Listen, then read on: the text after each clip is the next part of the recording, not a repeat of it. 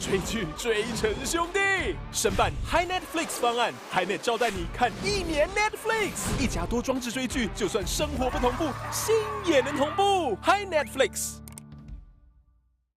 哎，宝贝，我等了。好的。喜欢新的回家模式吗？爸妈来家里吃饭。嗨，大号要煮饭啊！哎，宝贝，我要去吃饭。好的。8种情境任你切换，属于台湾人的智慧音箱，i 宝贝。哎，这下永远走在最前面，中华电信。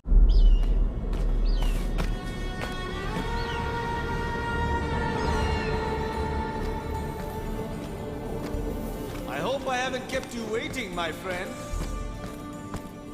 Yes, I know. I said I wouldn't use your absolver. But look at it. It's magnificent! Aim.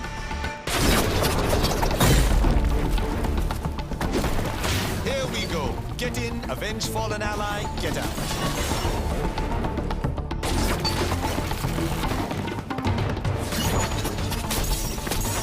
I don't know how you live with yourself, but you won't have to for long. Fixing the world, one scoundrel at a time. Stealth time! I mean, stealth time.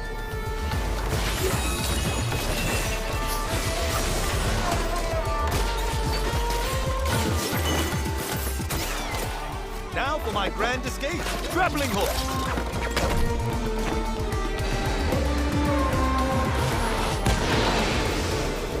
The bad part about having friends, always having to avenge them.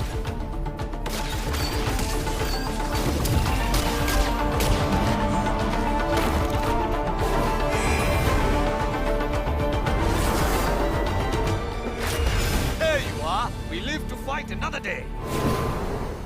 But not you. Not yet. I know you had other plans for me, Shadia. But I choose vengeance.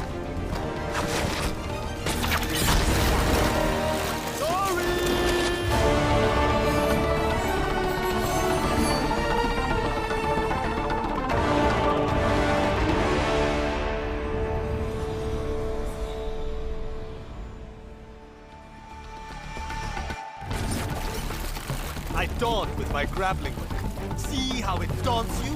Daunt, daunt, daunt, daunt.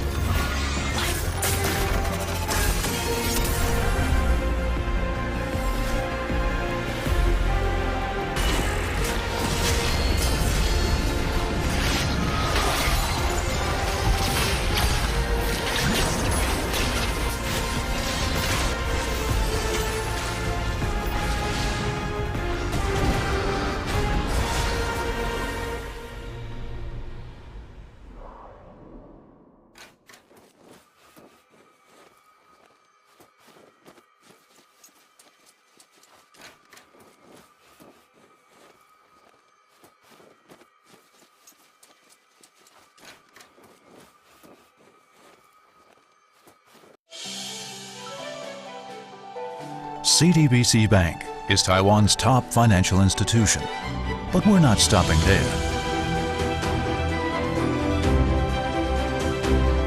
We're crafting an international brand and already have over 260 outlets in 14 countries.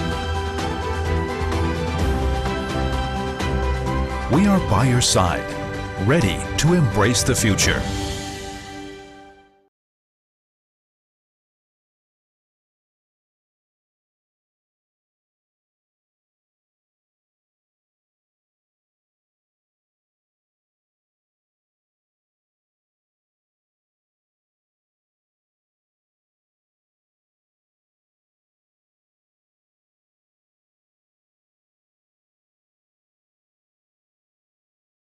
We are family.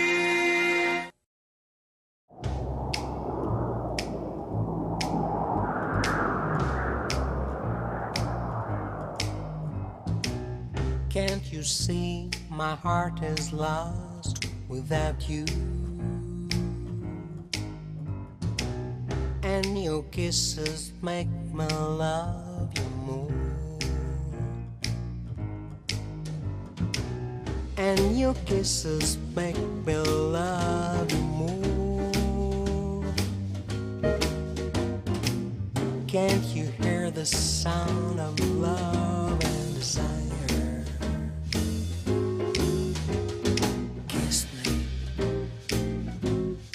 baby, touch me. Kiss me, baby, love me.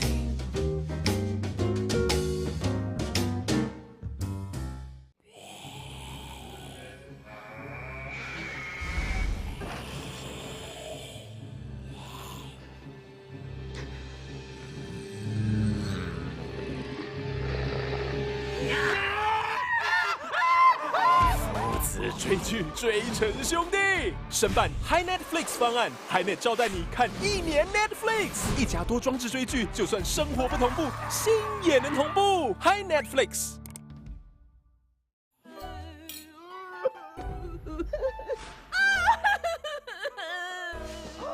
等等，你真的下一集了？哦，人家等一下才要看啦。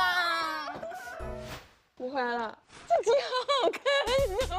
母女追剧追成姐妹，申办 High Netflix 方案，HiNet 招待你看1年 Netflix，一家多装置追剧，就算生活不同步，心也能同步。High Netflix。CDBC Bank is Taiwan's top financial institution, but we're not stopping there.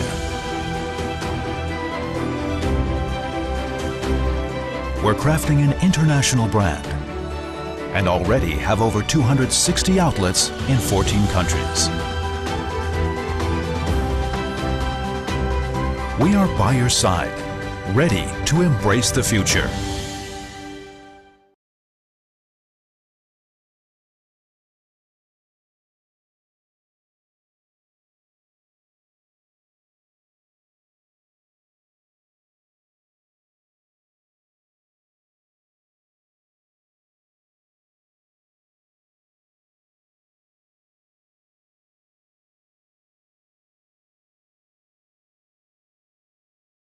We are family.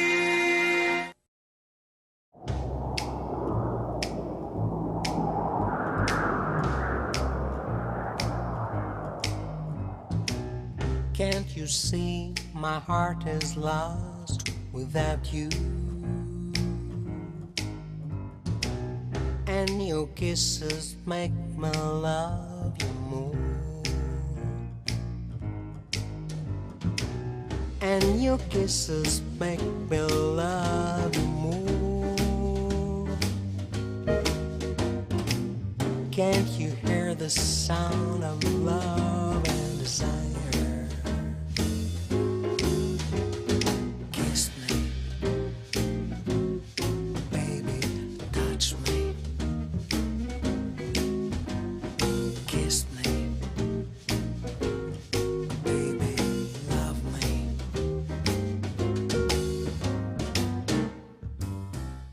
哎，宝贝，我等来啊。好的。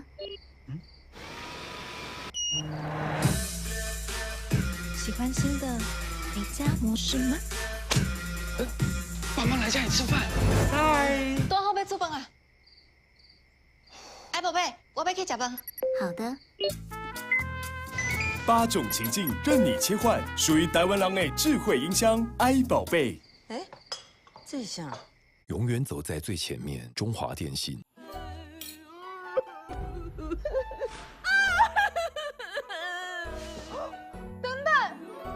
你真的下机了？哦，人家等一下才要看啦。不会了，这集好好看哦。母女追剧，追成姐妹。申办 Hi Netflix 方案，HiNet 招待你看1年 Netflix，一家多装置追剧，就算生活不同步，心也能同步。Hi Netflix。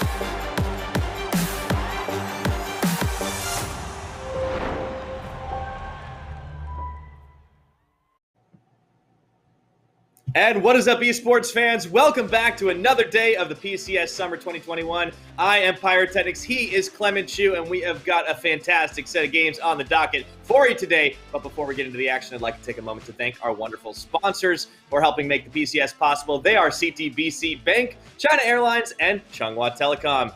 Clement, good to see you. How is it going, man?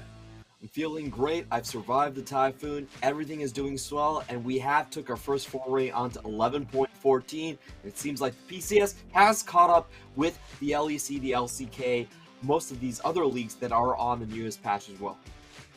Yeah, we've seen some interesting stuff. Of course, our league is always a little bit different. They like to pick some of their favorites, but they have been picking up a lot of the powerful choices on 11.14. And in particular, just really finding a few idiosyncrasies that I find interesting. I think, like, even though LeBlanc, for instance, has been a very popular pick, hasn't quite been 100% presence like it has for us. We'll talk about that in a little bit, though, because here's yesterday's results, and there were some shockers. It all started off with Boom Esports pulling off the upset over Megabank Beyond Gaming in a really, honestly, masterclass performance. Later on down the line, despite the fact that they lose to PSG Talon, they nearly took it all the way. A 49-minute nail-biter of a game. And if not for a couple of mistakes, I think that game goes very differently. Whew, yesterday, if I had to give an MVP out, it would definitely go to Ruby. He played LeBlanc both times, and he was absolutely spectacular on them.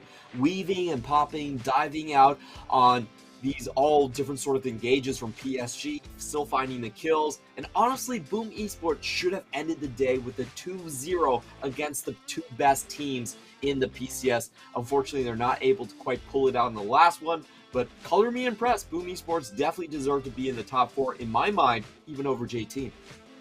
And they managed to do exactly that. As you take a look at their standings with one extra game played and one extra win, they do manage to sit in that top 4 column alongside PSG Talon, Machi Esports, and Megabank Beyond Gaming, who fall down one more, with Machi really picking up steam. And it's going to be really exciting to see those two teams face off. Of course, J-Team coming in just after them, as well as Hong Kong Attitude. And then the bottom 4, of course, Berjaya Dragons and Punity Esports, both at 2 and 6. And they will, of course, be facing off a little bit down the line. Alpha and Liab, between them, only one win. Liab still hunting for their first, as the first round robin, I should say, is coming to a close. Ooh, and they have a tough job ahead of them. If they want to find a win on the first round robin, they have to do it against Beyond Gaming coming up with a vengeance after they lost to Boom Esports. So really tough calling for them, but hopefully they can pull through. We're going to get a glimpse at today's schedule. I think the highlight matchup definitely has to be the 4th one on the day. Machi Esports going up against Megabank Beyond Gaming. We have seen in the past, it really has come down to the bot lane difference that usually sends it over in Beyond Gaming's favor. But so far, Jimian and Lee Kai have been looking like the better solo laners this split. Absolutely. For Boom Esports, certainly on a bit of a hot streak themselves to have taken down Megabank Beyond Gaming. They follow that matchup against with Machi and Beyond, with Berjaya Dragons later on down the line. Of course, we'll close with Hong Kong Attitude taking on PSG Talon. I think as far as other games go, that should be interesting to watch too. I'm looking forward to our first matchup tonight, J-Team versus Impunity. And let's take a look at the competitors. J-Team got to play their game yesterday against Hong Kong Attitude. They made it look relatively easy. There they are on the screen. Rest in the top side, Hana in the jungle, Mission in mid, Lilvi and Woody on the bottom side of the map. And I think this is a team that has found a solid groove. They're not quite top 4 just yet, or at least anymore, I should say, due to the rise of Boom Esports, but they are working their way up. Yeah, I think this team is still holding on to its strengths very, very well. If you look at the stats, they are one of our best early game teams, just behind Machi and PSG for that matter. And the pillar really is Rest in the top lane, which also makes it really interesting in this matchup because the other best laner on the enemy team from Impunity is Top King. They're going to be fighting in the same lane against each other. And 11.14 so far in terms of the champion pool, I do actually like what Top King has brought into the table. He's got that Lucian, he's got Aurelia and Tom Kent, all these high priority picks on the patch. He couldn't even wait for 11-14 to drop before he started playing these high priority picks. Wasn't able to find wins on them until yesterday. The Lucian was just beautiful. He was unloading full channels of culling just on everybody on the opposite side, managing to pick up that win. And critically, Impunity, maybe it's a little early to say they got the swagger back, but they certainly snapped a losing streak to come back in, and now at 2 and 6, they'll look to close out the round robin on a W and at least get their way back up the standings as we continue with the summer split. They had a very dominating game yesterday against Liab, and I think what really broke the trend is that they drafted fully for the early game. Every single champion that they selected on the red side was a counter pick to the counterpart from Liab, and they were able to win from start to finish. This is something we haven't really seen from Impunity. They typically have drafted more for late game, especially scaling for Blaze and Moonblack. Well, I shouldn't say scaling for Moonblack, he just plays whatever champions he has. But that has been the big hurdle for Impunity. You know, as we mentioned a lot of times, Impunity statistically is the worst team of the PCS this split. So up against J-Team, the first thing that they have to go through is that pre-15 minute. So I want to see how they draft. There's two ways they can take it. They can go super aggressive into the early game, try to have a good base to move forward, or they can just completely scuttle the early game and try to go for late game. So that's going to be the big difference maker that I want to see in the drafting phase. But for now, let's take a look at the mid lane. I think hands down, you have to say that Mission is going to have a sizable advantage going into this one. Moonblack, very transparent on what his champion picks actually are, and even though he's picked a Silas and LeBlanc, they haven't really been popping out as much. I think he had a good LeBlanc performance yesterday, but compared to someone like Mission, who I think is much more adept on multiple champions, it is going to be quite a difficult task for Moonblack to come out of this lane ahead. I think he is going to have to rely quite heavily on his sort of creative picks, I should say, to get him through into the mid game. We'll have to see if he's forced onto one of them, or at least if he decides to opt for it, because I liked what we saw yesterday out of the Impunity draft. As you mentioned, really going for the early game seemed uncharacteristic, but it worked out. And Moonblack, you know, takes a second try at LeBlanc. This time it works out for him. Will he get the chance to do it again? We'll find out as we enter picks and bans. Really find this matchup in the mid lane actually really interesting, Clement. We've got two mid laners who really would much prefer to play the mages, but the difference is Mission has a wealth more experience going back years and feels comfortable enough, even in a meta that maybe isn't his preference. Yeah, exactly, and I think Mission is totally fine with picking up things like the LeBlanc or the Lucian for himself very early on, even though his mages are probably what he is more known for. J-Team going into this draft might be going for the Renekton first. I think this is a good pickup. It's very defensive against someone like Top King, who honestly has a wealth of champions. He's great on these counter picks. And if we look at the champion pool right now, you know, he still has that Tahm Kench or that Lucian to really go for. And Impunity is on the red side. We did see that Impunity in their last draft specifically did hold on to the counter pick for Top King until the very last one, allow himself to get a good matchup and to drag Impunity along to get going early. Another thing is that Epic has been our Trundle main. He really likes this champion. We've seen 3 games of him already, and this will be his 4th. Nobody else is really picking Trundle in high volume, but he's such a good duelist, and I think for steadying Impunity and getting into the mid game, it's going to be a very crucial pick. So I guess we get the answer right off the bat. Impunity, they have switched gears. It's not just a stomp on Liab thing. They are going to commit quite heavily to an early game centric composition. Yep, and one that kind of has the hallmarks of their own flavor and preference. You talked about Epic's Trundle. You know, definitely one of those examples of the idiosyncrasies here in the PCS. Just a number of these players that will prefer a couple of champions that are a little bit outside of what's considered to be like your S tier or even A tier picks, but they make them work in a number of situations. Trundle hasn't had a high priority globally when it comes to patch 11.14, but here in the PCS, he's definitely shown up a bit. J-Team, on the other hand, are definitely focused on those high-tier power picks. You got the Xin Zhao coming out quickly for Hana. Not the first time he's played that, and Mission, of course, snaps up the LeBlanc. Glad to see if maybe we see that Lissandra counter. It could come in. And there is a Jhin for Lil V. I like what I see here. Yeah, this is a super fun champion. You know, usually Vars will bully out most of the shorter range champions. Even guys like Kalista have a pretty hard time against him. But if you can counter snipe him with the Jhin, then you don't really have to go into range against the Vars. So I like this idea coming out here. Both of these bot lanes, I don't really expect a lot of action to be happening early on. J-Team drafting for mid-jungle right off the bat. And we have to talk about this LeBlanc pick. This has been the rising star on week 3. Sure, Xiaotu and Ruby didn't find wins on it yesterday, but their individual performances definitely showcase why it's such an important champion. And, you know, for a lot of teams, it's not really viable for their mid laners to go and select things like Lissandra for themselves. a lot of times when you have your mid laner picking utility for the late game, that's actually more of a detriment than the counter pick itself to LeBlanc. So we have been seeing this sort of draft strategy come out for multiple teams yesterday, and it continues today. You know, with Akali and Nocturne sort of out of the mid lane roster pool right now, LeBlanc has really risen to the forefront. And it's interesting, too. It's certainly a champion that has shown up, I think it's fair to say, on 11.14 worldwide has been extremely popular with mixed amounts of success. But it's been, so far on this patch, picked every single game, or, you know, banned at least once against, I can't remember the team who actually banned it out. But it's just shown up every time. So clearly it is the new hotness here, as it is everywhere else. Now into the next phase of bans, we have the Thresh remove the Jace by Impunity, and they will focus on removing a LeBlanc counter in the Lissandra, following up with the Renekton. That was flashed a little bit earlier. Everybody, thinking, Top King, we're going to ban away the Renekton. Why not? There will be that Camille picked up quickly, though, and this shouldn't be hidden unless there's some Moonblack shenanigans potentially going on with a bit of a Swippy swap. This is pretty interesting.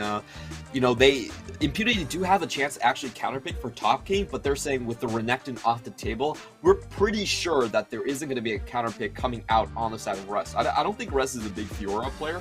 That's typically what you would be looking for as a counter to the Camille if you wanted to play a split push oriented game. So this is Rest's chance to prove him wrong. Does Rest actually have the Fiora in his pocket? Is he willing to go for a Jax? Or, okay, I guess he's going to get caught out here if he does go for this. Let's see. We'll have to see. I mean, the Camille was a takeaway, right? It's one of his most played champions. Now, we have seen this matchup. Oh, wait a second. As the Fiora gets hovered and they're holding on it. Come on, Rest. We might see something a little different this time. Your salt. Oh, my goodness. Last second switch up to the Gangplank. Okay, so a little more global pressure. I'm looking at this comp here, Clement. I feel like this is pretty much a J-Team pick comp.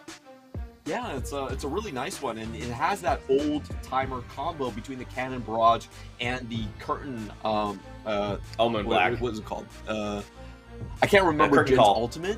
Yeah, Curtain Call. Curtain Call. You can tag people with the R and then use your Curtain Call directly, which is a very strong combination and a captivating audience to catch people out, and also put a bit of damage on them for the execute. So it's a very long range, easy to execute composition. And then you have your front line, which is Xin Zhao and LeBlanc putting people low HP. You finish off with Lil V sniping from a distance, and it just allows you to make these two-man plays, but with the rest of the team contributing as well. On the meantime, Impunity have gone for another, I would say, Season 8 combination, Camille and Galio as well. So very strong pick composition, very good in the front line. And, both of these team comps, I would say they operate very similarly, but with a little bit of a different flavor in terms of their front line. You have a bit more burst damage on the side for J-Team, and a little bit more tankiness on the side with the Cannonball comp between Camille and Galio coming out from Impunity. Right, yeah, and it does seem like it's kind of gone back into the Moonblack repertoire of like, okay, well, what can I play when the LeBlanc's not on the table? What am I going to be able to do to set my team up for success? It didn't find it last time around, but Impunity had been on a bit of a skid. I feel like this is definitely a more cohesive composition for them. So it's interesting we have pick versus pick. I feel like this is one of those games that's going to teeter-totter around for a little while. I'm actually really sad that Rest backed out of the challenge there.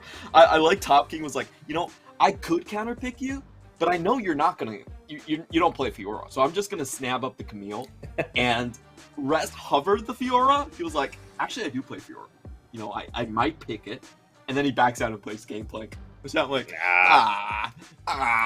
He did not accept the grand challenge, unfortunately. Yeah. And we haven't really seen Fiora find a lot of success. It really has only come out as like that answer to a Camille, I think, here in the PCS. But I kind of wonder what's going to happen, because these two top laners definitely are very skilled. I think Top King probably puts has a lot more pressure from his team to really succeed, but he was set up very successfully yesterday. I want to see if they can do it again. There's a really good amount of split push. There's some global pressure from both teams here. I think we are in for a very explosive amount of skirmishes.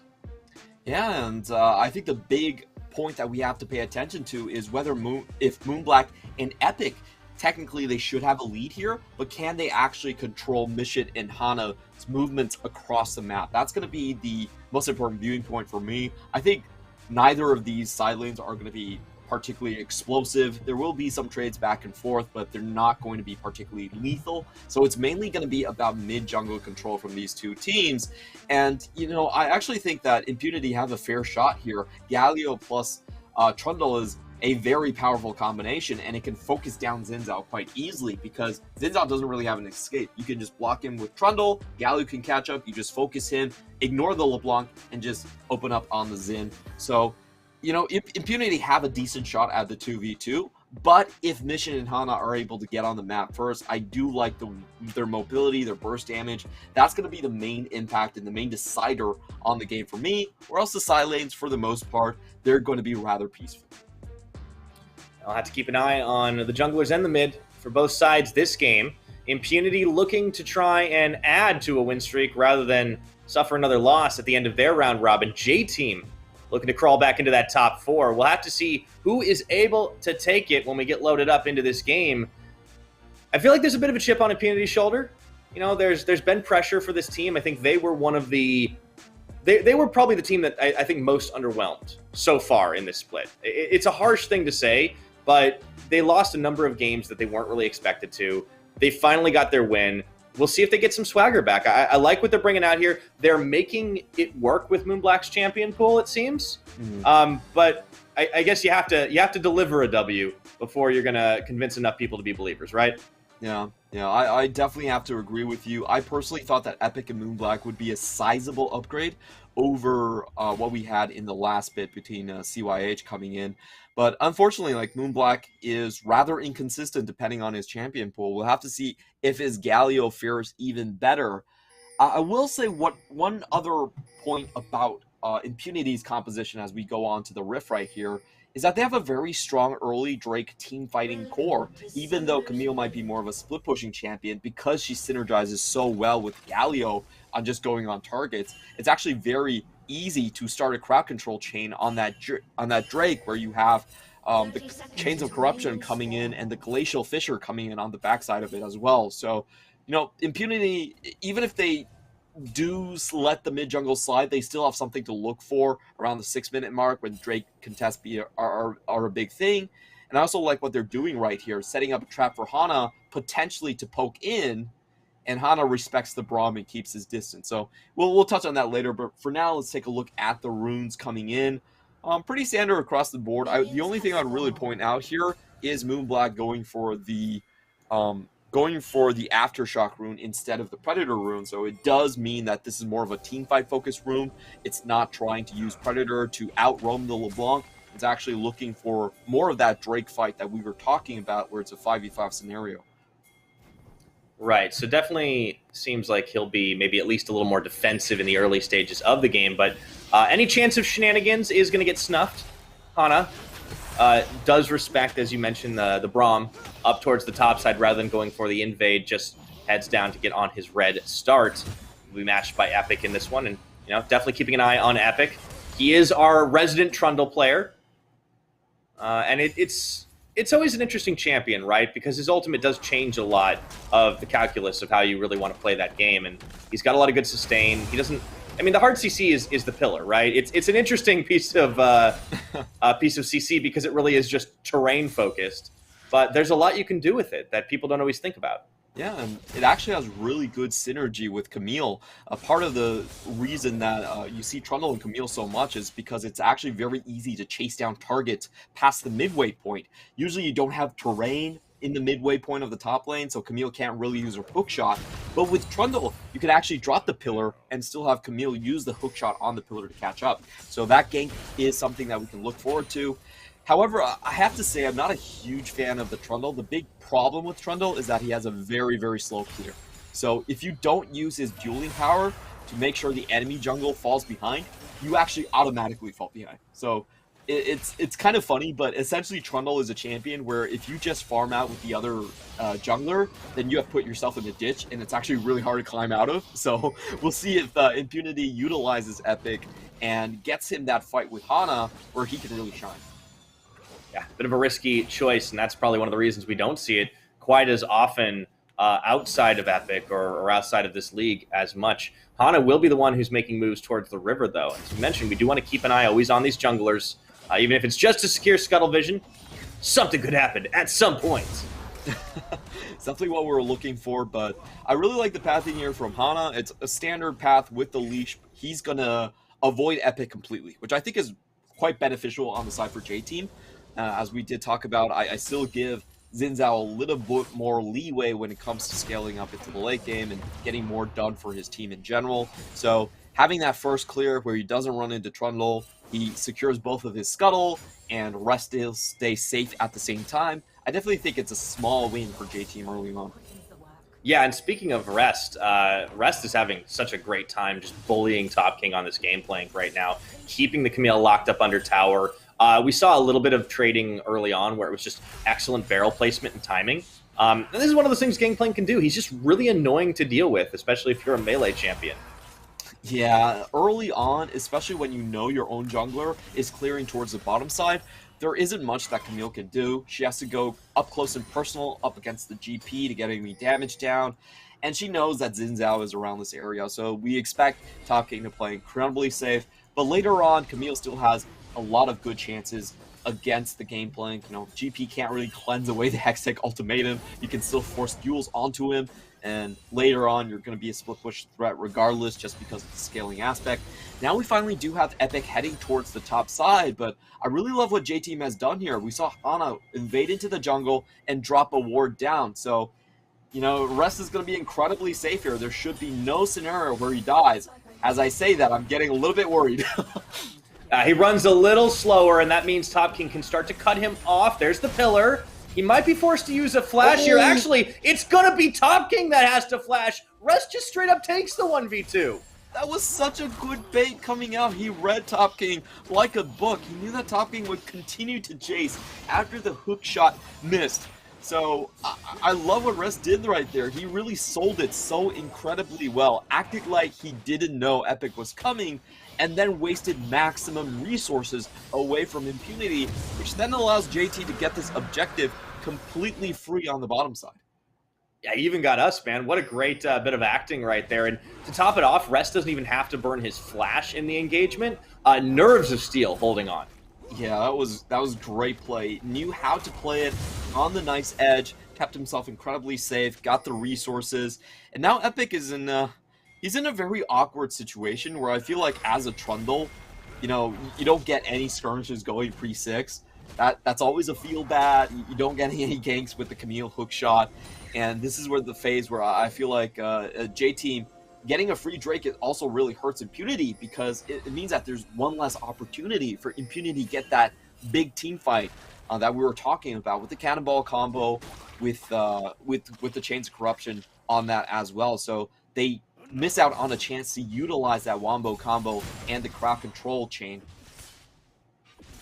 Yeah, and unfortunate for Impunity, just kind of feeling a little bit of a burn here, and not getting that dragon. You said it was a team that really could shred through those dragons early enough on, and always an important objective. Man, Top King just keeps getting punished by Rest here.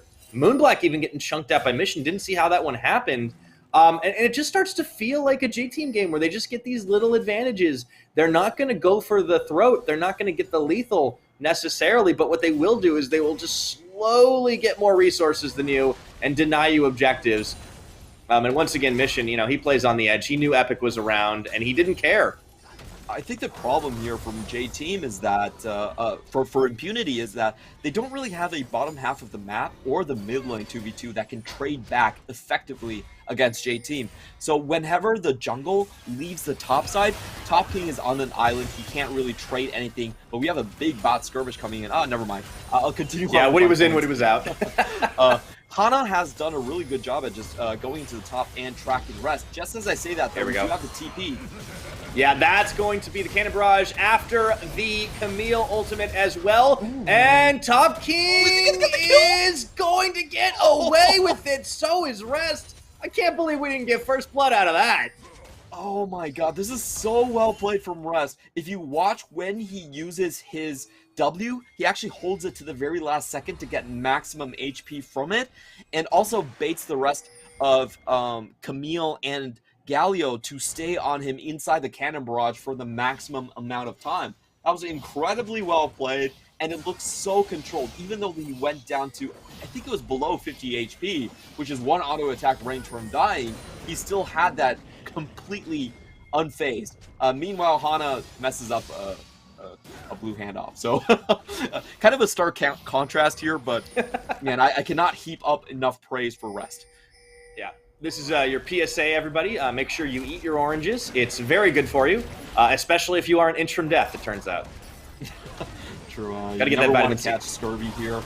And in the meantime, Impunity still have this Herald on lockdown. I don't think you can really contest with Smurf being on position already.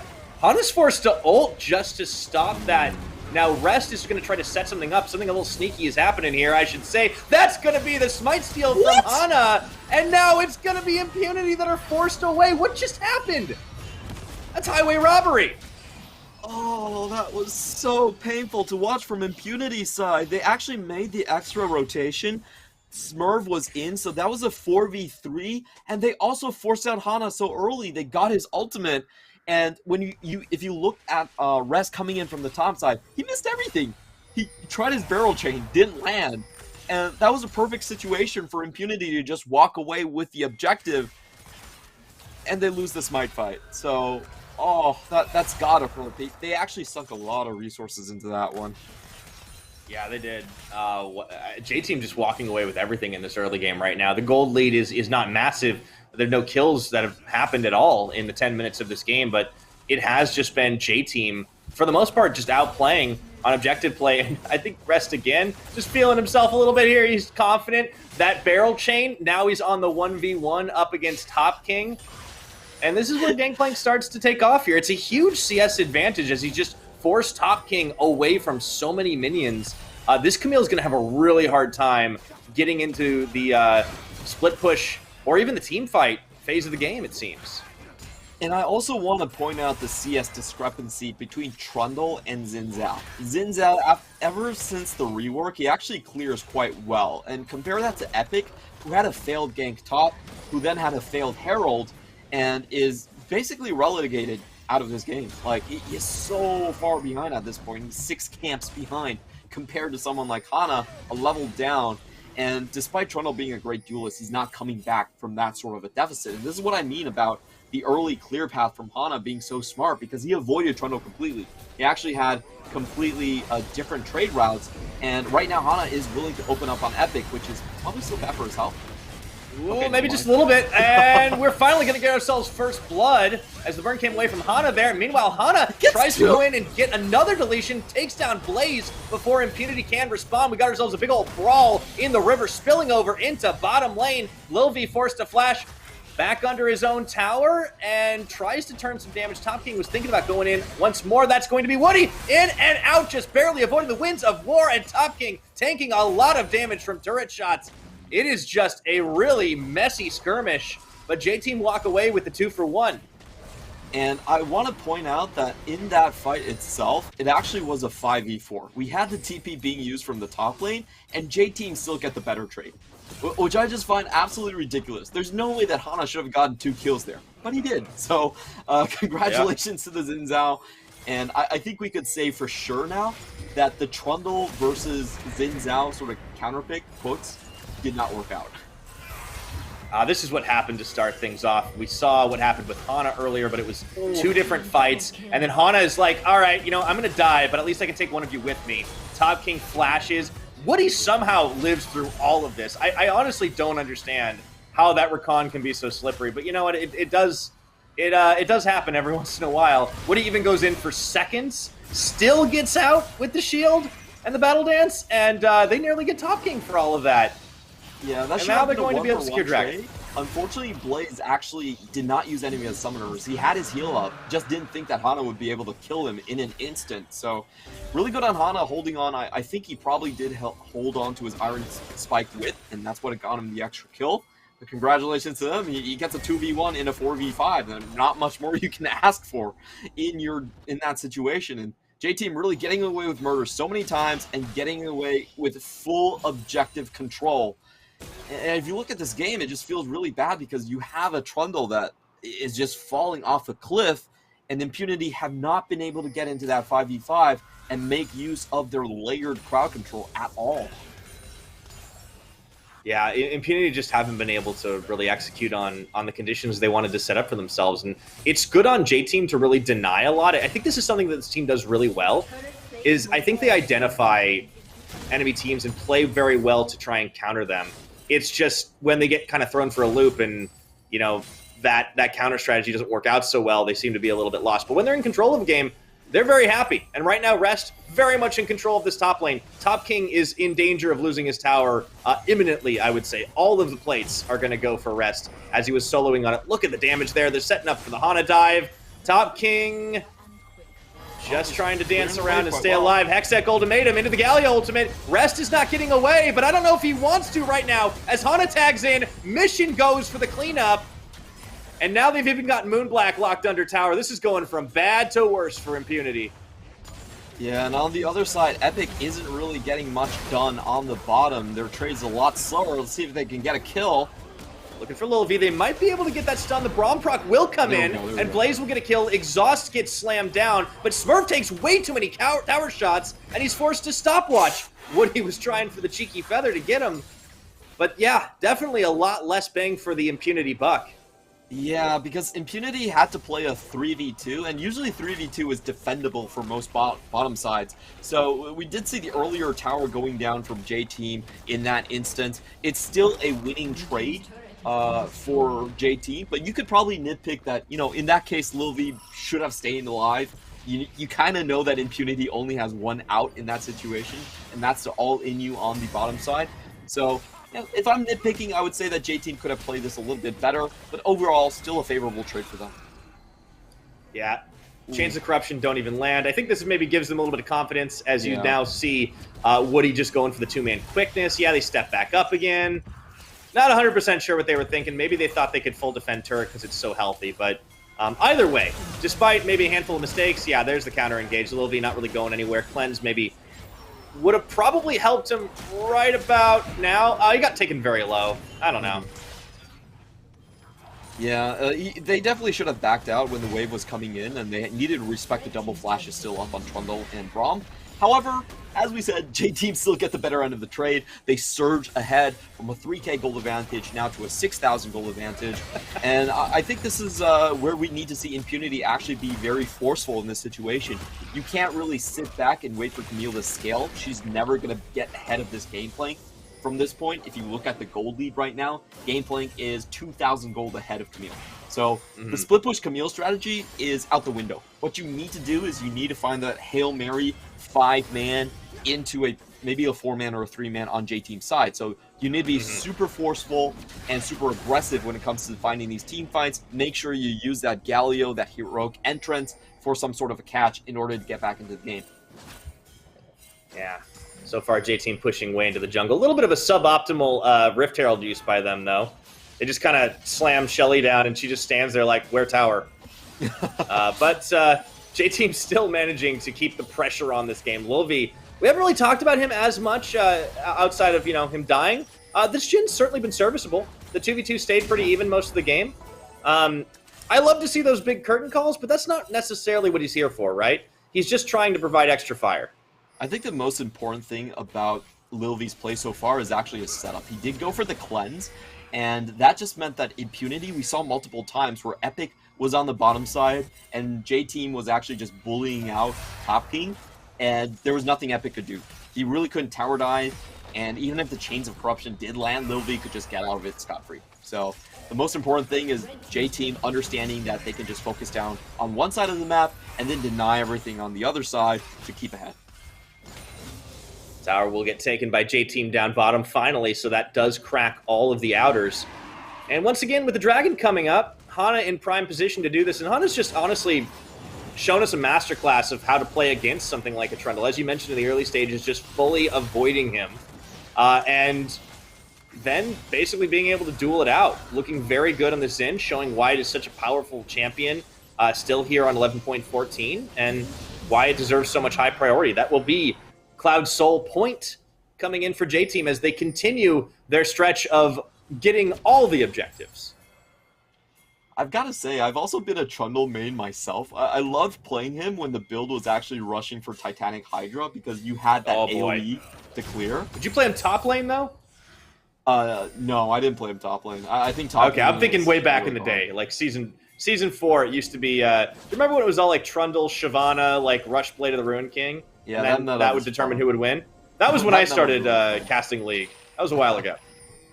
I do think him jungle is a lot stronger, but honestly, with the build changes and now going for Divine Sunderer, which means that he only has single target damage, it feels kind of painful. In an era where you're going up against Rumbles, where you're going up against Mundos that can clear a lot faster, you really need a great early game to justify this pick. And if you don't get it, this is kind of what happens. Hana goes in, and he knows he's got the team at his back. It's going to be the Gangplank volley coming down, but it's not going to be enough to find any kills. Not that J-Team necessarily need them right now. Mission going in, tagging Top King, and is out. They're just letting the minions do the work, and it just feels like it's a slow push, war of attrition, squeezing Impunity. They don't need to get the kills, but they will slowly but surely get the objectives. Yeah, and J-Team, they can heal themselves up. They have the Gleaming Quill, they have an Ocean Drake here, so these sort of skirmishes, you can tell by their HP bars, they really haven't been dissuaded whatsoever. But this might be Impunity's chance. They're paying out Mission in the mid lane. They could go for the 5v4, but they have to be super aggressive on this one. And I think they need to focus Hana. Hana's probably the only target that's much easier to lock down compared to everyone else. That does have the cleanse. You know, there's essentially double cleanses here. And you also have Woody with a lot of mobility. Oh, find their there's the curtain call. Yeah, they needed a wombo of a combo, didn't find it, and now they're sent scurrying back to their base.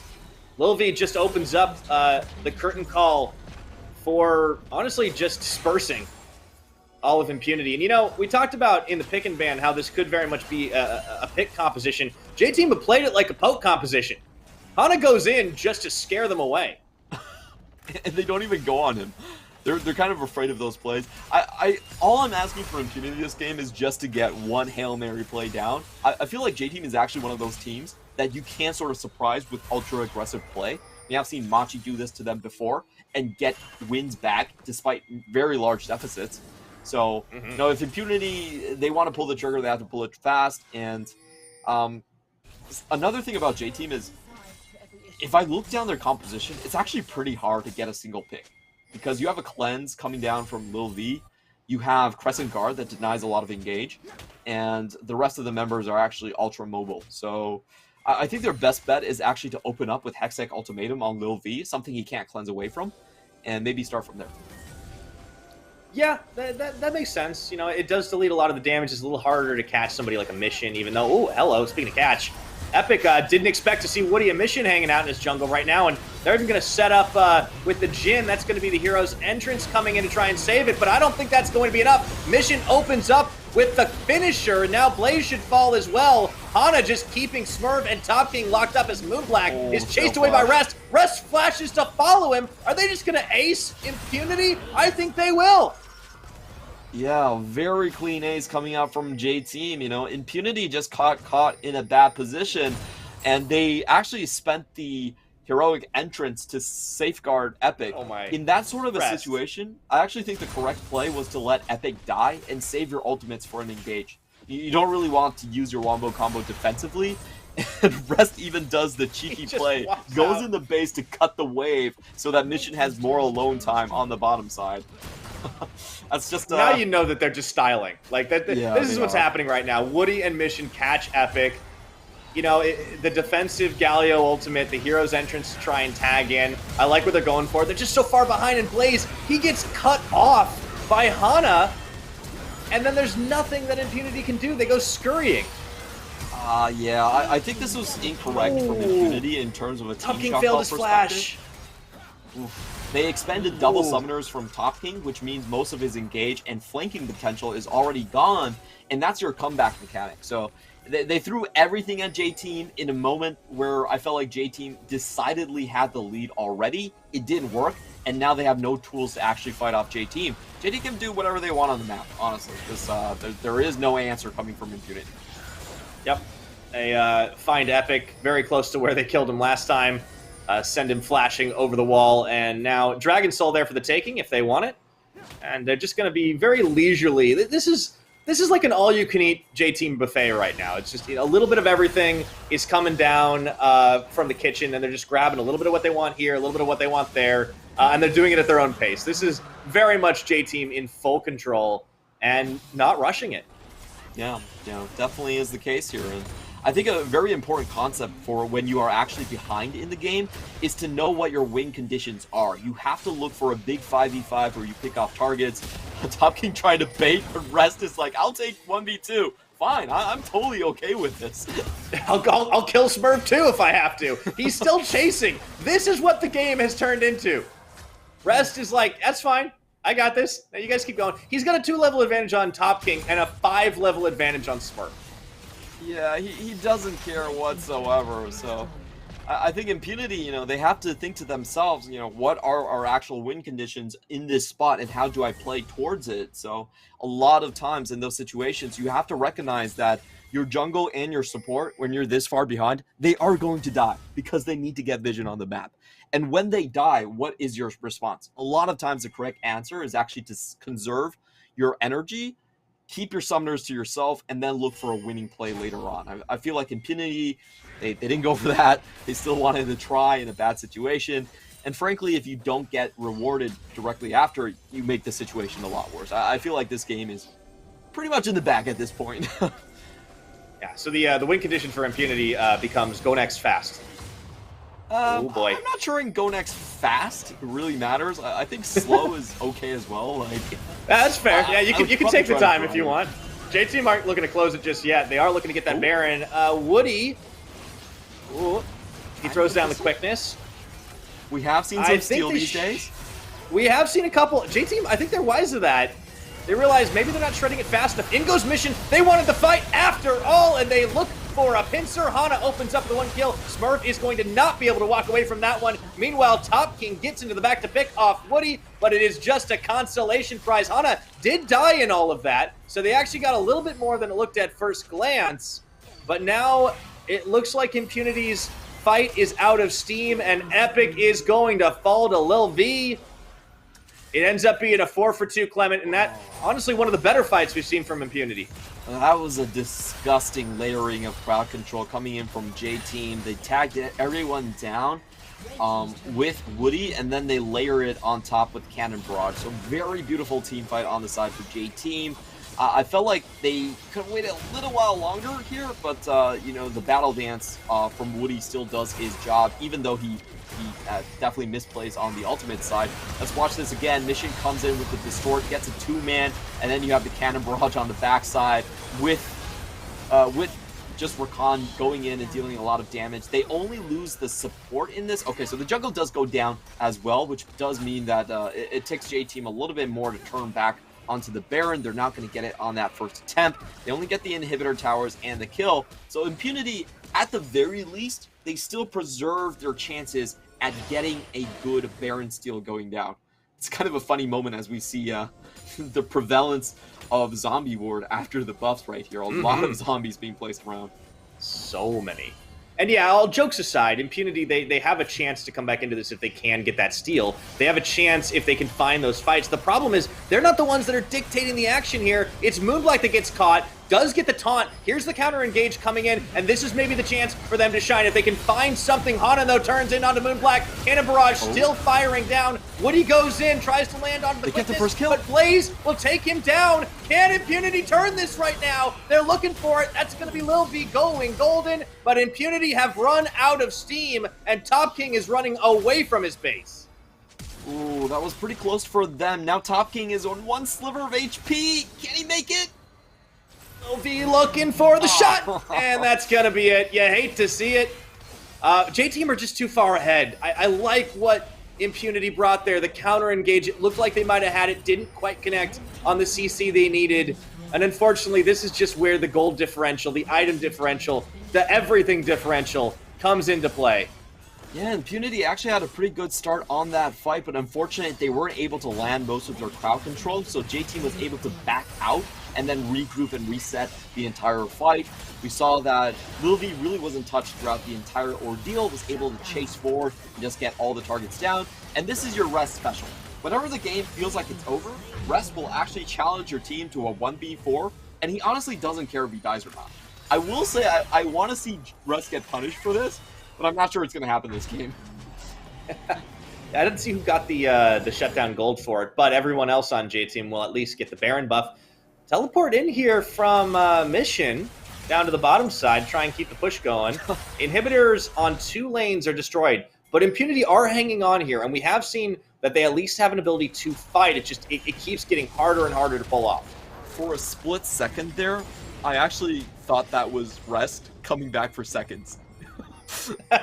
He's like, I've done the 1v4, now let's try the 2v8.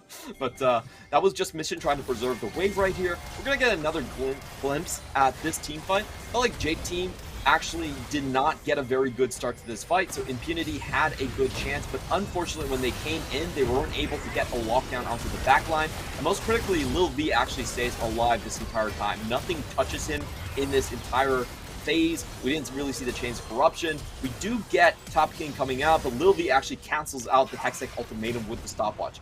Beautiful play from him, gets him out of dodge completely. They chase down the kill, and that does mean the Baron buff for them again. And now we have another situation where, okay, I'm actually feeling a little bit dicey about this one. We have seen teams in the LPL just throw the game because they go for Elder Dragon when they have a massive lead. Looks like they maybe wanted to turn the fight, though, but the Elder is still aggroed in all of this, and those are a lot of low health bars. As you see Mission going in, try for the deletion. Lil V will start by opening up not 1, but 2 kills, and looking for even more here. It's going to be Epic going golden to delay the inevitable as he tries to finish off Mission, but the ace will come in, and Lil V will pick up a triple, and that should close out the game. We also get the trademark emote from the entire J-Team team, the Scream on top of the Rift, not on top of a bridge this time, and they make it look so incredibly easy. That is a play where I feel like it's a little bit of unnecessary risk, but they're too far ahead at this point. Impunity, they get the stop on the current call, it just doesn't matter. We don't even really see Top King on top of the Jhin whatsoever. He just doesn't have enough HP to make it too far behind. J-Team closed this one down with a 3-1 kill lead. Yeah, J-Team just got so far ahead. It was compounding on just compounding plays, not a lot of crazy kills. We had a very late first blood in this game at 10 minutes, but it didn't matter. J-Team were able to just grab the little advantages, play to their own pace. Sure, they had a little bit of fun with it, and I think there were moments that they maybe allowed opportunities for Impunity to come back into the game, but it just felt like there wasn't a whole lot that they could do. They needed engages that got into the backline. As you mentioned, Lil V stayed safe so many times. Maybe the one time in lane. I don't think we really saw him die outside of that. And the scary thing for me is that J-Team is winning these games just off of Rest and Hana.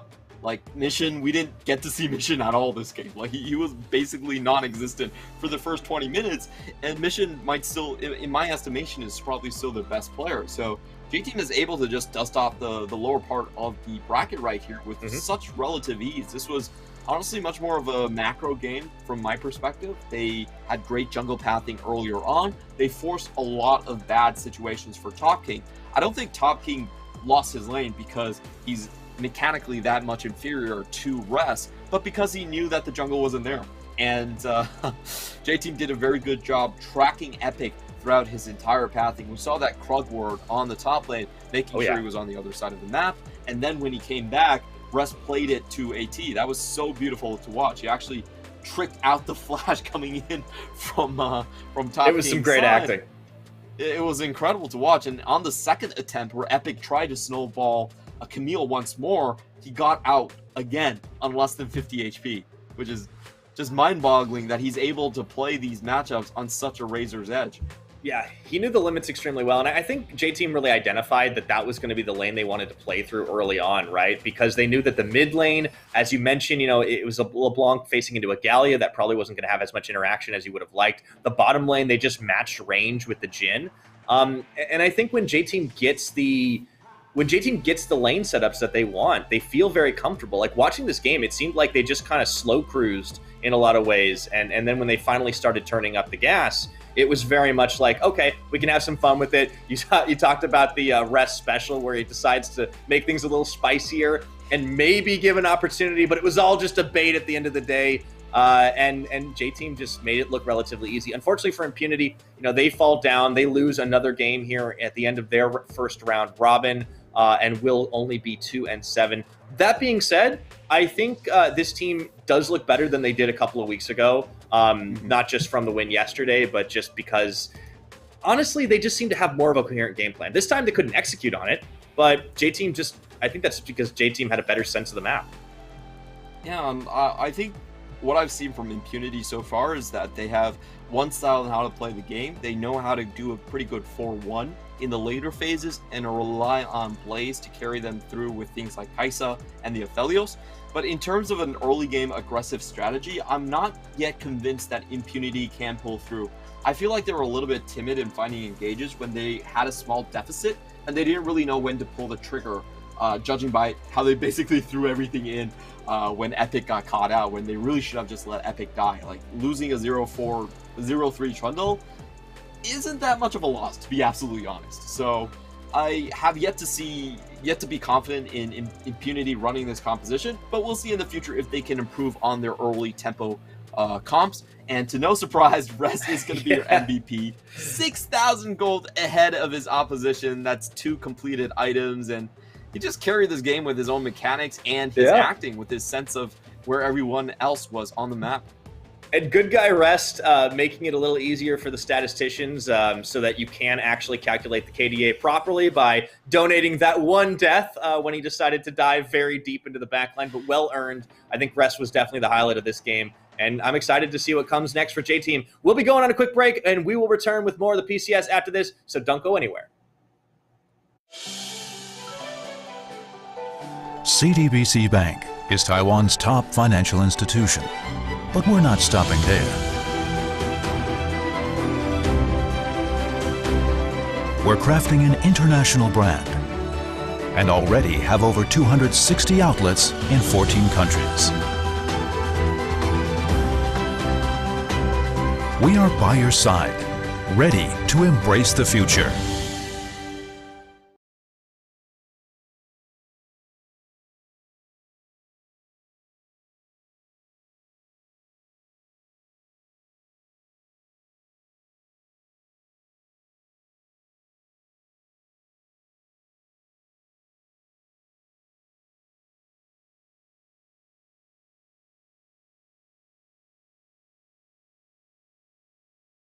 We are family.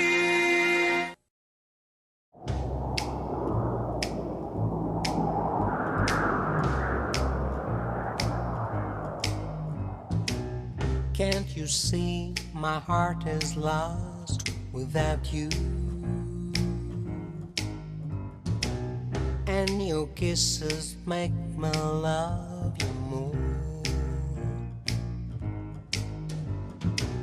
And your kisses make me love you more.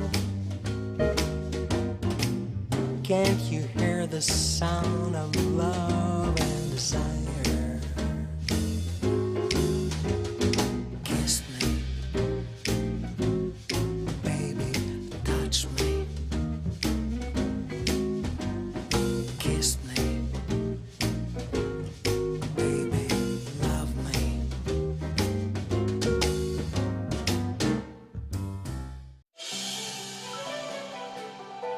CTBC Bank is Taiwan's top financial institution, but we're not stopping there.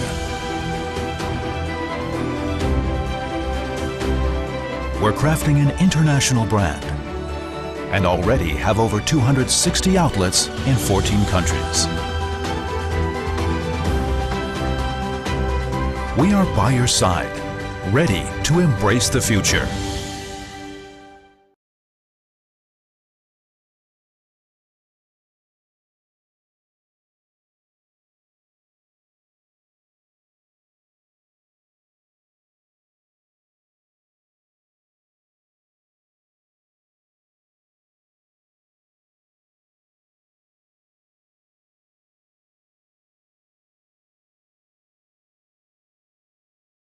We are family.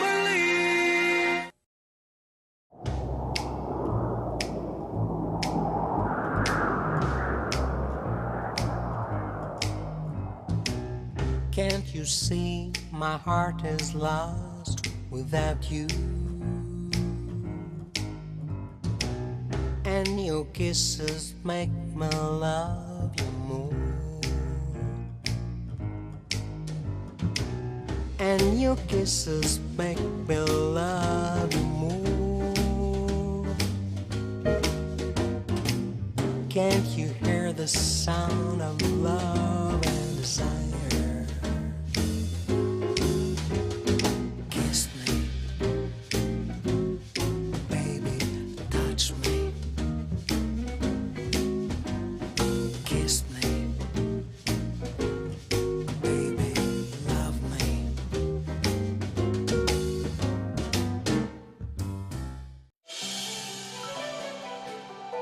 CTBC Bank is Taiwan's top financial institution, but we're not stopping there. We're crafting an international brand and already have over 260 outlets in 14 countries. We are by your side, ready to embrace the future.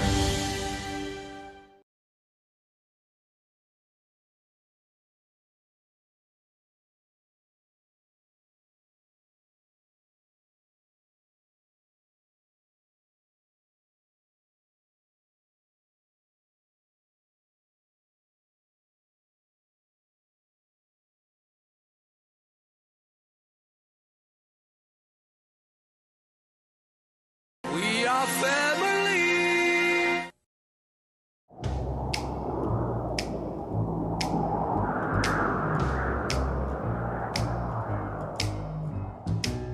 Can't you see my heart is lost without you? And your kisses make me love you more. And your kisses make me love you more. Can't you hear the sound of love and desire? Kiss me, baby, touch me. Kiss me, baby, love me.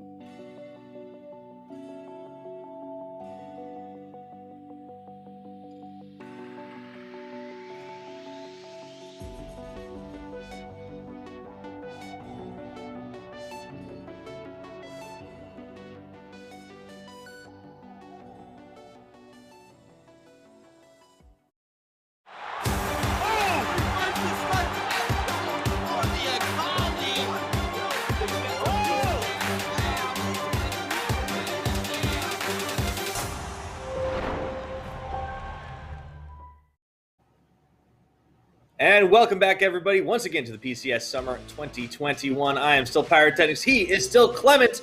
And we have got 5 more games coming at you. But before we do, I want to give a quick shout out to our sponsors, CTBC Bank, China Airlines, and Chunghwa Telecom. Now, Clement, we've just seen our first game of the night, but this next one, I think Liab hoping for a little bit of redemption on their side, trying to close out their first round robin with a win. But it's going to be really hard to do against the likes of Megabank Beyond Gaming. It definitely is an uphill struggle for Liab coming into this one. However, we do have Beyond Gaming coming in with a little bit of imbalance here. They did lose yesterday to Boom Esports and have a very emergency swap into the top lane. We will be looking at Liab Esports first, though, with pretty much all of the same players still joining the roster. Yeah, this Kanji top definitely seems to be cemented in place for the time being. And he looks pretty happy about it, all things considered, as they get ready to kick off today. You know, Liab is a team that we had seen improvement from. We had seen their early game, I think, pick up some pieces a little bit, especially from previous split. But they have still been unable to find a win here. They just haven't been able to close it out. And I think there's just a lot of answers they have yet to find. It's hard to define, I think. Yeah, you could definitely look at it from that angle. I will try to focus on the positives for this team. One thing is that they've had a massively improved early game, and they have actually held on to keeping abreast with the First Bloods. They have a 50% First Blood rate overall of their games. Dodo is definitely doing his job on that one. And on the other fun point, Kanji actually has not played the same champion twice when he's a top laner. So we could be ending out the split with a 10-plus champion roster from him. Maybe we will get even more difference this time around. Now, their opponents, Megabank Beyond Gaming, we did talk about it. We hinted at it. Liang is back in the starting lineup in the top side, joining Busha, Maoan, Dago, and Kino. After Beyond Gaming's loss yesterday, surprising loss against the likes of a very resurgent Boom Esports. And a large part was because PK got absolutely blasted top laner. I think there's no other gentler way to put it. Rocky did a number onto him, and PK has been kind of your go-to tank guy on the blue side. Now they're going to come in with Liang, I think, with a bit more of that fighter type of top laner, give that 1-3-1, which I think has been sort of the dominant meta style in the PCS so far, a chance to run on Beyond Gaming. So far, Beyond Gaming, they have one successful composition, which is front to back and Doggo on hyper carry. But when we see them switch it back to something they ran more in spring with the Kaisa, with that sort of a pick comp, it didn't really work out with PK. And I think what we're going to see with Liang is them trying to deviate and trying to practice for the postseason. Frankly, they already have a ticket into the playoffs. They should be trying to diversify and trying to sturdy up other types of archetypes. And I think Malan is going to be a big part of that as well. Yesterday, we saw his Aurelia. I was not very impressed. Let's see if he can still hang on to 11.14 with some other stronger picks. Yeah, overall, though, impressive stats from Maoan despite yesterday's performance. Comparing him, of course, we will be looking at Xyliath, who has come in. There have been a couple of swaps around. He's not even always played in that mid lane because they've had Kanji come down to that mid on at least one occasion now. But Liab, unfortunately, haven't been able to find a win with Xyliath here. Still, he gets. I don't think he's had too much of a hard time individually in the laning phase. I think he's been at least a competent mid laner so far this split. I would agree with you. From what we've seen so far, it does seem like Xyliath is still more comfortable in the mid. His top lane performances compared to Kanji, I think, were a little bit worse. So for the foreseeable future, I definitely see Liab actually backpedaling a little bit, not going for the swaps that much, and keeping Xyliath mid for his champions like Galio, or his roamers like Twisted Fate, I think have had a much more positive impact. Right. And we're going to go right into the drafting phase. A lot of respect shown for Dodoy here, just taking out the Olaf. Frankly, I don't really care about the Olaf. To me, he's on the same level as the Trundle. If the enemy team wants him, you know what? Go ahead, take him. I am much more afraid of the Xin Zhao compared to the Olaf, but that's what Dodoy's like to pick. I can understand teams denying Dodoy his champion, so be it. Yeah, they're going to force him onto something else. We had talked about it yesterday that, some of these teams closer down the standings maybe had a bit of a crutch with some of these champions, and maybe if he gets forced on something different, well, we'll have to see. I mean, all of the champions Dodo has played the split have now been banned. Viego, Olaf, and Lee Sin by Liab themselves. And the Gwen, of course, will also be removed. Yeah, that's kind of interesting. We are going to have a debut champion coming out from Dodoy, but looking at the picks right here, I would actually be very happy if they just slam a Xin Zhao and call it. There we go. Okay, finally they do it. We can even see the smiles from Kanji. It's like, haha, they banned our Viego and banned our Olaf just to give us Xin Zhao. I would count that as a solid drafting win. Yeah, that's the long con, Clement. Got to pick all the Olafs so people start banning it against you, and then haha, switch it up at the last second. Beyond Gaming on their side, first pick is going to be the Silas coming in. Malon has played this champion a couple of times. Quick pickup here. LeBlanc fully open. They do not opt to take it. And I do want to point out this is potentially going to Liang as well. He has had a couple of Silas games in spring. And like we mentioned, I feel like Beyond Gaming, when they're running Liang, they're most likely going to go for an early aggressive strategy and try to play more of a 1-3-1, where it's less about Aphelios or Kaisa carry and more about just safety picks for Dago. I really like Varus in this instant. He's great with the poke composition in a 1-3-1. He doesn't have to go too far forward. And he also opens up your side lane because he's such a strong bottom lane just by himself. Probably the best pick you can go for in a 1-3-1. Meanwhile, Liab are going to answer back with the Rise, which is a debut for Xyliath too. So we'll see how he does against this, but it is a champion where I feel like you can try and match into the late game for some of these side lane picks. All right, Beyond will also take the opportunity to lock in the Volley Bear as well, trying to keep things a little close to the vest. And yeah, I like what Liab are doing, adapting a little bit more and changing it up with some of these champion picks. Really liked that they went for the Xin Zhao when open, and on the Beyond side, things changing a little bit as well. The Varus coming in. It's only the second time Dago will get his hands on that champion this split. Has been pretty much an Aphelios main for most of it so far. But the last game, they faced off against Boom, and I think that's the first time we'd actually seen Beyond's bottom lane really get 2v2'd or even forced back at all. A little bit of over-aggression from them, and they get punished. And now they try to go for a much safer outcome. I think it makes a lot of sense. Yeah, I agree with you. That bottom lane performance was a bit head-scratching. We have to give a lot of credit to Pop for making that happen. I felt like his counter engages were really nicely played.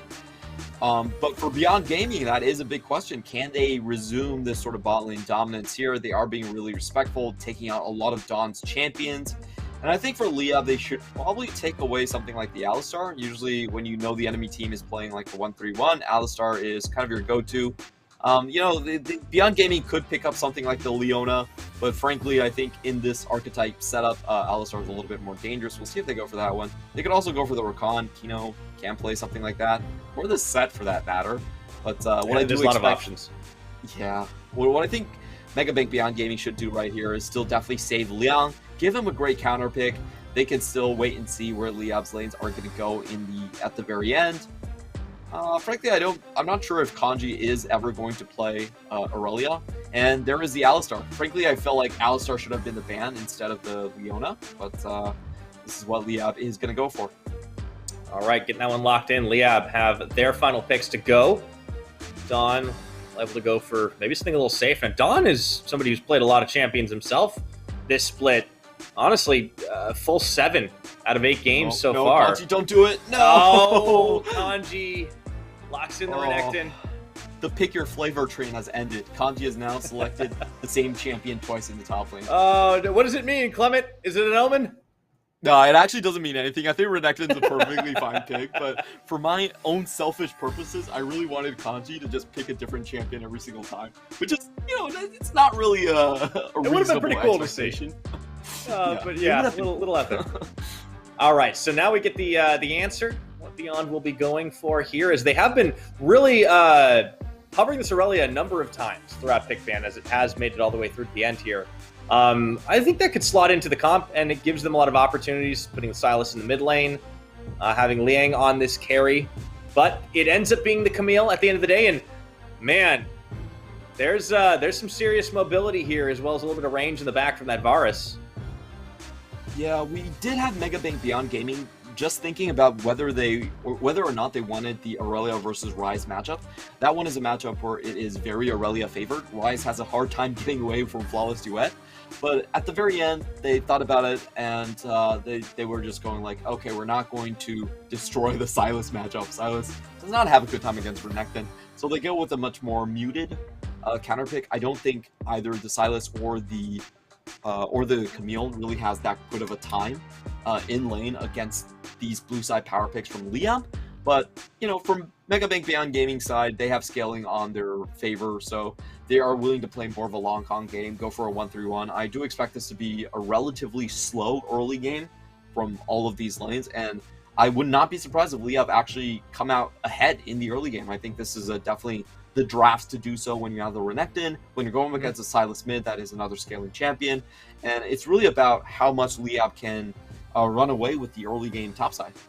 Yeah, that's always going to be a challenge. We've talked about how this team has improved their early game so drastically. If they can get a good enough lead and start to snowball it in, maybe that's the opportunity. Liab can close out with a win, but it's a hard team to do it against. Beyond Gaming looking to find a win after yesterday's unexpected loss to Boom Esports to really maintain their dominance over pretty much everybody but PSG in the PCS. Will they be able to continue to do that, or will Liab pull off an even crazier upset than we have seen? They've got the tools in the kit to do it. I like the adaptations. I like the changes in draft. Dodoy going to be on a debut Xin Zhao here on 11.14. We will find out as we load up onto Summoner's Rift. Liab Esports taking on Megabank Beyond Gaming. I feel like I know this script. Megabank Beyond Gaming has actually helped to unleash Dodoy from his chains. Dodoy, he was playing Olaf, he was playing, I think he played a little bit of Trundle as well, but those were not actually the champions for him. Xin Zhao is actually his best champion all along, and BYG has just fallen into the trap. They threw away two Pusha fell in the trap, and now Dodoy is going to punish them for it. Oh my goodness, they get the flash, they get the first blood, it's on Kanji. That was a beautiful brush bait. And now we have it. I feel like this is where it's going to go. You know, bot lane, they use a flash, but that really doesn't matter. They still have a very favorable trade. We do have Husha, on the other hand, being very vulnerable now. Dodoy can walk into his jungle and challenge him to a duel quite easily and chase him down with that extra flash.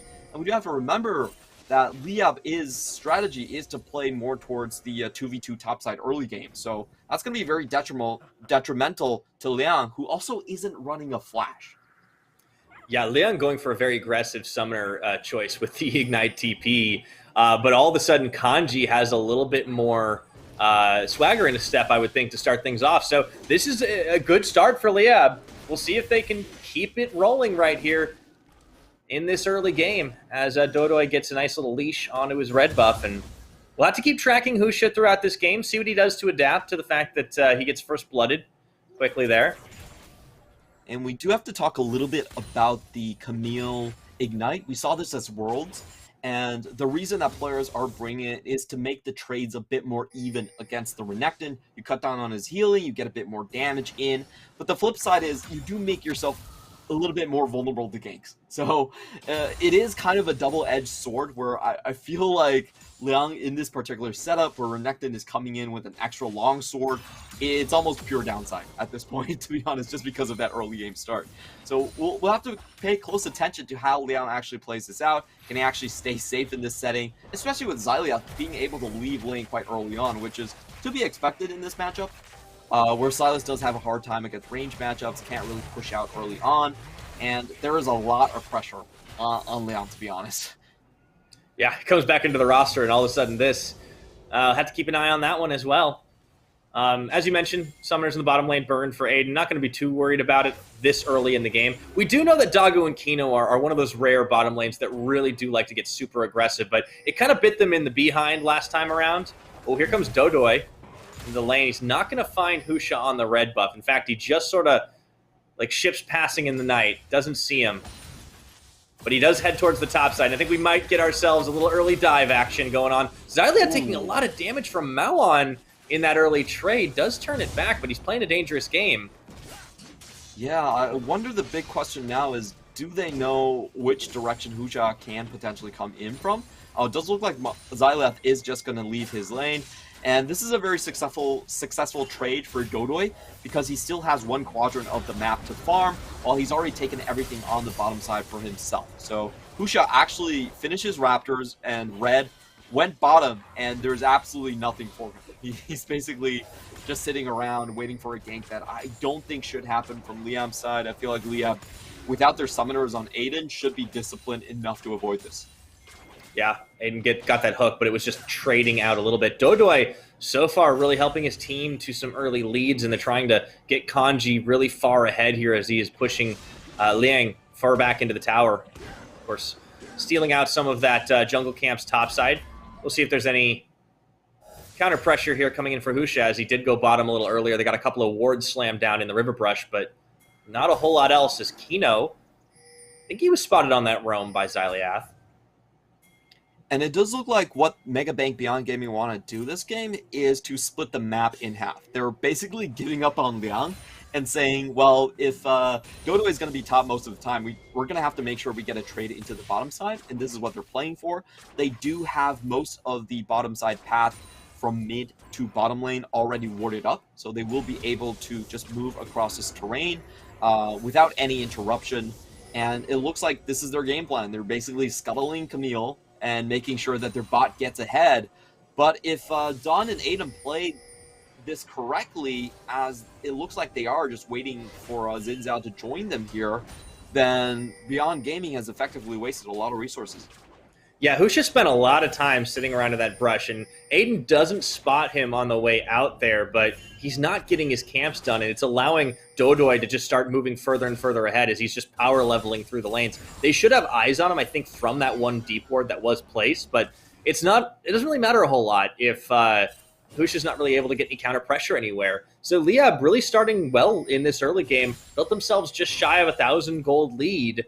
That first blood early on certainly helping out a lot, but we'll see what they can do with it. Level advantage here for Kanji. I have to think some dives may be imminent. Exactly. That's what I was saying. I feel like the biggest comeback play that Mega Bank Beyond Gaming can do is the level 6 bottom dive. If you look at their crowd control, they have a whole host of tools right here. They have the Stormbringer, they have the Hextech Ultimatum, and they also have Chains of Corruption. So I feel like going for the bot lane here is probably in the cards. At this point, going up against Renekton when he's this far ahead and already sitting on Dominus is kind of a risky proposition. Husha could go for that play. I don't think he's going to feel comfortable about it. We could have a 2v2. Neither jungler actually has hit 6 yet. Yeah, they're just kind of like dancing around this. I don't think they want it just yet. Dodoy is just going to settle for clearing Scuttlecrab instead. Yeah, I think that's the right play to sort of shadow your top lane, make sure that Husha can't come in and get the extra kill. And on the other hand, for Mega Bank Beyond, I think their calling is in the bot side as well, so they're not going to invest too heavily into Liang. Unfortunately, he's going to be on the island this game. He has to survive the 1v2. Yeah, oh, the flash, the follow, and they even bring Xylia just hunting for this Camille. That's going to be the Hextech Ultimatum, but it's not going to mean a damn thing as Kanji claims the kill. Yep, and we see Mega Bank already going on to the flip side of the map. Sorry, Liang, you are on your own, and we are going to continue to invest into the bottom. Really nicely played there by Dodo. I'm not sure if he actually got the interrupt. I think he did on the hook shot, and they were able to chase down Liang because there is no flash on him. It's actually quite an easy target to focus on. And it's going to get even worse for Liang. I don't think things are going to get better. So, welcome back to the PCS. Here's your weak side top laner. Unfortunate. Yep. Welcome. You're on Hanabi duty right now. Can they actually get anything on the bottom side is the big question for me. Well, they did get a dragon, at least in the timing. But yeah, in terms of bottom pressure, we have to keep watching. Right now, Doggo has been out farming Dawn decently well, but that doesn't matter as much. You want to be able to get pressure. You want to be able to get tower plates. Kino is going roaming as they target out the Rise. Xylia takes a lot of punishment. Depth charge lands as Maoan was able to steal that a lot earlier, but will Dodoy let him get out with his life? I think the answer is no, as they trade back 1 for 1. pretty decent play still, but here comes the bot dive. Yeah, they weren't done yet. Dawn actually instantly cleanses, and he kind of leaves Aiden just on his own there. A little bit ill-advised, perhaps, with the push. It was just the two of them. Yeah, and this is super awkward because you see Leon actually getting a lot of free time on that top tower. They're finally going to rotate over, and just a kind of an odd mistake from Leon. They didn't actually see Husha mid, and I felt like that was the wrong call. The one that ganked them was actually Alistar. It wasn't Husha, so forcing the issue a little bit too hard, and they do get punished for it. You know, Liab still holding on to their lead with this Herald coming in as well. I do want to commend Kino for that play. That was very unexpected coming in from the top side there.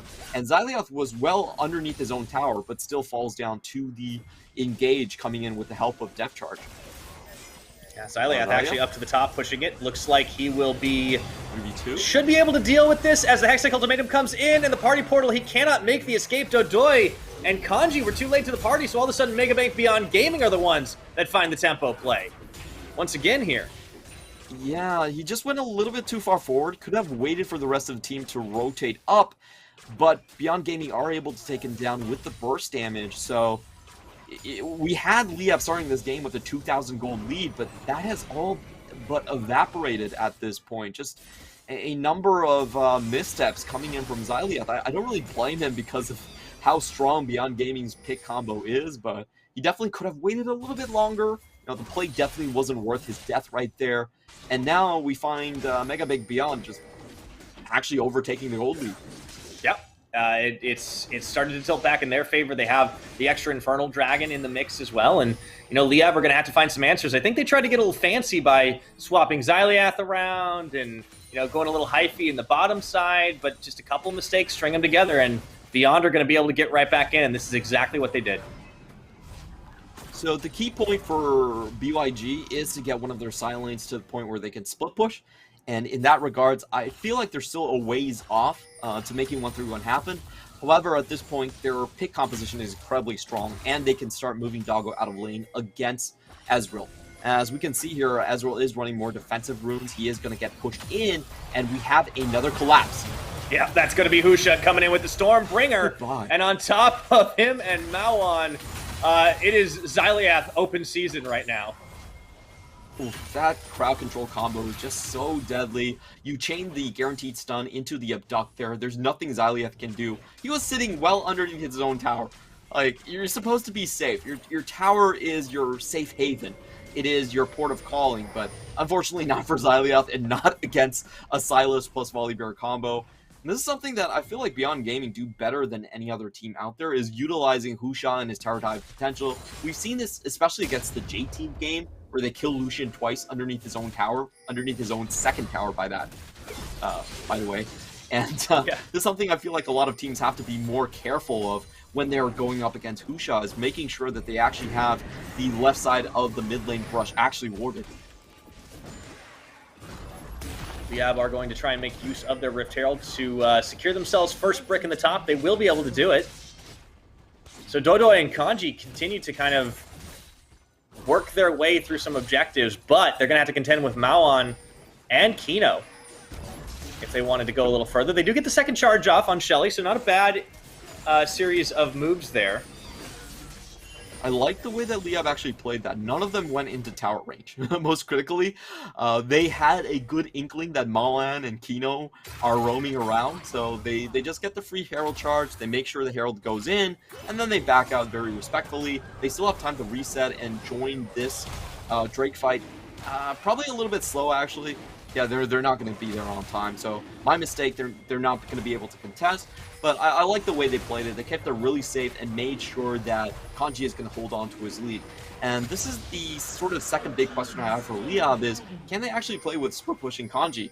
As we have said many times in the past, Kanji actually has one of the lowest kill participation rates, and the rest of the team on Liab, they simply do not wait for their Japanese import. They just go in when they want to.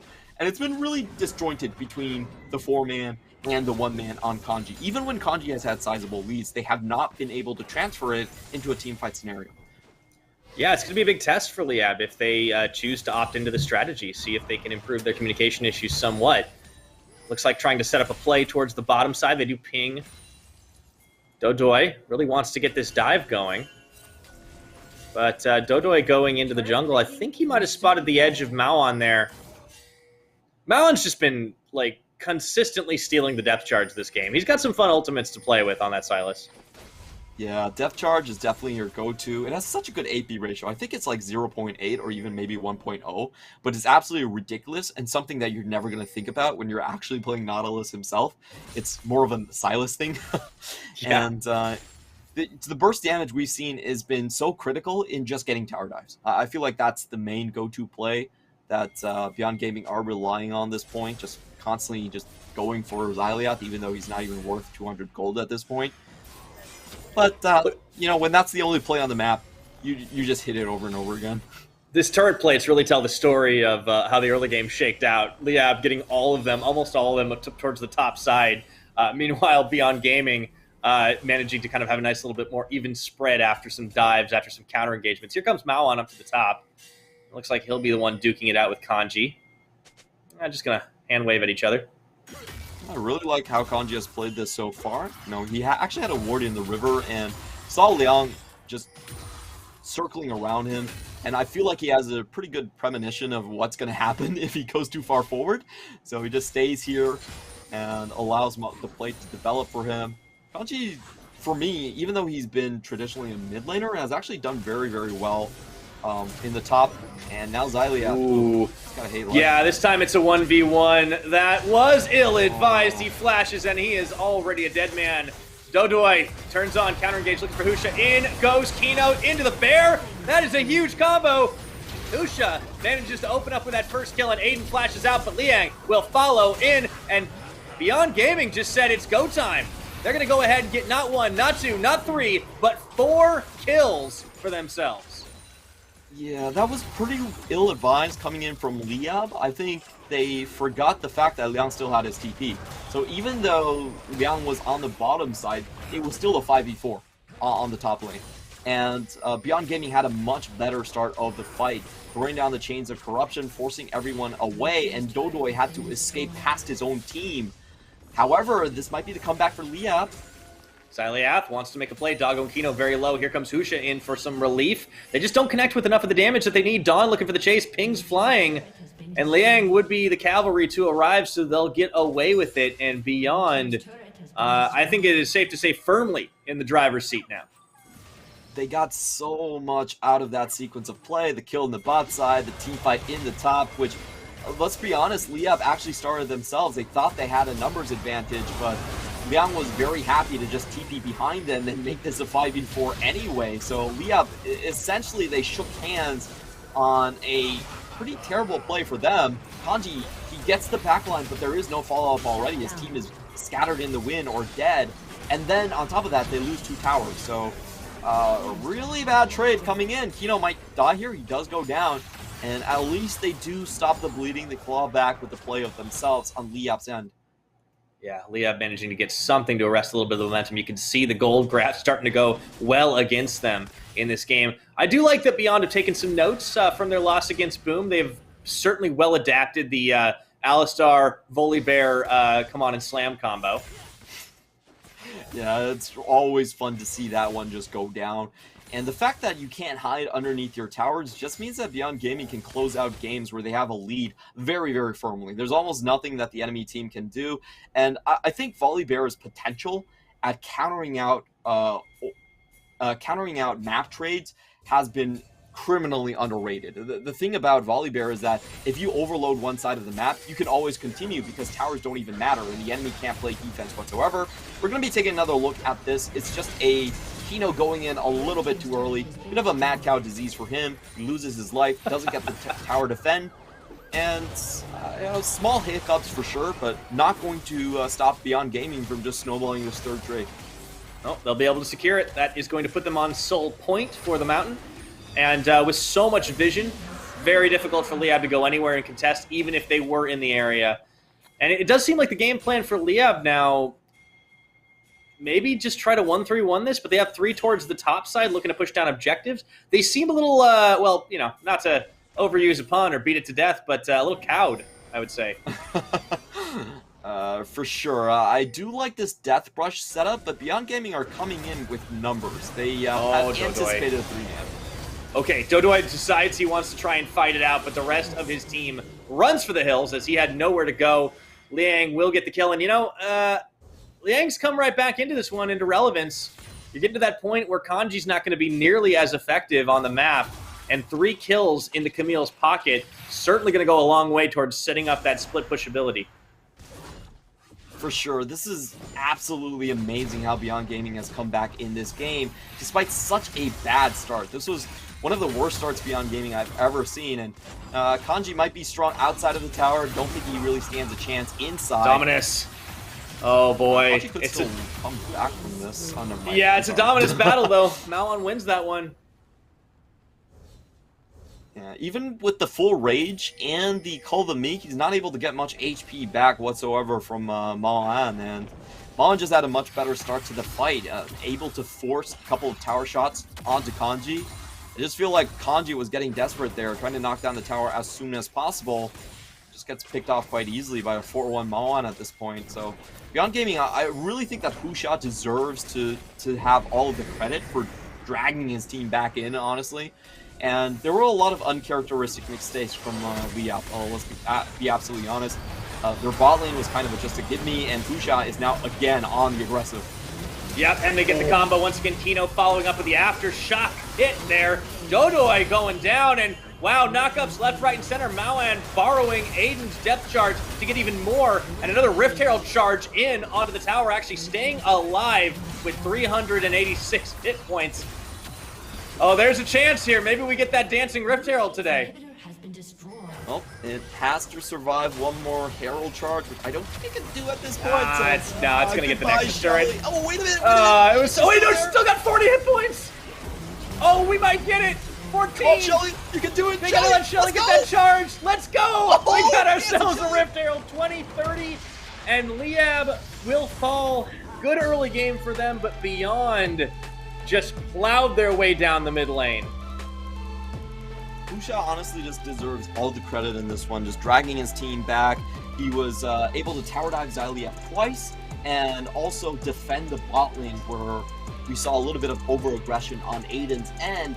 Getting those couple of kills was critical in stabilizing the game for them and making sure that Mon actually got on the board. Once Mon was able to leave his lane, I feel like the story was very, very different. We saw that play in the bottom side where Liang got a kill. Liab forced their way into a 5v4, got absolutely decimated, lost 2 towers plus a Herald after that. And I felt like that was just Beyond Gaming coming firmly into the driver's seat after that play. And this one is just one of those instances where you see the enemy is away on one of those side lanes, you can super hard force with the Alistar, plus the Volibear combo. You disable the tower, and when the tower even comes back, it's still targeting Kino with Unbreakable Will. He's not even taking that much damage from the tower. You just mop up the rest of the team from there. Yeah, a really nice closeout there from Beyond Gaming. I think this was another one of those characteristic games from Liab where they started off actually doing some really nice things. I love the brush bait.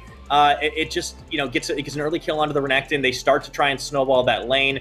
They do pretty well across the 3.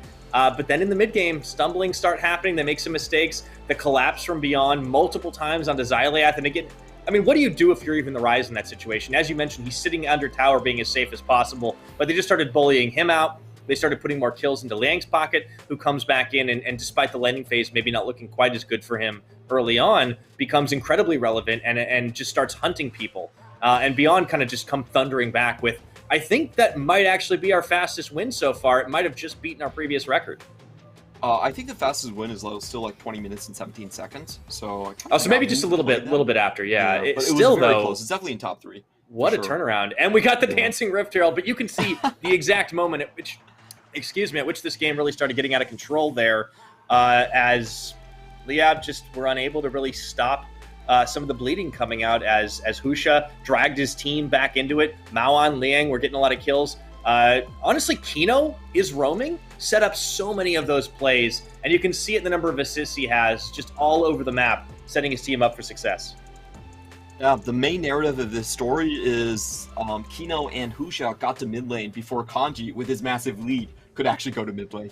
The Renekton, I felt like 2 of his teleports were actually wasted into the mid lane trying to prop up Xylia after he was already sniped out. And Malin comes in with a well-deserved MVP here, 5-1 and 2. And critically, he always was able to set up and find the abduct on those plays onto Xylia. They killed him twice, and in the team fights, he was absolutely dominant as well. So very strong comeback win for Megabank Beyond Gaming. I felt like a lot of their early game stuff didn't work out. They never found the bot lane dive that they were setting up for multiple times. It looked pretty dire, but then out of nowhere, Kino and Husha just able to get Xylia killed and give that gold over to Malin to then snowball the entire game back. A very, very amazing game. If you have asked me at 6 minutes or 7 minutes into the game if this game would end at 20-34, I would have said that you were absolutely joking. There's no way that Liab would collapse that fast. But Beyond Gaming made it happen. I'm actually pretty impressed.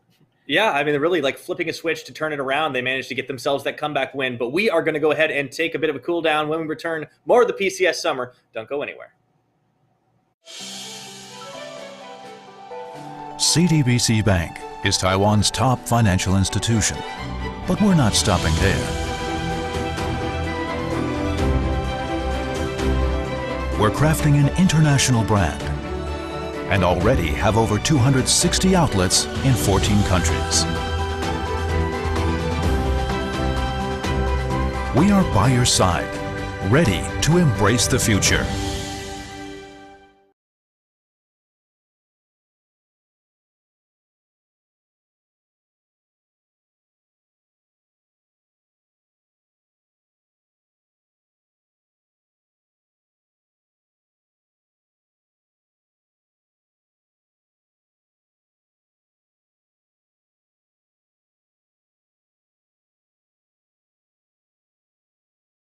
We are family.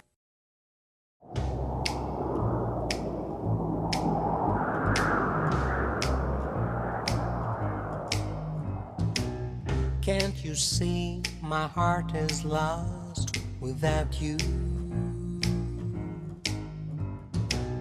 And your kisses make me love you more. And your kisses make me love you more. Can't you hear the sound of love and desire? Kiss me, baby, touch me. Kiss me, baby, love me.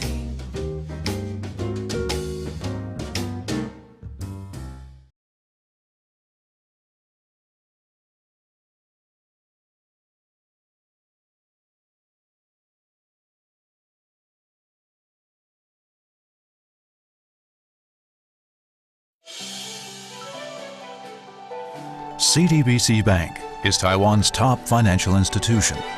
But we're not stopping there. We're crafting an international brand and already have over 260 outlets in 14 countries. We are by your side, ready to embrace the future.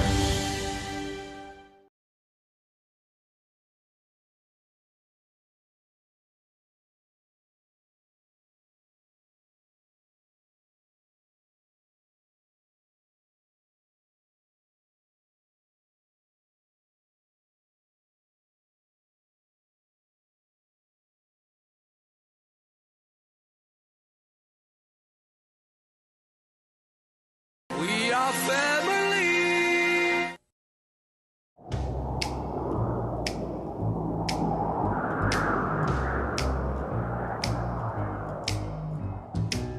Can't you see my heart is lost without you? And your kisses make me love you more. And your kisses make me love you more. Can't you hear the sound of love and desire? Kiss me, baby, touch me. Kiss me, baby, love me.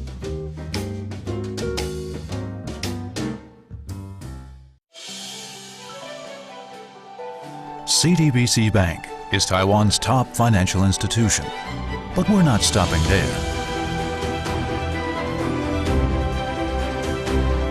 We're crafting an international brand and already have over 260 outlets in 14 countries. We are by your side, ready to embrace the future.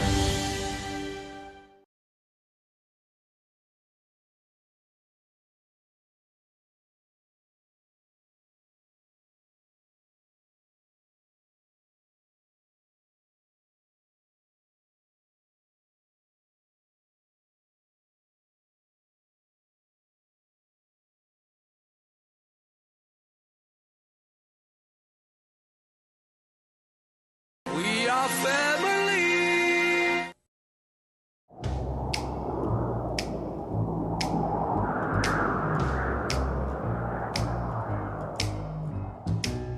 Can't you see my heart is lost without you?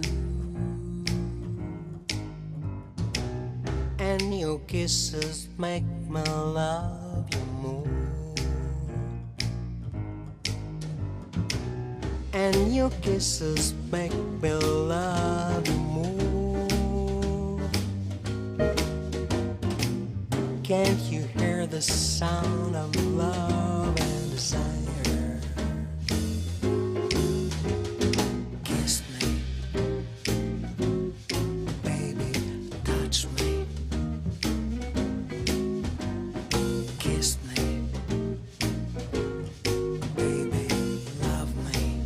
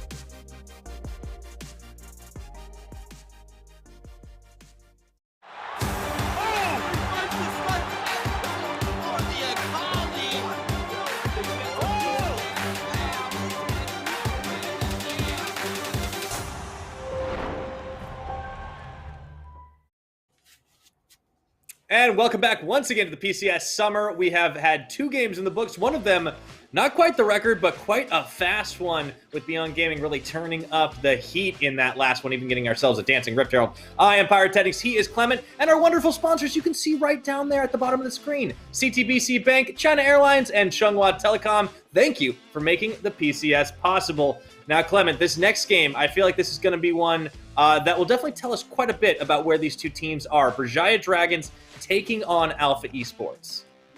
Berjaya so far has already taken 2 wins against Liab and against Impunity. So, getting a third here definitely props them up quite comfortably in that playoffs position. They want to continue this trend going forward. And for them, I feel like they're a team that is still running into sort of the same issues that they had last split. It's very obvious that they can only win on a few select champions, and that's Gwen, Lee Sin, and Ezreal. So I feel like everyone knows about this, and everyone sort of bans accordingly, especially the Gwen pick. We have seen teams just try to keep it out of Ozzy's hand, and if you take it out, it feels like they lack firepower. So that's what I'm going to look for here. I feel like a lot of teams have already figured that out, and if Alpha Esports does target ban them, what else can they go to? Yeah, it's definitely potentially a crutch for this team that they're going to look to try and overcome. Of course, this team had made changes early on in the split, bringing Arashi in. He may not have been the best jungler in terms of stats, but he certainly has the best headset game in the league. I'm willing to give him that point. Yeah, Arashi for me has been doing okay, but generally speaking, their early game has suffered quite a bit. They haven't found a consistently winning lane just yet. And Ozzy, even though he's a pretty good mechanical star, I feel like he had made a lot of mistakes yesterday as well. But we'll look at Alpha Esports and how they can punish. Alpha Esports, of course, 3Z, K-Babe, Xiaotu, On, and Sheng. See if they can overcome. They did find 1 win. It was against Liab last week. Will they be able to add another one to that column as they look to close out their first round robin? And we'll have to see. I mean, Berjaya Dragons have been a team that have been able to be punished. We'll see if Alpha are the team capable of doing it. I'm looking across this board, though, and we have seen some good individual performances on a handful of these players, but it does seem like the communication issues do start to punish them a little bit. The coordination, it's not quite there. Maybe they can improve. We'll have to see. Our featured matchup, of course, will be the top side, Ozzy versus 3Z, and a little different when it comes to the champion pools of these two players. Yeah, both of these top laners don't get a lot of love for them junglers. They're kind of just left on an island for the most part, but one does scale up and become a split pusher, and that is Ozzy on the left side you see right here. Not exactly a terrific early game, but he does make up with it much later down the line as their star player on Berjaya. For 3Z, I feel like he's been mainly weak side. We've seen some glimmers of hope, some early aggression come out that does succeed, but for the most part, he does crumble when the enemy puts a bit more pressure to him in the laning phase, and that's what I really want to check up on this matchup. I don't think there's going to be a lot of jungle interference either way, so how well will 3Z hold up to someone who is higher up on the table like Ozzy? Can he still get a decent laning phase if he is playing something completely just weak side like the Mundo? And we'll see how that one does pan out. Going into the ban phase, I think this is really interesting in terms of a draft because both sides know that the other team is pretty much a one-track team. So if they can take out each other's best weapons on the starting rounds, it really leaves the draft wide open for both teams to try to create and reinvent themselves. Taking a look at how we start things off here is the Olaf ban against K-Babe on the Berjaya Dragons side. They also will take a shot at the rise of Xiaotu. Alpha, though, it's more about those power picks, the Viego, the Xin Zhao. We haven't even really seen those into the hands of Arashi. The big specter lurking in this draft is definitely the LeBlanc. Both of these mid laners probably do favor the LeBlanc over anything else. And Alpha Esports, now they have to think about it. Do they want to hand LeBlanc over to Minji? That's kind of a difficult thing to do here. So we have a couple of power picks here. LeBlanc and Gwen both open, which is rather surprising. It looks like the two teams are trying to trade for their power picks. I'm actually really surprised that they're not insta-locking one or the other here. Huh. Taking their time on this one. And will it actually be the comfort pick for Arashi? They lock in the Lee Sin with both those power picks available. Yeah, very interesting draft so far. We did mention that For Berjaya Dragons, their 3 must-have picks are Ezreal, Gwen, and Lee Sin. Like, they've actually only won on these picks, so they need to secure them pretty early on in the draft, and it looks like Gwen for them is actually going to slip down on the priority for both sides here. The one game Alpha Esports did win was Aphelios, and On just hard carrying them in the later game team fight, so they're going to go for that. But the LeBlanc is surprisingly just completely untouched here, so I wonder if both teams have screamed at each other or have seen each other's solo queue records where they have detected a bit more counter picks that we are not privy to, which is kind of forcing this draft into sort of weird territories. First off, Lee Sin, to me, is not a first pick, but, you know, it is a Rashi Comfort champion, so they're going for that. And the Thresh is pretty reasonable. Then the Gwen is coming back in, so I think we're slowly returning to normal after after a couple picks have been traded back and forth. Maybe the team's trying to fake each other out a little bit. Yeah, it's the must picks coming in for the Berjaya Dragon side. All we need now is an Ezreal. And there is the return to some semblance of order as Jiatu locks in the LeBlanc. So some powerful picks on the Alpha Esports side. It just seems like the order may be a little bit shuffled. Both teams kind of bluffing a bit and nobody calling. And we have seen from Minji, he is willing to take the Zoe into the LeBlanc matchup. Traditionally, that is sort of a counter pick that does favor LeBlanc, but we have seen very highly skilled Zoes being able to dodge out and still win that matchup regardless. So maybe that is what Minji has on the cards for himself. Alpha Esports, in the meantime, banning away the Jinx. I mean, sure, you could do that. Probably not going to be running Ezreal with a Thresh, which feels a little bit weird. But, yeah, I suppose. But On is more of the Jinx player, it seems, of these two. He's already got the Aphelios, though, so hey. To be completely honest, I feel like K2, from what we've seen of him, he's probably just going to slam a Varus.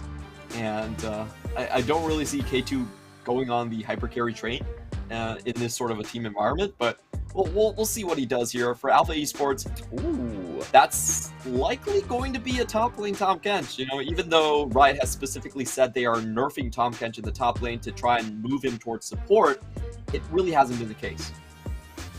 Yeah, they said the same thing about Lulu a long time ago. So, Tahm Kench, probably in the hands of 3Z. It'll be the first time he'll debut on that champion, but we don't know what... well, actually, we do know what Ozzy's going to be playing because the Gwen has been locked in. And that is going to be the Lissandra, the traditional neutralizing matchup there from Minji. And as you mentioned it, Clement, I think your prophecies may be coming true here with the Varus being hovered. We'll have to see if it does get the lock-in, but it does kind of have all the trappings of a Berjaya Dragon signature composition. Yeah, Berjaya's draft priority is, for me, a lot of times very apparent, and sometimes a little bit detrimental, to be absolutely honest. So, just looking at this, going for the Lissandra, which I'm a little bit surprised because Minji is pretty high priority in terms of their damage dealing, and when you want to force feed Gwen a lot of side lane waves, then you most likely aren't going to go for Jinx because they do contest each other for resources. Varus, to me, was the more obvious answer here. So Berjaya, very clearly, they have a pretty safe bottom half of the map, and Gwen can just play a 1v1 matchup against 3Z. Interestingly enough, we do have 3Z going for the Jace. This isn't as one-sided as a matchup as most of Jace's matchups are against melee champions. Gwen can actually outplay, and we have seen a lot of Gwen solo kills just level 6. If you hit the needlework, it's very easy to then chase down the kill. So it is a safe matchup, I would say, and it is a matchup that a lot of times we have seen teams, instead of investing in the Jace, kind of just leaving him there to make sure that he can get a smooth 1-5 and not really focus on him either way. Definitely Alpha Esports still playing for more of a bottom side matchup. I have said a lot about weak side Jaces. It's not my favorite thing to draft, but I can understand in this scenario, at least he's going to stay safe 1-5.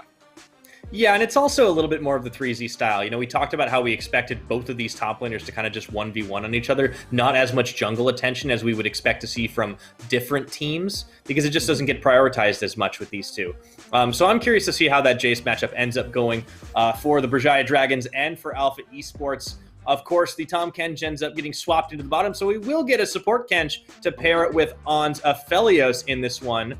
And the mid lane matchup, well, we've seen this show a couple of times. LeBlanc into the Lissandra. It does seem like the top is probably going to be our marquee to watch. Yeah, I think so. And something to point out is that Ozzy actually went for the exhaust during the ban pick phase. Now, I'm not sure if he locked it in the entire way, but if he did, it would be a super aggressive room. Like, trying to think about how Jace is going to escape from Gwen level 6 with exhaust is a pretty harrowing picture. So we'll see if he goes with the aggressive rune in the end. On the other hand, we do have to talk about this Tahm Kench in the bottom lane. The important thing to remember is that he does not have Devour pre-6 anymore. So the lane actually plays out a lot more aggressive than you might think it goes. The big change is that you actually see Tahm Kench diving forward with the W and trying to make ganks happen rather than staying very far backward. So it's an interesting dynamic, and it's much more aggressive than what we're used to in the past. It's not really that much of a defensive lane anymore. So we'll see how that one pans out. On the other hand, I do actually like Xiaotu and K-Babe's chances in the 2v2. I feel like early on, Volibear is just such a powerhouse that they might be able to overpower the counter pick coming in from the Lissandra and still establish the 2v2 win. So if that's the case, I expect Alpha Esports to have a very strong bottom side and for them to try to play through it. And for Brajaya Dragons to just try to keep Gwen safe on the top lane, isolate that lane, and on the other hand, just try to drag it out on the rest of the map, not go super aggressive, make sure they cancel each other out. And in the late game, Ozzy should be able to carry them. So it's an early game dynamic for Alpha, much more of a later game investment coming in for Brajaya. Yeah, we'll see if Brajaya can take it all the way to that late game. They are the team that is a little bit further up the standings, but haven't been able to find a win for a little over a week here and now. For Alpha Esports, they only found their first very recently and are looking to try and find more. Do like what they're drafting, what they're bringing out here. Perhaps we get a little bit more aggression in that bottom side than what we are used to. In a number of cases, looks like we are waiting for the game to get started, but you can see the extreme concentration on the faces of the Alpha Esports members. Yeah, On is a very interesting player to watch because he is a player that was remarkably candid in the past when talking about like some of his mistakes or just his loss of passion. He was on top of the world after Season 5, but took a pretty long hiatus before returning to pro with Alpha Esports. And, he flat out said after a couple of times, years pro, that he just kind of lost passion for the game, was kind of tired with it, which actually happens to a lot of pros, even though they don't admit it. It's very hard to continue to catch up. Burnout's a real thing. It is. It's very difficult to cope with. And I feel like On's always been rather fun to interview and to watch on screen. And talking about what's on screen, they actually have a cat, so I'm already rooting for Brajaya. That is Arashi Cat Cam. Ooh, I think they gave him a nice shave as well. Probably pretty hot in Thailand, so. Yeah, unfortunately goes off screen as Arashi kind of just there in the front of the camera as we look to load into our game. I think for Brajaya Dragons, this squad, it does seem like they've tunneled a lot on these comfortable picks for them, but I wonder how well it will work out, right? Because it has been a little while since we've seen this team actually pick up a win. But Alpha is one of those teams that necessarily can be punished by maybe not always the strongest composition, or maybe not always the most like S tier meta picks in the game. That being said, if you're going to have a comfort champion that that you must pick, Gwen is a very powerful one already. So I do like what Ozzy's bringing out here. I wonder for Arashi, though, because the Lee Sin priority, there are a lot of other options, but he seems to prefer it so heavily. I don't know if this becomes a problem down the line. I have to agree with you. When you're such a one-track team, it becomes incredibly easy to ban. And I think it's really funny in this draft that we sort of got a gentleman's agreement where neither side took out each other's best options. That's what I'm so surprised about. I feel like they would try to just, force each other to play something new and say that, okay, let's see what's actually under the hood. Do you have a second option or not? Instead, what we got was both sides just shaking hands and saying, yes, Xiaotu, you are allowed to play lip lock. Yes, Ozzy, please try to carry your team on Gwen. We'll find out who has the better go-to move. Yeah, that's always refreshing to see, right? Everybody getting a chance to play the champions that they feel the best on. And it just makes the game so much more fun, I think, at the end of the day. Yeah, we get to see the best sides of both teams in this particular matchup.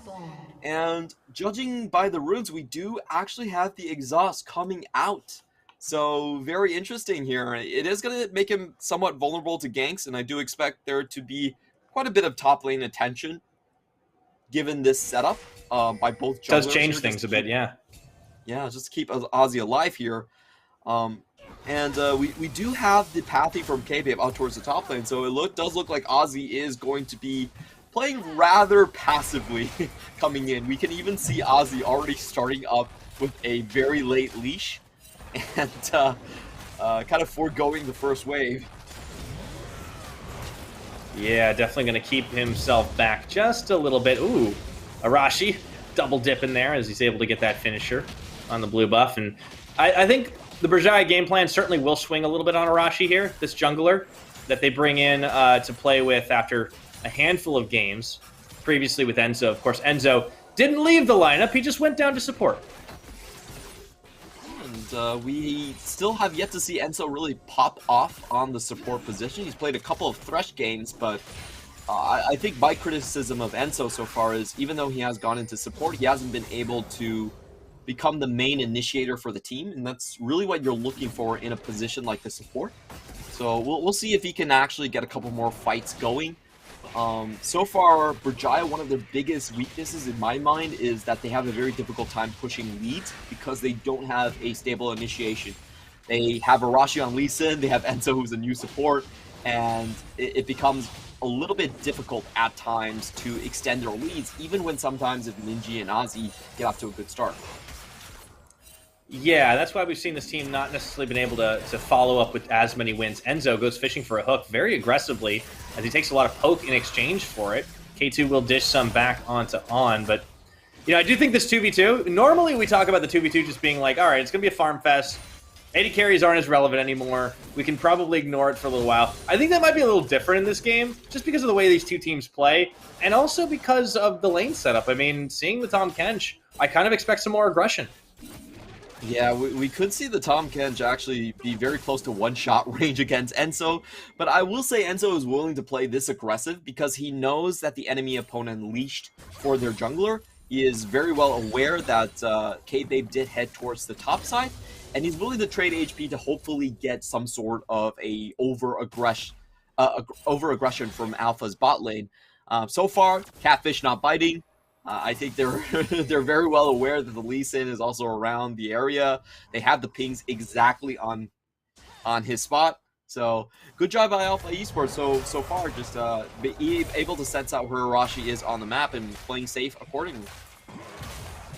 Yeah, and I think that's something Alpha would be very happy about. Looking at the game plan for this squad, should be all about the Xiao 2 K-Babe combination, as it often is, as is tradition for Alpha Esports. Ooh, dangerous back place here. As Arashi in full view of the ward. We'll go back to base. On and Shung are pretty happy with that. Ooh, the chains. Excuse me, not chains. Wrong champion. Yeah. I was like, wait a minute, that's a little early for level 6. Oh, it's not Varus. I got self-debated, Clement. Yeah, it all looks like purple projectiles. I totally understand where you're coming from, and I felt like Enzo probably overplayed his hand. Alpha knew that something was up. They knew the leash from Gwen in the top side, so they were able to ward accordingly. They got Enzo super low, and Enzo's actually losing a ton of experience for nothing here. So, not great for the 2v2 lane coming into it. You know, when you have minions dying, the EXP share definitely is still favorable if you can have both of the people taking EXP from the minion wave compared to only one. So they're losing about 20% EXP just because Enzo did have to back earlier on with low HP. We'll see if that affects any of the trades later on. Something to point out. And we are getting a little bit of a trap for K-Babe here as he doesn't spot Arashi. No, there's going to be the Sonic Wave connecting, and nobody's taking it too. On was around, as was Shung after that with the back. Yeah, you know, to your point, Enzo, he's definitely had some struggles, I think, adapting to the support role, and it does maybe beg the question. Maybe they're going to be able to turn that perception around, though, as that was a fantastic flash flay forcing the summoner out of Shung. Ninja going to follow through and look to try and finish off the Tahm Kench for an early first blood, but they do turn it around as Minji runs out of steam. Blast Cone is going to be forced to be taken, and nobody dies just yet. Sonic Wave Arashi will not suffer from Lee syndrome this game. Xiaotu does find the chain, but nothing to really chase up on. As I say Ooh, that... Wait a minute. Xiaotu's a little scary right now. Yeah, that was so close for Minji. He was about to finish off Sheng just before he got the thick skin online and then saved himself. Had to burn his flash afterwards, and it will give Alpha Esports a very fortunate start onto the Drake here. I was very close to being just a straight up kill. First blood going over for Berjaya. And now that we have the bottom lane all tied up here, I do think we have to point out that this is the point where Gwen could find that solo kill we're talking about as Enzo goes in for another trade. Yeah, there's the play. All right, we got it. First blood, K2 getting it. So here's what I'm seeing. Enzo is having a hard time hitting hooks, but he is pretty good on the flays. I have to concur. That was a pretty easy play from Berjaya, honestly. They timed that extremely well. I think they probably spotted K-Babe leading the Dragon Pit with the pink ward, and they were willing to just go all on aggressive. You know, Alpha Esports was fronting it just a little bit because their jungle was in the area, and they got punished for it. Oh my goodness! Goodbye. Even more punishment! K2! Oh, he smelled blood in the water. That has to be so painful for Alpha because they had a really good start to the laning phase. They got Enso on a free back and were able to force EXP loss. And they actually won out the bot lane skirmish, but because they overplayed their hand, they just... Ooh. That was definitely not supposed to happen. No, definitely not. But Berjaya pick up 2 kills onto K2. I loved it. Flash forward, Chains of Corruption, swag kill. Minji taking a little bit low. Oh, Arashi in the mid does connect on that Sonic Wave, really crucial, but unfortunately can't get the kick because he didn't have the kick until just now. Oh, that was will prompt so Rift Herald. close to be an outright kill. Arashi ticking over to level 6 as the minions fade away, but that should buy them enough tempo just for this play here. And on the meantime, it should also force 3Z away from continuing to aggress on this top lane. Indeed, we see 3Z. He has to back out immediately knowing that his mid is gone. Yeah, I think we see why Arashi just really opts to high prioritize this Lee Sin. He's hit so many Sonic Waves already. Guess he doesn't really have the damage to go for the full execution, but he's very clearly high skilled on this champion. I mean, Lee Sin definitely kind of a jungler 101 in just about any meta to be able to play, but Arashi certainly makes it look good. Yeah, I'm just a little bit curious if they're going Lee Sin just because Arashi is great on it, or if they have some sort of a potential flex. After the nerf to Lee Sin's E later on, we haven't really seen him pop up in any of the lane phases. Still very popular in the jungle, but without the laning there, I kind of struggle to see him as a first pick. He's still, for me, just a tad weaker than Xin Zhao and just not as certain. You have to be very high skill level to achieve the same results. So we'll see if Arashi can continue his dominance here. K-Babe gonna go for the chase with level advantage on that volley bear. Looks like Lee does walk away from it. And it is gonna be curious to see... Oh, go ahead. Oh, no, never mind. Arashi was very safe there. He still had the Dragon's Rage. He was in no danger of dying. Even though he had a kind of a short ward hop, you can see K-Babe cannot catch up to him. And I feel like Berjaya should be able to outplay this quite well. I want to see the experience bar on Enzo to see how close he is to actually 6, because that could make a huge difference as K-Babe's coming in. Telegraphed, just trying to cut away the wave there. That hook does land. They'll go in for the flay. Lantern not needed. K2 picks up kill number 3. Operation Feed the 80 carry is in full effect. Yeah, K-Babe definitely overplays his hand right here, and he even uses the Stormbringer to add damage. Probably knew that he wasn't going to escape either way and just opted for going back onto the play, but just well done on Arashi's side. I don't think he went back after being forced out of his own jungle. He actually just did the loopy dupe and definitely caught Alpha off guard. Here we go with the aggressive Tom Kench. And Arashi, they get the kickback, pinballing the Tom Kench. Baiting that one out very well, and I think I have a feeling where the Rift Herald is going. You know what? I changed my stance. First pick Lee Sin is totally fine. Arashi, I'm sorry. You are totally validated. I hope you can first pick Lee Sin for the rest of your days. That's okay. Yeah. You know what? It worked out, and I was totally wrong about that Rift Herald, and Zhao was totally wrong about the timing on the chains. Unfortunately, he's just a smidge too late as Enzo is already backed. But yeah, really well played by the Brajaya bottom lane and by Arashi. It's all starting to come together here. Yeah, that had to be so painful for Xiaotu going to that bot lane. He actually caught glimpse of people backing with the scanner, but as you mentioned, couldn't catch up.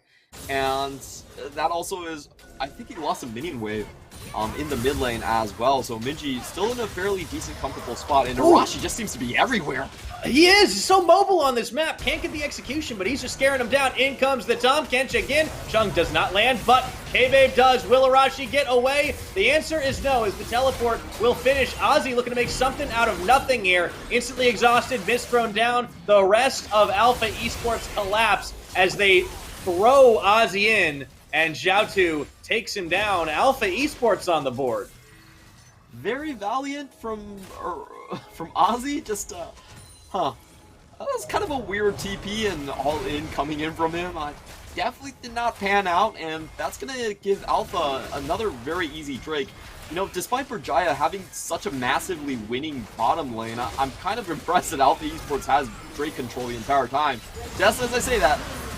Yeah, they do get the Drake, but they might lose some lives here as Shung gets just completely taken out of his own dive. K-Babe gets Shung japping up before K2! No! K2 trying to live through this on is gonna go forward for the flash. Will trade his own life though, and it looks like Brajaya Dragons come up with a 1 for 3 after the dragon. Oh, I would have been so tilted if K2 did not die right there. I felt like the game actually would have ended just because of the amount of mental pressure that would be going on for Alpha. Definitely with the correct move right there, trading his own life to get the 600 gold bounty. But at the end of the day, Alpha Esports do get the second objective right here. So Alpha, they still hold on to the probability of forcing Brajaya into a bad team fight. As we go into this play once more, it is super forced by Alpha. They want to clean this out before anything can happen. And K2 does go forward, expends the flash to get this kill secured there. And that does open him up on as he does survive the slowdown from Arashi, cleanses it, and does get the shutdown trade. Yeah, so Alpha, you know, they get a dragon, they get the objective for it. They do lose a lot because of the counter pressure that Brajaya were able to bring. But at the end of the day, I don't think they're too upset considering how lopsided this early game was going and the fact that they just put shutdown gold into On's pocket. And we have seen what On can do with it. It does favor the Immortal Shield Bow quite a bit here. And I do like what K2 and company are doing. We have the Herald coming up very soon, in less than a minute. You want to swap your strong side over there. There's not much that Jace can do in this situation against the potential just Chains of Corruption coming out. He has to play incredibly safe here. It's going to force K-Babe to respond. Gwen's going to have some free time in the bot lane, but she should be rotating top for this Herald take. And I feel like this is a fight where it's very much in Brajaya's favor. And they should be willing to just destroy anyone who comes down on the river ramp. Ward that up. They have a lot of single target burst, and they have a great primer to start it up with the Frozen Tomb. So it should be a relatively easy Herald fight for them. Yeah, I think you're right about that. Brajaya definitely controlling a lot of the tempo here. You know, something I think we were going to really keep an eye on, but because action happened elsewhere, we didn't really watch as much, was that top side and our, you know, the perception that there wasn't going to be a whole lot of jungle pressure, which seemed to be correct. Ozzy has just had a really bad time in that lane, so he's just ended up going down bottom instead, facing off against the likes of Xiaotu. Enzo goes fishing for a hook, by the way, does find it, but Tahm Kench is still able to save 3Z in this case. Yeah, and that's always the difficult part about face-checking against champions like Lissandra and Thresh. They punish you to the maximum, and here comes Arashi. Yeah, Arashi's in, Arashi's out, and goodbye. Shung, they do manage to keep 3Z alive, but I think this is going to be another tower here, or at least very close to it. Minions are going to run out shortly, another wave incoming for the Brajaya Dragons. I'm just really loving what the duo and the jungler have been able to do this game. This is a 3-man hit squad. Very sound play coming out from Brajaya, you know, just swapping in the strong side where you can get the Herald for free here. And meanwhile, Ozzy, his troubles continue. Oh, never mind. It does look like he is able to survive, and now Minji chasing in with the extra home guard movement speed. He does catch out K-Bay, but I'm not sure he likes what he's caught right there. Ozzy, also pretty low health, isn't able to catch this one up, but in comes Arashi once more, gets the kick through the wall, but he's just off in the damage calculation, not able to find K-Bay just yet. And he's not going to take the Lee Sin Q2 forward, so K-Babe does survive on that one. As my dear co-caster is having a bit of a coughing fit right here. So I'm just going to take over for the meantime. On burns out the cleanse. Takes a bunch of damage but does stay alive. And now K2 opens up on this tower for free now. It does look like still a pretty sizable win for Berjaya as nothing is traded back onto the bottom side of the map. And they do get the tempo lead going into the Drake as well.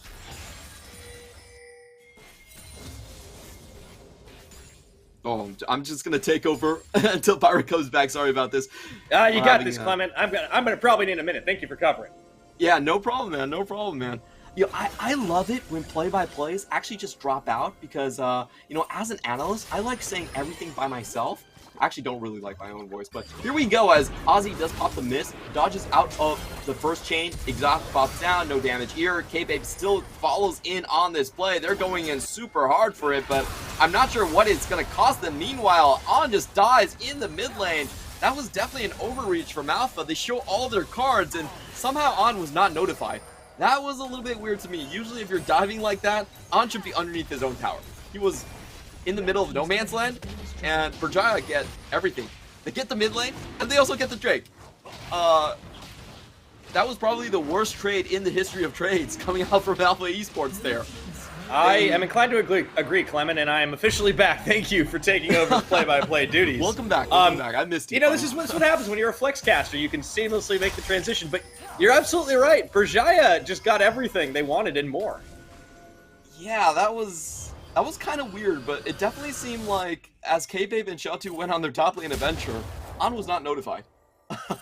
On was still in the middle of the lane as that happened, and he bears the brunt of the punishment on the backswing from that one. Now, another critical thing I think we should mention is whether 3Z can still keep Gwen down at this point. He's had a completely fine laning phase, has been able to just rain down bullets onto Gwen this entire time, but Gwen is an incredibly strong scaling champion, and I think whether he can control the side lane is going to be very important here to see if Alpha can actually start out 1-3-1ing the other side from Berjaya. If he gets the split push win, then the lead doesn't really matter as much from Berjaya coming in with almost a 3,000 gold advantage. Berjaya are going to look to maybe add a little more to that, though, Clement, as they take their favored three-man here, along with Shelly, into Tier 2. Should get a charge, maybe a little bit of change off of it, but nope. Just going to let that one be a one and done. Meanwhile, Minji trying to take out the blue buff here. Does find K-Babe in their own jungle, who's forced to Stormbring away. Watching Lissandra with Everfrost is such a treat. That was kind of disgusting how long K-Babe was stunned up. Fortunately for him, he does get out during the crowd control gap there. He's able to Stormbring her out. In the meantime, we do see K2 right now with the Duskblade, able to take out about 40% of On's HP with a single piercing arrow. So K2 is I think terrifying. it's definitely to the advantage of Berjaya to actually set up shop now. And I think I do have a bit of a pause on my end, unfortunately. Well, you know what? You took over for me. I'll take over for you in the meantime. Clement, things look good on this side. On just continues to take a little bit of extra poke from K2 this game. Those piercing arrows are doing exactly that as he tries to two-step away. And meanwhile, Berjaya Dragons have fully opened up the 1-3-1, or rather, I should say, the 1-2-2, as Arashi stands off to the side, looking to help 3Z push away. Minji, he's going to get pushed back from this minion pressure. And Alpha, they may be in a deficit, but they always find some opportunities to open up. Ooh, dangerous back location here for Arashi. The man cannot get a clean escape, unfortunately. It does get out at the very end, and I have refreshed my browser. Everything is back to normal. I can see what's going on. I think for now, even though Berjaya does have a sizable gold lead, they still have to wait for Ozzy to get online. So it's going to be a couple more minutes until the sparks really start flying. So what Alpha Esports are looking to do is basically secure Dragon Soul before Ozzy is going to reach that, 2.5 item Gwen where he starts killing everyone. So that's kind of the game plan for Alpha right now. They are behind, but they still have I think, a decent chance at getting ahead. Never mind. Whoa. Oh boy. Yeah, man. You talk about Everfrost. There's a reason it's not called Sometimes Frost. That is just stuns for days. Yeah, that was a bit of a risky play from Breezy. Can Alpha get something back, babe. There's the playback. Teleport coming in for the counterplay, but again, K2, once he doesn't get deleted, he just shreds with his damage, but Xiaotu comes in to delete him. Will he get out with his life? Minji guessing that Xiaotu goes with the rest of the team, but Shun's going to swallow him up and spit him back out for the safety. Xiaotu makes good his escape. I love your operating clause right there. If he doesn't get deleted, and Xiaotu says, well, I will take that if out of the equation. Make sure he goes down for the 700 gold. Really nicely done by Alpha, and I think just making sure that K2 doesn't have summoners is going to work really well into their win condition as we've outlined. Just make sure you can actually get the Dragon Soul before Ozzy is ever in the game, and it is going to be an Infernal Soul. So getting that one is the highest win rate soul that you can get in League of Legends. Oh yeah. For Jaya, they'd like to have that too. They do have the one Infernal Dragon themselves, and as it is setting up to spawn, they will get the inside track, but there's still time for Alpha to respond to this. As they will try to set up. I mean, critically, Xiaotu does get also another bounty, as they had taken down K2 for only the second time. 3Z will continue his tower-destroying mission. Get one. Oh, the hook onto Xiaotu, the playback. They're going to get revenge. Minji with the kill credit, and there was really nowhere for the rest of the team to go as Shung flashes away. Ozzy is sent to deal solo with 3Z, but this should be an easy dragon take. I'm so sad for Alpha. Really, that can't happen when your win condition is hoping that Ozzy doesn't come online, and now it's going to be hard for them to force critical team fights, and I think Berjaya with his Drake, the stats don't even matter for them. It's just more about dragging the game on until Ozzy and that terrifying Gwen can come online. In the meantime, Alpha Esports, they use this time to clear the entire top side and get a couple more econ advantage on 3Z, but honestly, I don't think Jace actually matters that much in this game, because if you're talking about poke war, K2 actually hurts a lot more than the Jace, so you don't really want to go into poke wars anyway. I feel like Alpha's options are getting a little bit limited in this scenario, even though the gold difference isn't that large. I feel like Alpha might be looking to force 5v5 team fight around Baron pretty soon. All right, the Chains of Corruption land. Enzo drags Shung away so that Arashi Sonic Wave doesn't connect, and not able to find a full combo to unload onto Tom Kench. Another Sonic Wave this time does land on the Xiaotu. He's not going to take it, as there wouldn't be a whole lot of chance of following up here. Alpha just getting forced back over and over again now, as the 4-1 just continues to be a headache to deal with. Yeah, and Arashi cannot miss. He's definitely feeling it. This is the most scary thing about junglers getting their mains, whether it's Nidalee or Lee Sin, is when they're on point, it starts getting really hairy, and they force a free flash. Yeah, now Enzo's just starting to come online with all those hooks too, forcing out a follow. Shung saving the life of his jungler, but for how long? There is a turnaround here as the Tom Kench has started to move over the wall. Teleport may come a little bit too late as Ozzy has come to the party. The mist is thrown down, and the needlework, instant exhaust. Xiaotu looking for an execution here somewhere, but he's the one who gets executed, and now 3Z on a run for his life, and in goes Arashi. Can't find the kill pressure as he's out. 1 for none on the side of Berjaya Dragons. Oh, he found the perfect Sonic Wave, but the knockback was even better from the 3Z. He actually keeps himself alive through that. That would have been the highlight play for sure. Thank you very much, 3Z, for denying it. Let's take a look at that play again. It kind of was a bit of a back and forth, but Arashi really has been the main engage tool for this team, and it's just layering the CC. I cannot believe the Volley Bear got away from this.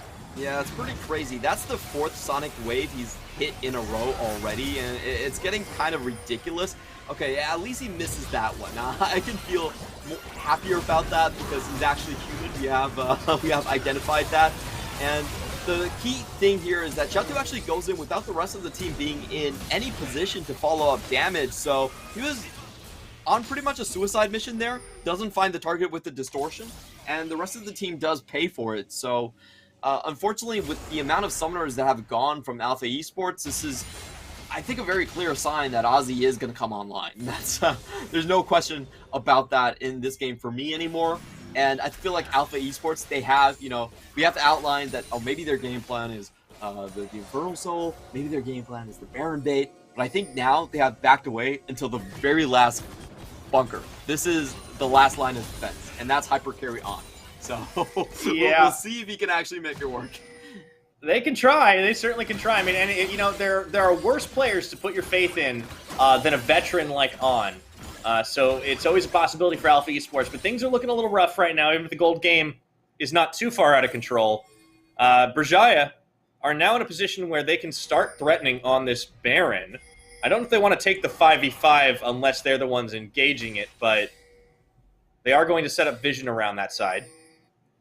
And I'm not really sure about this Cosmic Drive. I feel like a lot of times if you're going against Berjaya's compositions, the Banshees actually is a little bit better if you want to have a little bit more survivability. So it's getting hard for Xiaotu. Every time he goes in, we see Minji has held on to the Frozen Tomb for him. Breezy with the speed up.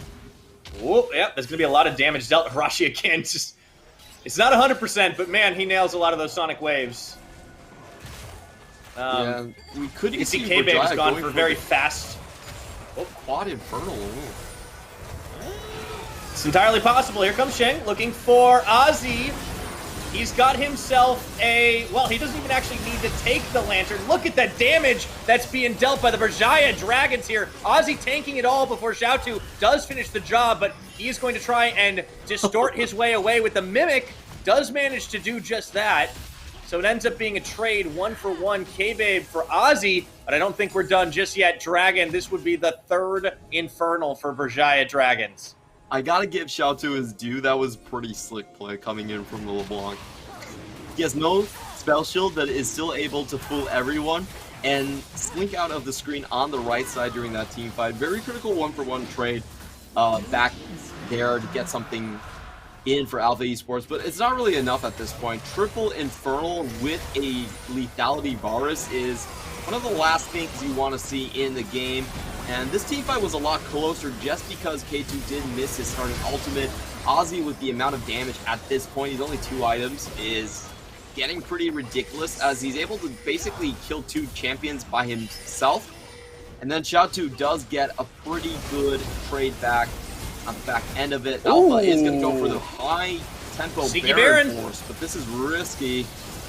Yeah, they're going to commit to it. There's really no backing out of the pit at this point. We're looking for the smite. They do manage to secure it. Now, will they survive? Ozzy and Minji trapping them in the back of the pit here as Xiaotu getting pushed around the side. In comes the bear. Berjaya Dragons haven't found the kill just yet. The kick goes in, looking to finish off somebody, anybody. They're also low, but they're not dead. It's just going to be shooting the fish in the barrel. Shutdown goes for 3Z now, and they turn it around. Ozzy does manage to find the kill, and finally they open it up as K2 picks up the double, but it is not out cleanly. And for Alpha Esports, that could have gone a heck of a lot worse as they escape with 2 members with Baron buff. Oh, what a nail-biter that fight was. It was incredibly close, and unfortunately K2 did miss a lot of his abilities. Wasn't able to get the finishing blow that would have gave him resets and the ability to move in and just get more kills off of that. He could have used his Dust Blade and got a lot more done there. Doesn't find the initial targets, and what this means for Alpha Esports is, they don't have to worry about Ozzy side lane split pushing that much because they do have the Baron buff. So let's watch this again. K2 does have the blue buff, so he essentially has unlimited potential to continue to open up on these targets right here. Now, does miss the first piercing arrow. Does force Xiaotu out, which is pretty nice on the back end, but look at how low 3Z and Sheng are in this team fight. I can't believe they hung around for so long and they didn't die, allowing Alpha a chance to open up on this. It was probably the wrong idea on the back end looking at it. Alpha definitely traded for the worst part there. It was a 1 for 2. But you have to say that at the end, you know, it could have gone much, much worse. And now they actually have some sieging potential with at least a couple members on Baron. They gotta be careful though. Oh no, K-Babe is just caught in a train of CC and into the willing jaws of K2. At least they get the turret for it. Alpha, yeah, I like what they were trying to do with the Baron, and it's incredible that they all lived for as long as they did. It seemed like Brajaya were like, wait, we didn't kill them, what do we do now? And they just danced around each other for a moment or two. That was actually pretty painful to watch, I'm not gonna lie. I was kind of like, how is this happening? K2, just hit someone, please, anyone! And K2 missed 2 piercing arrows there, pretty critical. He could have cleaned that up a lot better.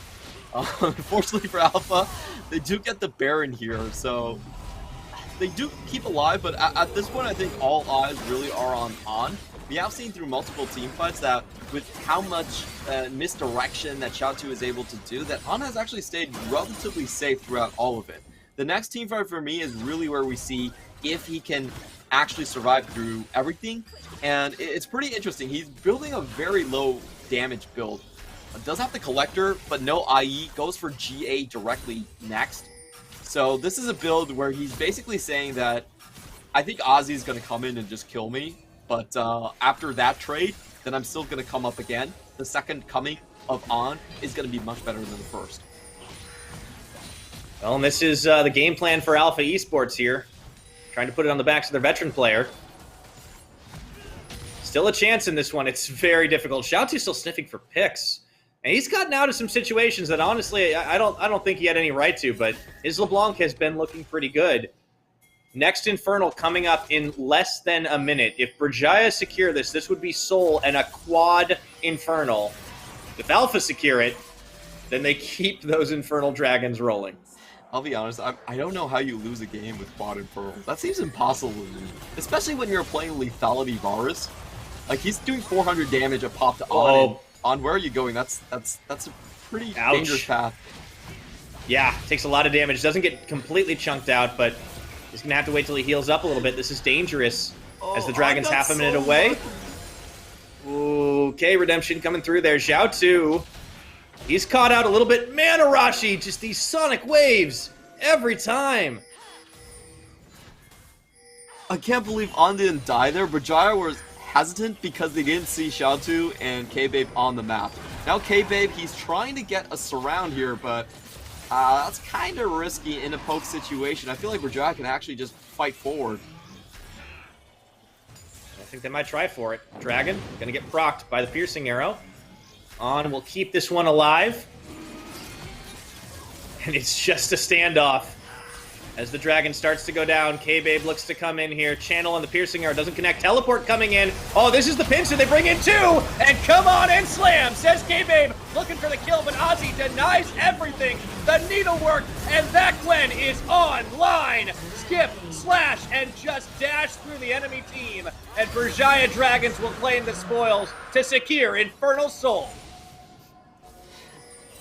I'm kind of baffled by that engage. I understand that they hit a shock blast onto K2 and they want to go all in, but the problem about the positioning there is you cannot play a pincer move against Gwen. Gwen pops her miss, and the other half of your team can't do anything. So, I don't know, that was just bewildering to me. K2 still had his summoners, is able to get out very easily, and they instantly kill the pincer. So, yeah, I'm just not sure why Alpha would play this game this way. I feel like I had a much better chance of actually just going in one direction, but as we see this, K-Babe goes in, his initial burst doesn't land. The rest of the team has an Infernal Drake attacking them, and they have Ozzy in the front line. And they don't do anything, because he's untargetable. Alright, we're not out of the woods just yet with the action. Arashi getting chased down by 3Z. The kick away, the follow back. Arashi is just an aggro machine, but 3Z will take him down. Unfortunately, doesn't live very long to be happy about that. And man, it's just a whole lot of chaos in this jungle right now. Minji, they have Infernal Soul. The fighting ability should be on point here. Ozzy unstoppable, and they're just letting K2 plow through the line for the ace. They lose Arashi, but they claim the rest of Alpha Esports. Well, at least you got Arashi. You showed that Lee Sin who's boss. Moral victory there. I don't know if there's enough time for them to end. I mean, think that's a long death timer. They might be able to do it. Yeah, I think you're right. The game's over. We didn't really get to see the start of that fight. I don't mind Alpha trying to do this, just trying to catch people out. You know, it's really unexpected for them to be on the bottom side of the map. But unfortunately, Berjaya just have way too much damage, and trying to catch a Lee Sin who's that slippery and who is on top of his game just proved to be the death knell coming in for Alpha Esports. Berjaya walk away with a very sweet third victory. Yeah, Berjaya should be happy about that one. And of course, most importantly, we see the cat just flit out of sight. No, Berjaya, like, you can see why they go for this Lee Sin pick. It's so comfortable for Arashi. He is everywhere on the map. He sets the team up for a lot of these plays. I think we saw some improvements out of Enzo on the Thresh. Outside of lane, the hooks started to come in. Really just good control of the objective game. I think they seeded a couple of dragons early on, but they were able to come back in and get a lot more bang for their buck. Alpha tried pretty much every trick in the book. I loved what they attempted with the Sneaky Baron. All of their members lived a lot longer than they probably should have. They got out with 2. But unfortunately, it just seemed like it was too little too late. This was a bit of a head-scratcher game for me. I felt like Alpha Esports, their biggest goal deficits came out from plays where Xiaotu and Kebe were doing something, and the rest of the team was not even on the same page. They were on a different planet. It was so weird. Like, the play where they went top lane, they overdived, and the rest of the team was in the middle of mid lane. Like, that's the communication issues, though, that we've seen multiple times. That this is still becoming, this has still been a problem for Alpha, and I think they're going to have to try and find some solutions there that they just haven't really been able to synchronize up well enough to secure wins over, most of the teams in the league. They did get that win over Liab, but still in the hunt for more. The last team fight as well, like I was saying before they even got in, that the pincer move is not the play there. Like if you're going up against a Gwen, you can't do that pincer move.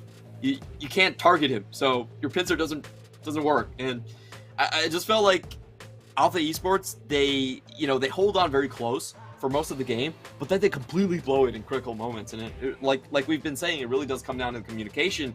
And we can see that the players playing from one server are clearly on one side, and the players on the other server on another side. So it's just I don't think Berjaya actually played this game overall that well. Like, Ozzy was very far behind. If you looked at when he hit 100 CS, he was 44 CS behind the Jays at that point. So, if we just take out some of these mistakes here, I definitely feel like Alpha Esports could have put up a much better showing. But I will give them that this game was kind of funny in the fact that a lot of the fights were were sort of kind of random, and you could a little different. Yeah, they kept on going for these death rush tactics that were actually working. They were stalling Berjaya out pretty well, but it just kind of collapsed at the end when the big team fights finally rolled around. I will tell you, Clement, over on my side of the pond, they call that an NA RAM. But Berjaya Dragons still got the win at the end. I think the real big kicker was just K2 able to poke out anybody he wanted to on the Alpha side. Died a handful of times. Shout to good deletion in that one, but it was so hard to touch him. And Arashi, individually, performance-wise, I think Arashi set up so much for his team. Yeah, there were mistakes on the Berjaya Dragons, but I like that he was just about everywhere he needed to be on the map. Although K2 will be our MVP, and he dished out a heck of a lot of damage. Congratulations to him. 12 kills is, I think, probably his personal best so far in this split. I'll check on that later. Great damage to gold ratio. Played the lane extremely well, just punishing the bottom lane for Alpha Esports on their transgressions of overstaying in the lane a little bit and trying to front that their jungler was closer than he really was. I think that was the critical bluff that Berjaya's bot lane really called out on Alpha Esports, and they set themselves up for a great win. I think this is huge for Berjaya because it really shows that they can win games in other ways rather than just relying on Ozzy. Ozzy, frankly, wasn't online at all. Like, he had a terrible laning phase, and they were still able to get a strong laning win elsewhere on the map to continue to snowball the game. Yeah, finding other win conditions than Ozzy certainly helped out for them, but we are going to go on break as we are at that halfway point. When we return, you will not want to miss it. Machi Esports taking on Beyond Gaming. We'll be back in just 10. CTBC Bank is Taiwan's top financial institution, but we're not stopping there. We're crafting an international brand and already have over 260 outlets in 14 countries. We are by your side, ready to embrace the future.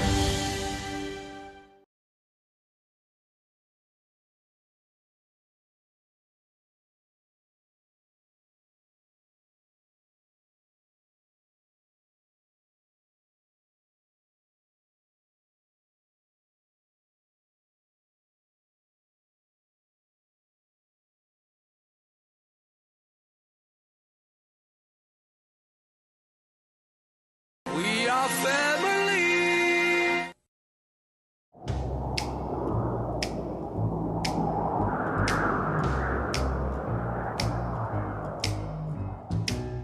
Can't you see my heart is lost without you? And your kisses make me love you more. And your kisses make me love you more. Can't you hear the sound of love and desire? Kiss me, baby, touch me. Kiss me, baby, love me.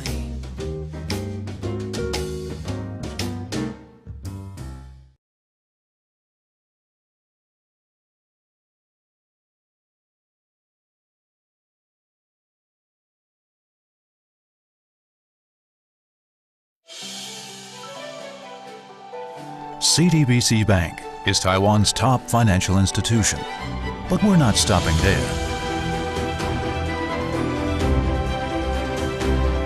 We're crafting an international brand and already have over 260 outlets in 14 countries. We are by your side, ready to embrace the future.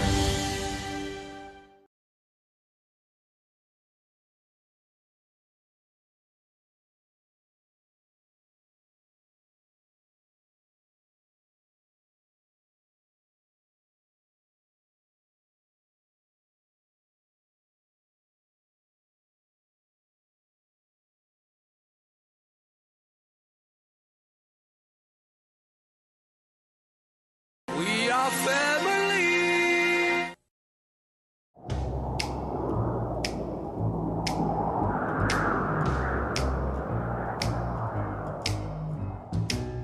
Can't you see my heart is lost without you? And your kisses make me love you more. And your kisses make me love you more. Can't you hear the sound of love and desire? Kiss me, baby, touch me. Kiss me, baby, love me.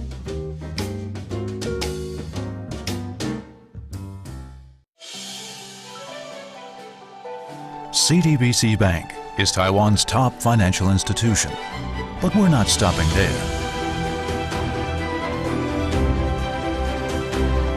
We're crafting an international brand and already have over 260 outlets in 14 countries. We are by your side, ready to embrace the future.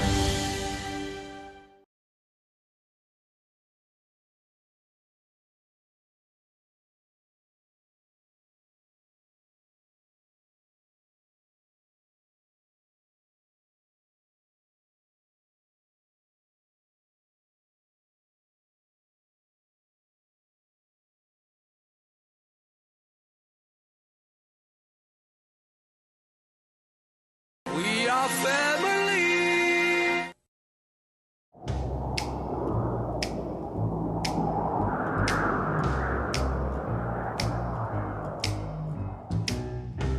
Can't you see my heart is lost without you? And your kisses make me love you more. And your kisses make me love you more. Can't you hear the sound of love and desire? Kiss me, baby, touch me. Kiss me, baby, love me.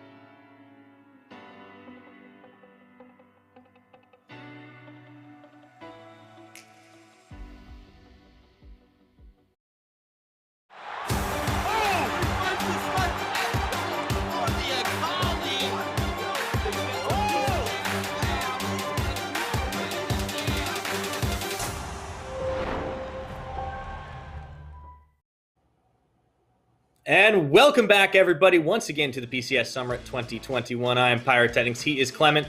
We're halfway through. We got 3 more to go. I am excited to see what comes up next. But before we get into that, I'd like to take a brief moment to thank our wonderful sponsors. Of course, you can see them there at the bottom of the screen. CTBC Bank, China Airlines, and Changhua Telecom. Thank you for making the PCS possible. Now, Clement, this is the game we've all been waiting for tonight. It is Beyond Gaming versus Machi Esports. And with that last win for Beyond, both these teams sitting with a 7-2 record. They're tied nearly at the top of the standings.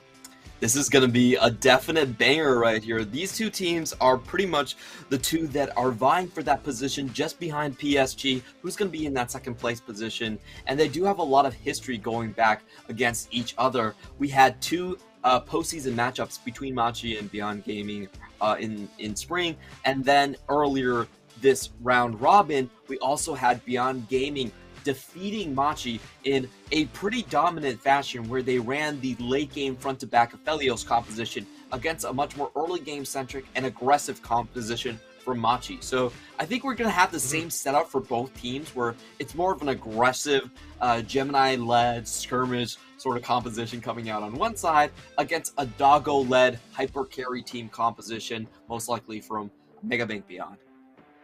Yeah, and I think these teams are in slightly different positions than they were when the last time they did meet way back in week number 1. Let's take a look at our lineup, though. Lee Kai, Gemini, Jimian, Atlan, and Koala. And, you know, critical point there for Jimian, he's coming in stacking 4 MVPs in a row. That is insane. It definitely is, and I don't think you can give him champions like the LeBlanc or the Silas and hope that you're going to come out okay. You know, 11.14 is pretty good because you don't have to ban his Akali anymore, but those 2 champions are still, by and large, very, very powerful. On the other hand, I think a big point that we have to pay attention to is Liang finally out of his slump that we saw him. You know, there has been a lot of rumors that he's not doing so hot in solo queue, and that's why PK got the starting position. Now that they are back, and Liang, stop picking your teeth. It's okay now. He's going to go up against Lee Kai. And, you know, Lee Kai has really been an up-and-comer that is very dangerous, plays very similar style to Liang on the same champions like the Camille.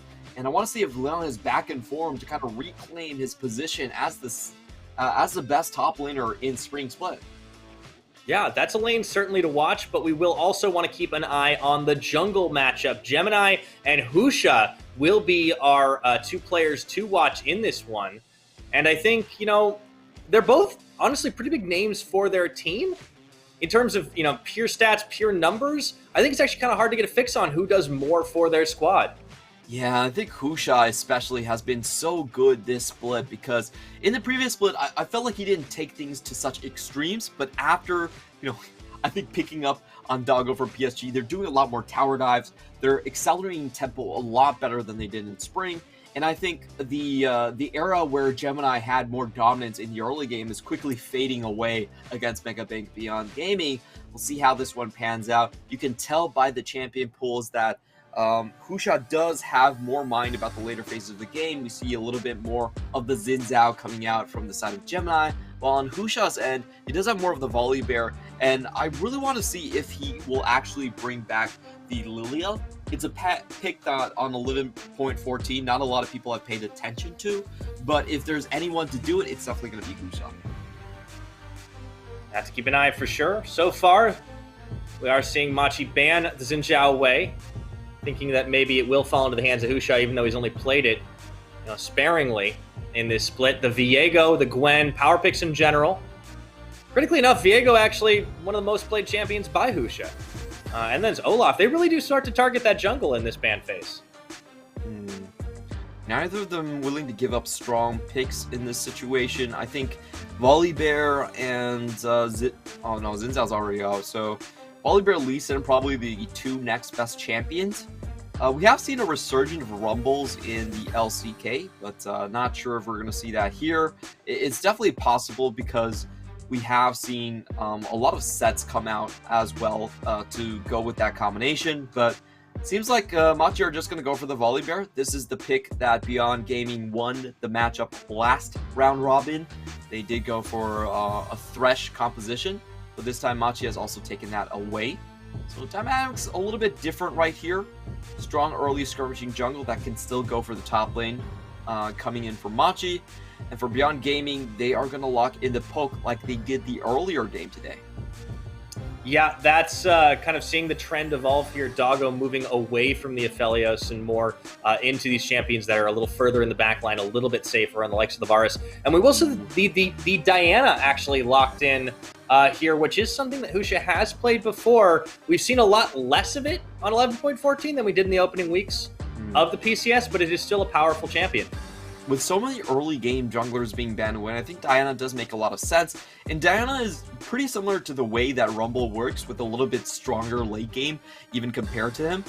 And we see a very strong Drake fight combo coming out already on the side for Beyond Gaming. You lock someone down with the Chains of Corruption, or usually the better way to combo it, of course, is Moonfall first, and then Chains of Corruption with the root and the follow-up damage that comes after. So incredibly powerful, can just wipe entire teams. On the other hand, Machi, they typically do like to draft for safety on Atlan's side. The Jhin or the Ezreal should be the go-to picks here. And this is going to be spicy. Mal An with a big grin on his face. Is he going to go for the Yasuo? This is the LNG combo that we've seen before. It's incredibly deadly. It's I wanted to see it too, Clement. We get this. I mean, and maybe we're not done yet. Maybe we're not done just yet.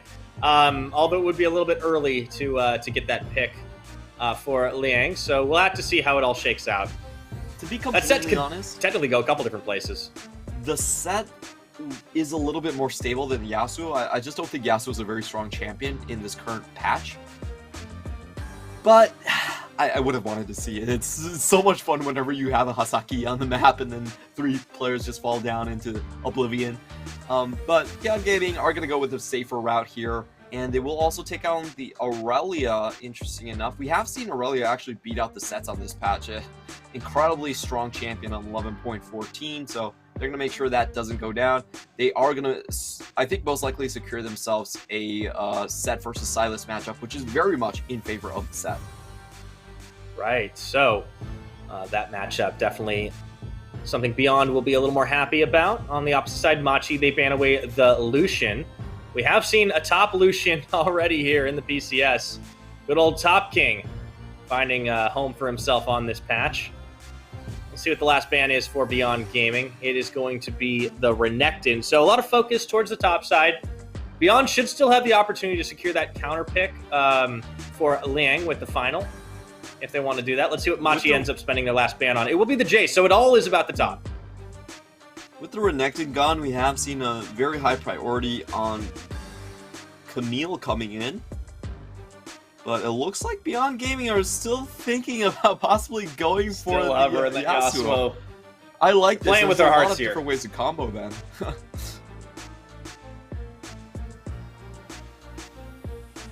Come on. Oh, the last second switch up.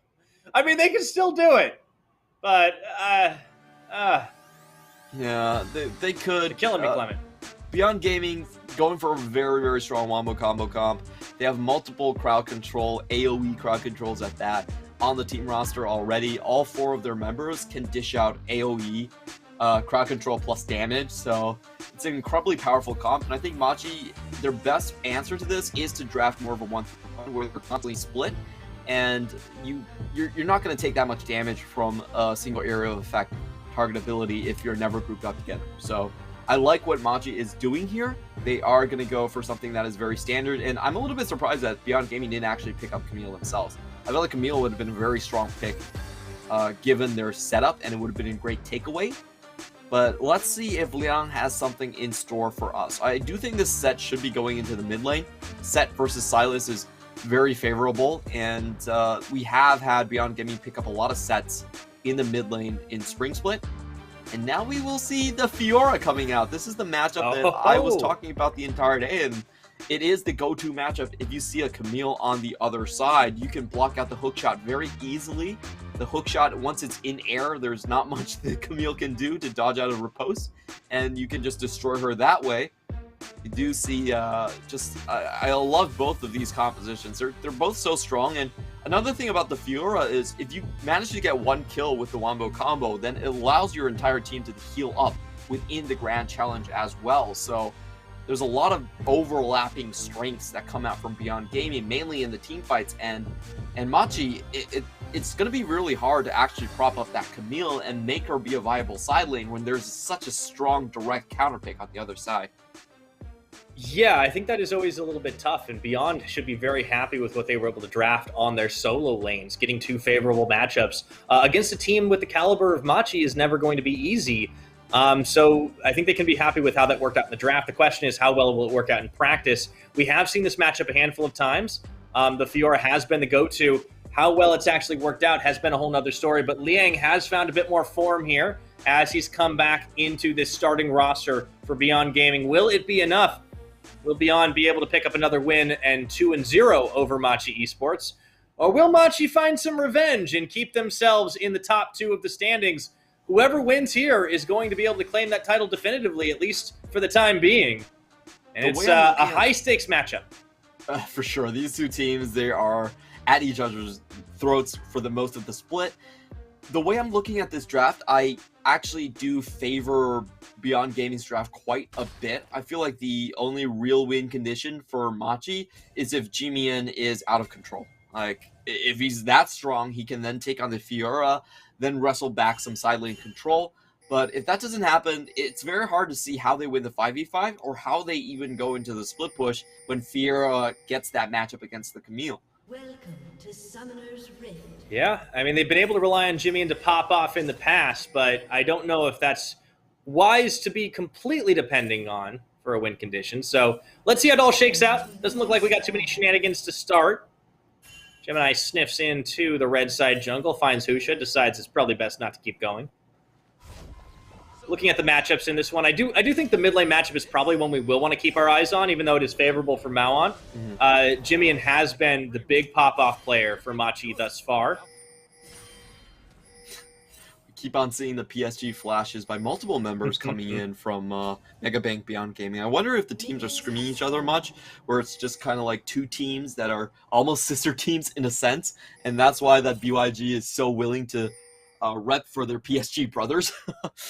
On the other hand, I do agree with your point you just made. I feel like Gemini is probably the only strength in the early game coming out for Machi.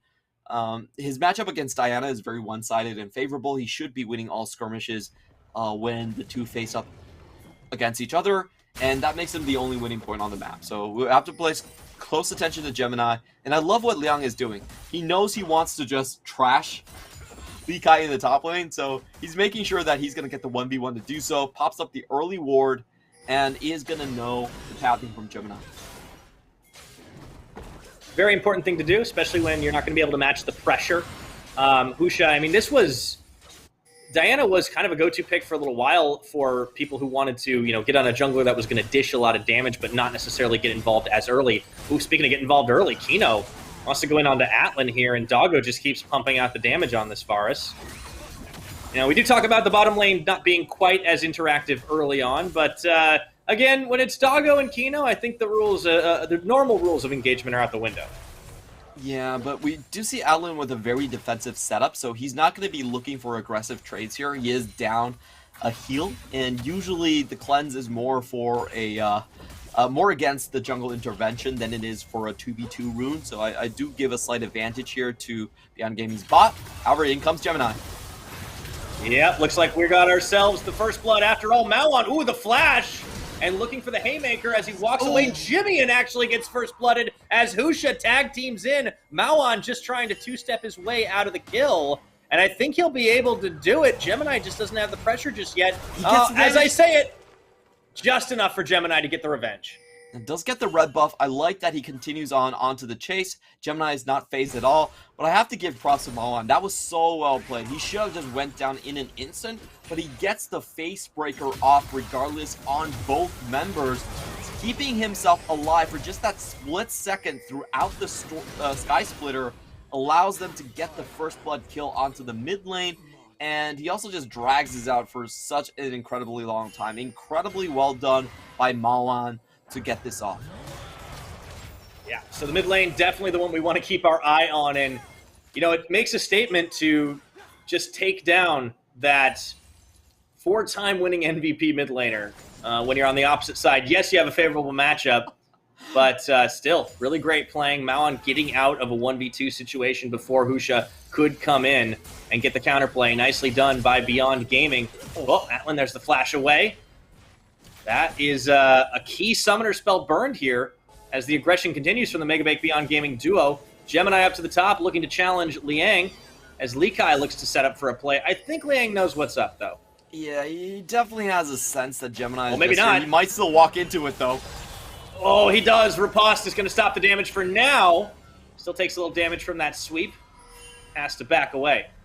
Still pretty well done by Leon's part. He does get the riposte onto, I believe it was Volibear that was hit, and Hookshot didn't really get the full duration there. So well done by Leon, keeping himself safe. And, you know, the bot lane is in a terrible spot, really, for Atlan. Koala going in, trying to get that knock up and not really finding it. Forced to flash. Both bottom laners have no flash now. Oh my goodness, Doggo actually flashing back. Just a lot of summoners burned left, right, and center here. Yeah, Atlan actually holding his ground until the last shot there. Well done by him, forcing Beyond Gaming to play through a minion wave. What we saw earlier was Doggo was able to get the wave to bounce back. They held the wave, and Doggo even had a couple cheeky plays where he walks in front of the W just to stop Atlan from farming. That's how they got his first flash. Atlan was like, okay, I actually can't farm with the W. I need to walk up here, and he gets punished instantly. However, Beyond Gaming might be playing a little bit aggressively, too aggressively in this matchup. We'll see if he get the bait. Well, we've seen them go forward before. No reason to believe they wouldn't now, but now they're playing with confidence. All of a sudden, it's a 3v3, and Kino starts this one off as they look for Koala and turn him into Hamburger, but the answer is Swift, as Kino is taken down. Ends up being a trade of supports. A really good trade back and forth. I will say if they're just trading gank for gank, though, it does favor Husha in the long run. He's getting the kills and assists. He doesn't have to fight the Volibear by himself, and his lanes are still very much in the lead. So I think Beyond Gaming definitely got what they wanted out of this draft. They're going to stack a fairly early Drake as well, 6 minutes in, and they have full bot lane control. So we could be looking at another early Herald play just to maximize their early game advantages.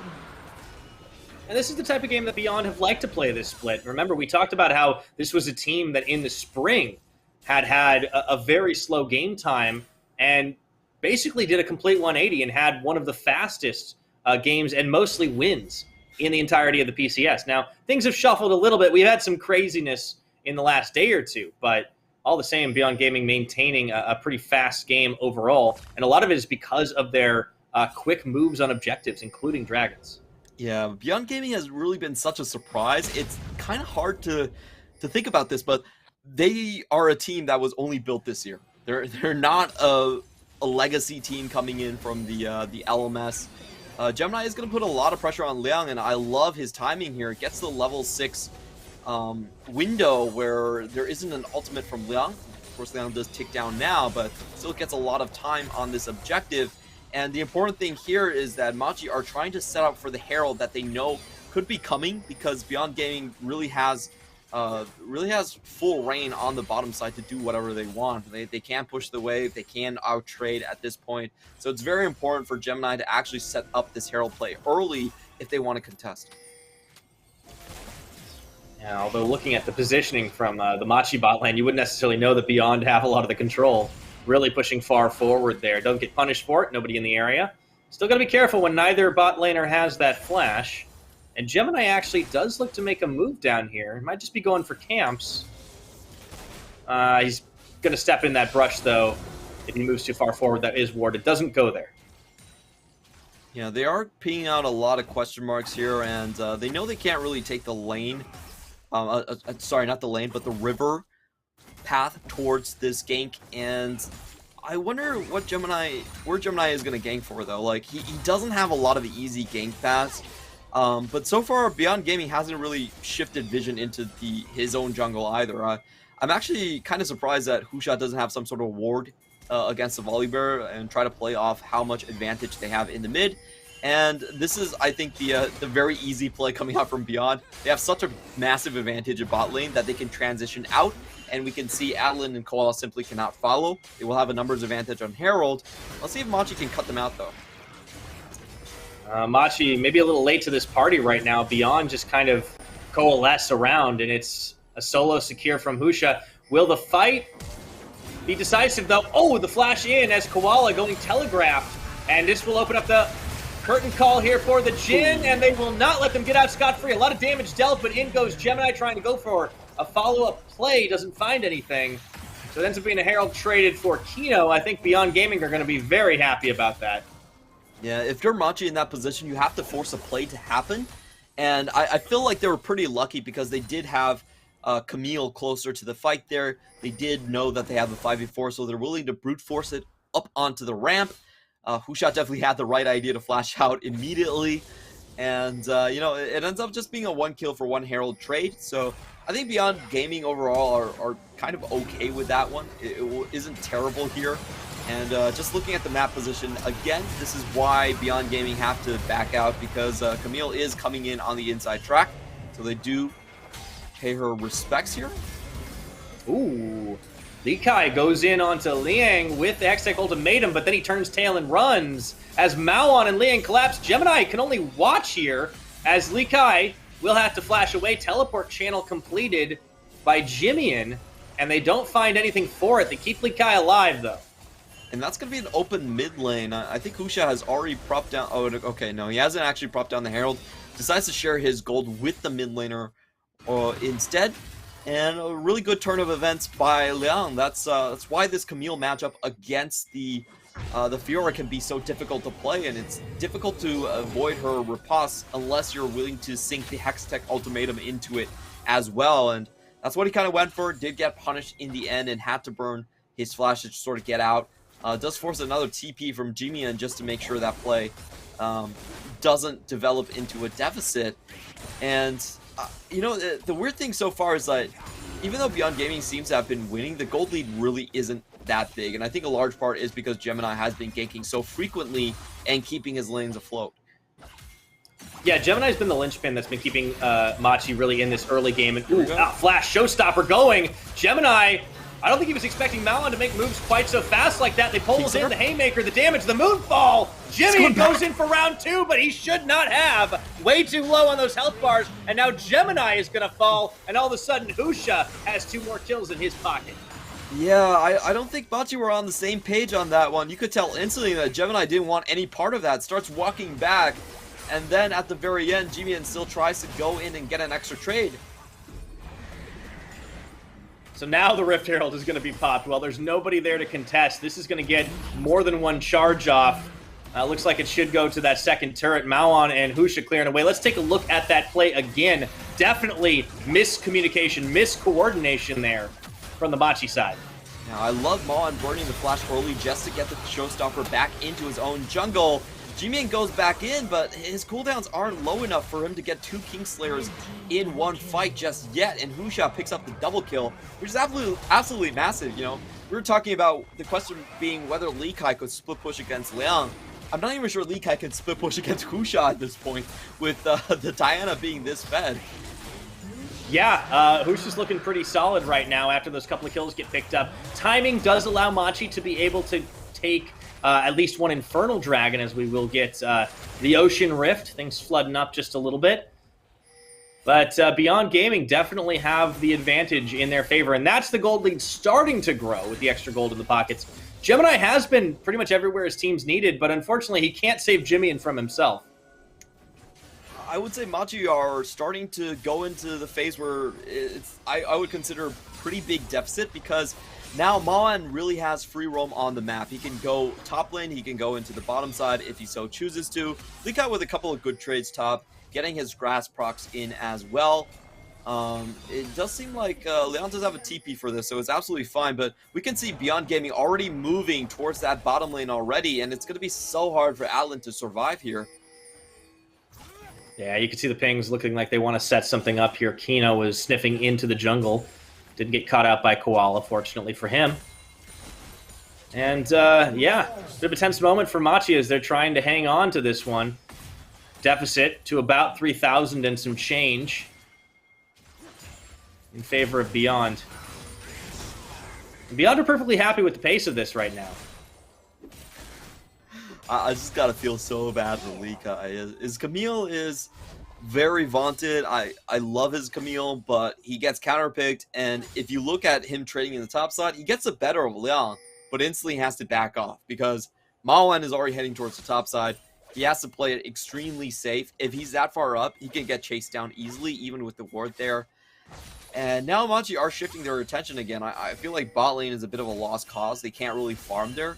It's much better to send a single man there, so even if he gets towered over, you're not losing two at the very least. So you are seeing a preemptive swap coming out by Atlan and Koala from that side.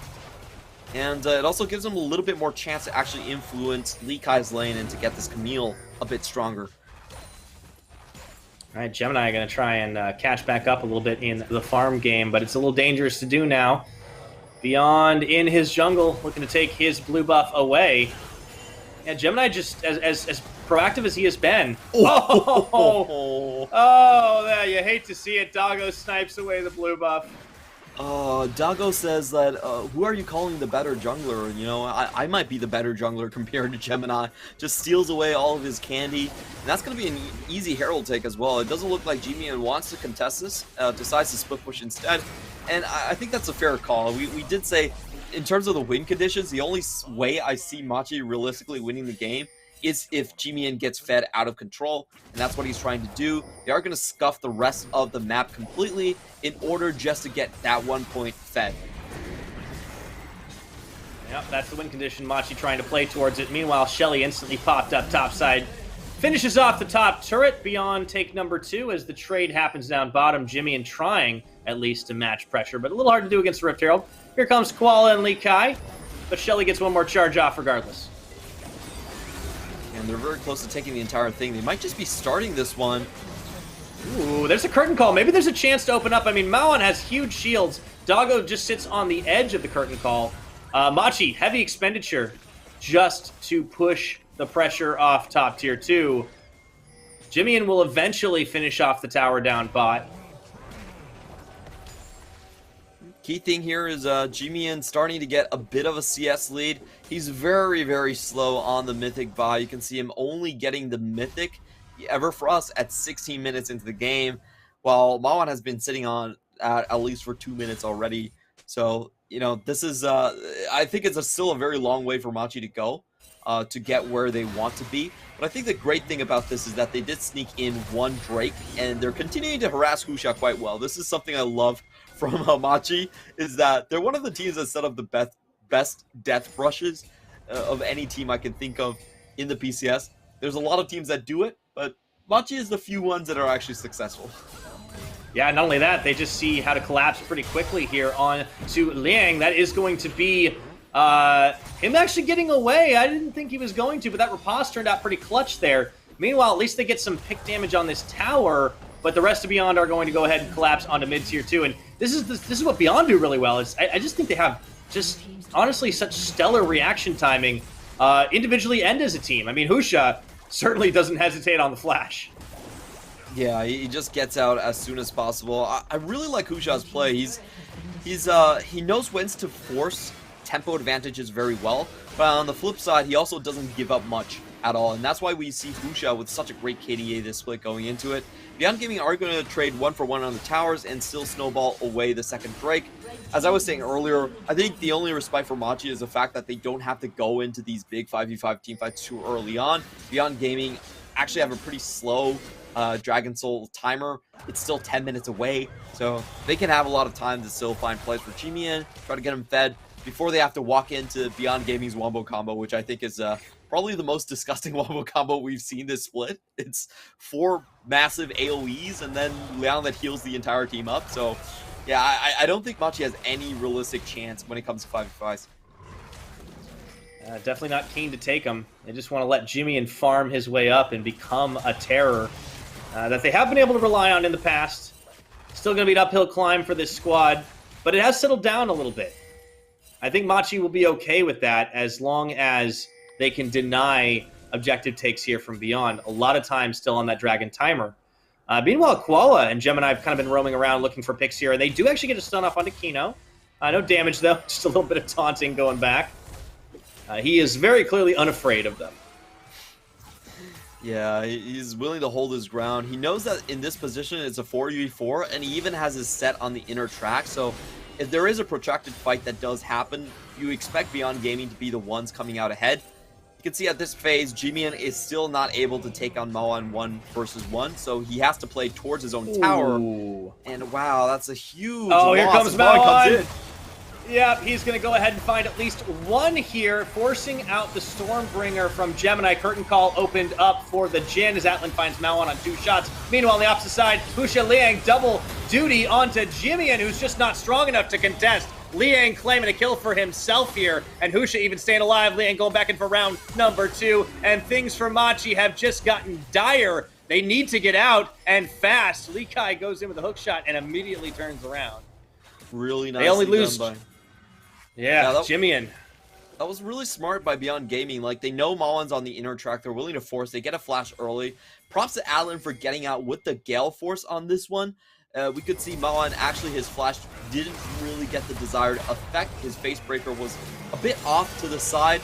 But on the flip side, Beyond Gaming, Husha is able to take down Jimian pretty much 1v1. He's willing to go for it. And on the other end, we have Liang coming in on the top side to finish off the kill. So a bit unfortunate on Jimian's side. He's keeping in with a deficit in terms of situational awareness, and we just have Beyond Gaming snowballing another big objective. Fortunately enough, though, it was a little too early, so they aren't able to pick up Baron with that play too. Yeah, that would have been very bad for Machi if they were able to capitalize off the fact of it. But Jimian is just having a rough time. He tries to go in to engage that after the fact, and it's just nothing doing. Atlan flashed down. Remember, that whole thing started with Atlan just flashing away from a Kino knockup. Mm-hmm. Yeah, it's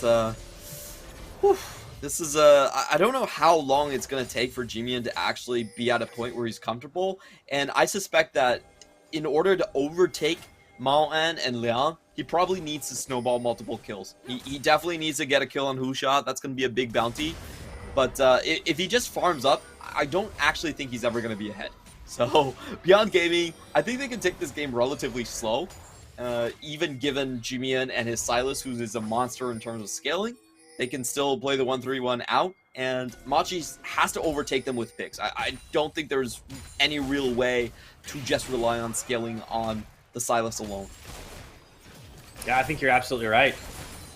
Machi going to be looking for answers here, and it's just so hard for them to really open anything up, and Beyond have been perfectly fine in side lanes. They've been perfectly fine in 5v5s. Bush is still terrifying. Liang also has a kill as well. Jimmy looks to set up a bait and a brush, but, you know, with 3 members of Machi showing, I don't think Beyond are buying this.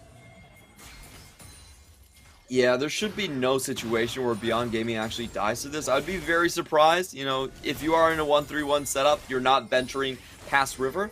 Unless, as I say that, but it looks like it might have been a bait on the opposite side. They do open up with a kill onto Kino, but here comes the counter engage now, and that is going to be the showstopper from Maoan. Meanwhile, Liang is just zoning everybody out. Doggo is getting caught in this engage, but the rest of his team has come to the rescue. Can Koala finish the job? Doggo walking away, and it's going to be Likai that manages to get that kill. Meanwhile, though, Husha is an absolute monster on this back line. It's a 2 for 3 in Beyond Gaming's favor. A bit of a weird start to the fight. Beyond Gaming actually trying to bait out that one. They lose 1 member right off the bat in Kino, but they're still able to pick a lot of members back up after that one. Doggo goes down, but he survives for long enough with the help of the Duskblade to draw the members out. You can see Gemini actually pausing in the middle of the fight. Typically, this isn't a great start of the fight, I have to say. This looked a bit sketch coming in from Beyond Gaming, in my opinion. But they do make it work at the end just because I feel like Doggo actually wastes so much time from Gemini and Jimian to draw the fight out and give Liang enough time to do his work into the backline. As you can see here, Gemini stutter steps for a little bit. He can't see where Doggo is because of the Duskblade. Likai does manage to pick that one up at the very end. and crucially, Jimian doesn't find a kill. I feel like that is, if I'm Machi and I look at that fight, that's probably the only thing I'm worried about. If I get 2 kills on Jimian, maybe I can justify that as a decent play. But the key things is our Husha stays alive, does not give over his bounty, and Dago wastes a ton of time. Yeah, Husha even builds his bounty here. This Diana has proven to be not just an adequate cleanup champion, but has been dishing out a lot of damage on those moonfalls and has been quite terrifying. Machi do look to secure vision of the Baron Pit. They know that this will be an objective that Beyond are hunting for. But Beyond are, as you mentioned, really just kind of taking it at their own pace. They don't have to worry about it as long as Jimian isn't racking up those kills. He's not that much of a threat, and he's the win condition for Machi. So Beyond have done a great job at keeping him on the back foot. And now we have Beyond starting to play for Baron at this point. I feel like this is a pretty good idea. You want to take these fights when Machi really isn't scaled up to their full potential, before Jimian is able to snipe off a couple of kills. And their 5v5 is absolutely disgusting. I don't think there's any way Machi can play against this. So if I'm Beyond, I'm actually willing to start the Baron bait rather early on. Whenever Drake isn't up on the other side of the map, I'm just going to head towards that river. I'm willing to force Machi to face check. I'm actually even willing to start the Baron by itself. Like, I'm that confident in my 5v5 ability to even just do that and hope on the turnaround to win the fight for me. Li Kai finds Liang. Still hard for him to make the contest here. There is a teleport advantage, but not for Li Kai. It's on Jimian right now. And I think they might be about to take your advice, Clement. Baron? Nope, just sniffing around it. Placing vision. I do think they have spotted out Atlan. You can see the pings going down here. So they know that they have a massive numbers advantage here, and they catch out Gemini. That they do. Can Gemini walk away from this is the question. Yeah, he's going to be perfectly fine. Mao not going to go ahead and invest too much more into trying to make that happen, but they do push them out, keeping the waves pushed, keeping Liang on the bottom side of the map. They won't start the Baron to commit to it, certainly. And indeed, they actually go ahead and start joining him down to the bottom side to try and put some more pressure on this tower.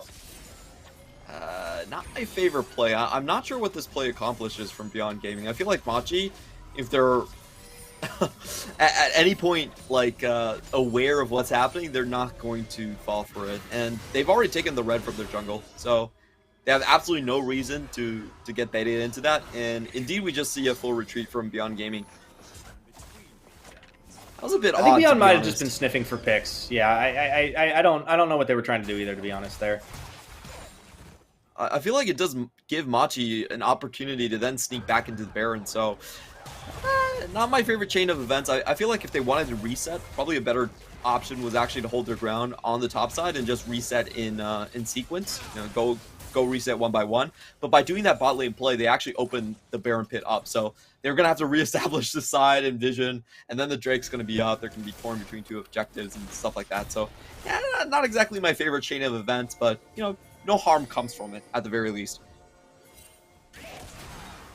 So Mao on Aquino looking to try and bait something out in the brush themselves, but Jimian and Koala are there, and yeah, you know what Machi's game plan is. Jimian always sniffing for the kills, and it looks like the chase will be on. Li Kai tries to find something, tries to slow them down, does not find it. Now, as you mentioned, Machi have an opportunity to keep that vision secured in their favor over by the Baron pit. This could help them get back into the game a little bit. Oh, Koala goes up. Engage.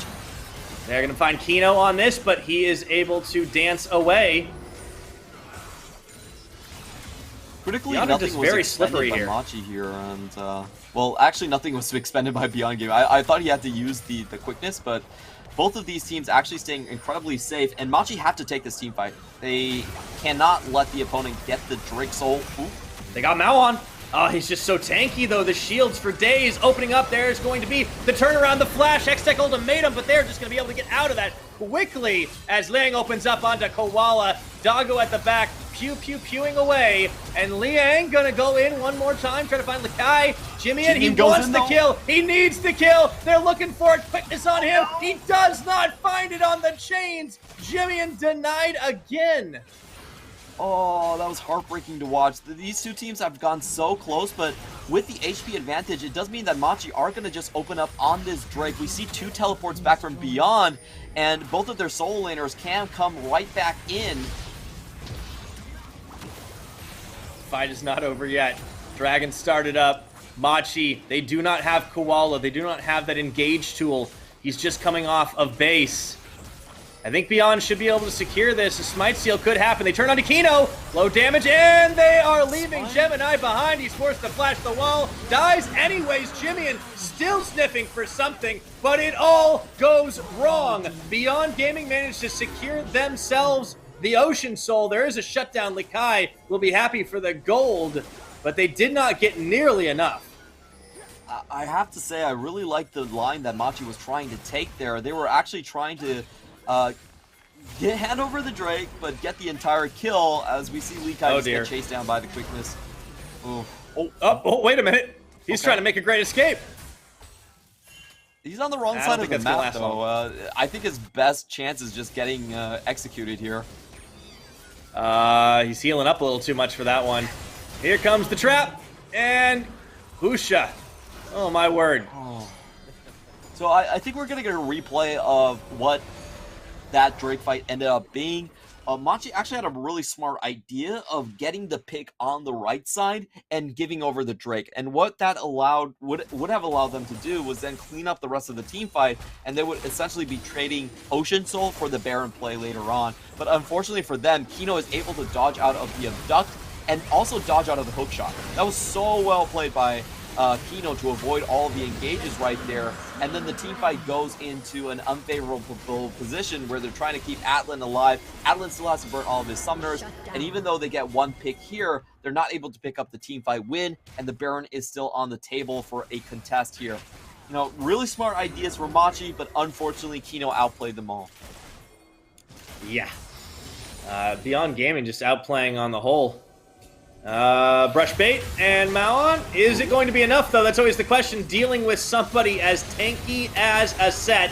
And the answer is no. They turn around once again. I feel like we've seen this movie before. Doggo takes down Jimmy, and to start things up, Gemini, Koala, Atlan, Likai trying to find something. Doggo in the back of the ultimatum will finally fall to Atlan, but Atlan cannot celebrate for too long because he is out of teammates, and Husha is on the chase. Beyond Gaming were so confident that they're going to win that one. Liang doesn't even try to go up. He just allows his team to play the 5v4. They win on both sides of the map, and now the base has to be wide open. Only Atlan is alive here. They're not going to lose, but it's very possible that Beyond Gaming are going to break open the entire base and take the Baron to boot.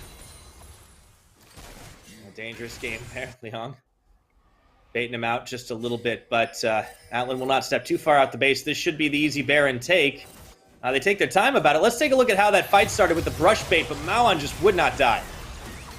Yeah, Mawan's a bit too tanky at this point. He is a set, and he does have the Gore Drinker, so he doesn't fall down whatsoever. Jimian takes a ton of damage through Doggo that's able to reach them throughout the entire ramp. And Likai comes in very late into the fight, dies instantly. He gets one auto attack off before just evaporating.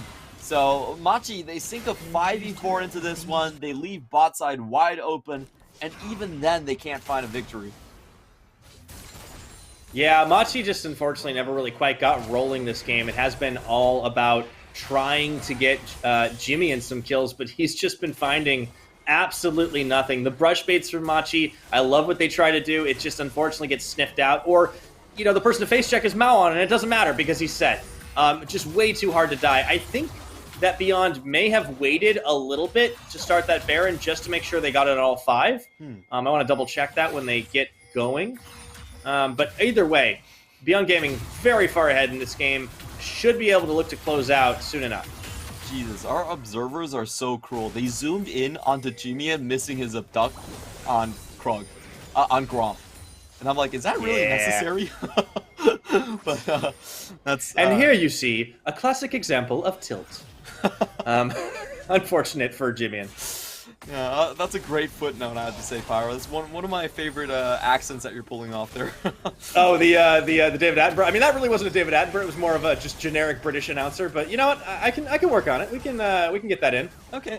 I definitely encourage you to use that one a little bit more. As Beyond Gaming are now knocking on the base, and Oh, we're gonna get our final team fight. Jimian probably has to find a pick on the one-man side. Oh, he's the one getting picked himself. Does go golden to try and bait things out here, but the damage being dealt out. Ooh, nice chains of corruption that he had stolen away, Oh my but God. everyone's getting pinballed back and forth, and only Likai is going to survive, but for how much longer? Not very, as the grand challenge is completed. Jimmy, the last man standing for his team, has to back outside of his own base, and this is going to be it as Beyond Gaming unopposed. We'll look at the Nexus turrets, turning once more on to Jimian, who has been unable to find a single kill this game. Beyond, with a full shutdown, will claim the kill, claim the Nexus, and claim their dominance in the top 2 of the PCS. That was a disgusting display. A 4-man into a 4-man. Showstopper into the Moonfall, coming in by Husha to wrap that one up. And what a beautiful sight it was. Beyond Gaming, starting from the draft, I felt like they were very, very favored coming into it. They had counter matchups against both Likai and Jimian. They never got going. They never got the 1-3-1 online. And they also were able to teamfight just so incredibly well, too. They never got picked off, really, by Machi on the other end.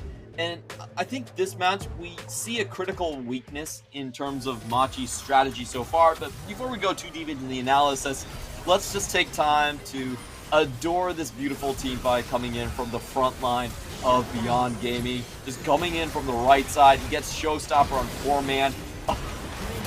Follows that up with a 3-man face breaker into that massive wall. That was beautiful. It was all Maoan, but then as soon as it happens, then Husha's like, okay, all Moonfall. And then at the same time, the grand challenge is being issued. Everyone just pressed their R button at the same moment, and it was beautiful to see. They pressed their R's, and I pressed my F's for Machi right there. You gotta pay your respects there. Oh. But I think this is a wake-up call for Machi. This is something that I've been pondering for a while, but I do think that Machi does tend to get away with a lot of the 1-3-1 drafts, especially on the blue side. You're not supposed to be able to blind draft 2 of your solo laners and expect them to be able to split push. It's not usually how that works, and I think they need another strategy when it comes to blue side drafting. I think 1-3-1 with blind solos is likely not going to work against the top caliber of the league. They either need to have a blue side draft that is focused around power picks, like the Viego, like the Gwen, or they have to be able to play something like a hyper carry bottom side draft where you get the thresh early. And because the bot lane duo usually doesn't have a hard counter necessarily, bot lanes don't really have hard counters in that sense, then you can draft more of a front to back composition on the blue side. So currently this is I think Machi getting a little bit exposed, and I don't think they can draft this way against PSG or even Boom Esports. They need to have a long hard think about how they're going to face these teams in the future, where we have in the second round robin the other team does get the side select. We switch between side selects on the round 1 and round 2. Mm-hmm. Yeah, so they may be a little happier about that, but I think you're absolutely right that Machi's been getting away a lot with some of the things that they maybe shouldn't have been able to from their drafting. And Jimian, really got halted this game, really got shut down. He never got a chance to get rolling, and I mean, it's execution is one thing, but it is hard to justify kind of putting all your eggs in a basket, even though he has been popping off against a variety of teams. Against the top tier of the league, we see that limit, we see that wall that this team has hit. Probably better that it happens now than, later on in the split or even into the playoffs. But for Machi, a bit of a wake-up call for them as their win streak does get snapped. And Beyond Gaming reasserting their dominance, really roaring back into form after being upset by Boom Esports yesterday. And there you have it, the graph, the gold. It was arrested for a little bit, but Beyond, slow and steady wins the race. Slow and steady kills the base. And they were able to do it on Ocean Soul. It's so disgusting to see the jungler actually doing the most damage on the team. Husha with 26,000. Dealing more damage than the enemy mid-jungle combined. And I think this was the big point about this game, that despite Beyond Gaming having 3 aggressive lanes early on, none of those lanes actually fell behind because Husha was there to match every game by Gemini. Gemini, he's on the much stronger early game jungler, but he's not able to flip any of these matchups because he's getting tracked so well. We never saw an unanswered gank coming in from Gemini's part, so kudos to Husha for really leveling up. I was talking about Rocky being the most improved player, but I think it could go to Husha as well, though Husha probably had a much higher base to start with in spring. This is just a disgusting display of a game. Perfect KDA, 29% of the team's damage. I've got to say, between him and River, I might be favoring Husha as our best jungler this split so far. It's a bold statement, but, not without merit. Husha, you want to talk about tracking. He didn't just track the volley bear. He tracked everybody, 100% kill participation. He was involved in everything on the map. And I think it really was a tale of two junglers. And Gemini, he really tried to get his lanes ahead, to get his lanes rolling, to play for the ganks. But he just got answered every single time, wherever he was. Husha really started to accelerate early, too. I think that was really fantastic to see. So great job by Beyond Gaming. They take the win. We are going on a break. We'll be right back after this for more of the PCS Summer. CTBC Bank is Taiwan's top financial institution, but we're not stopping there.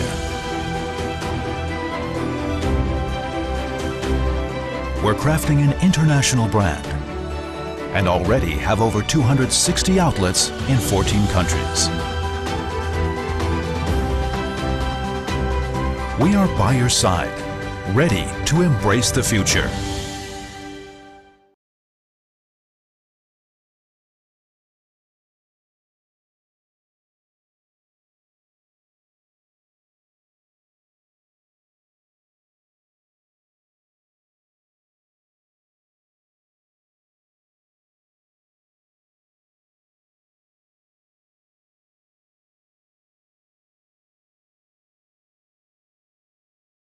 We are family.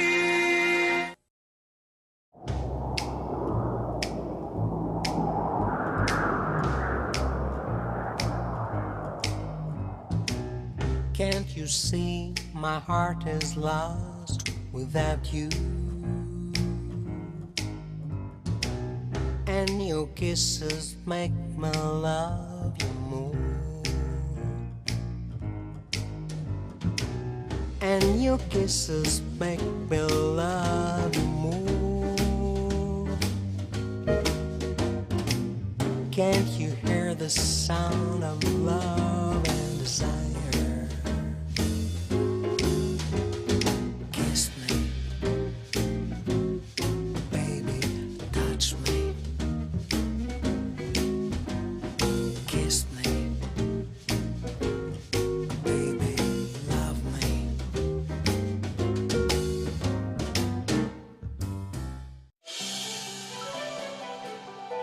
CTBC Bank is Taiwan's top financial institution, but we're not stopping there.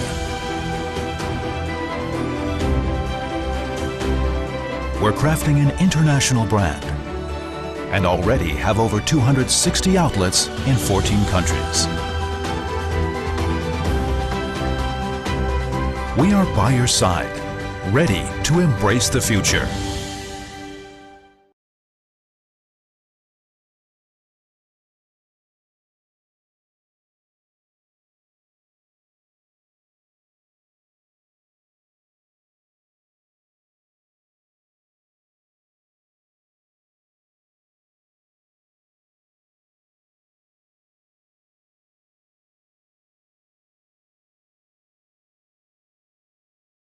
We are family.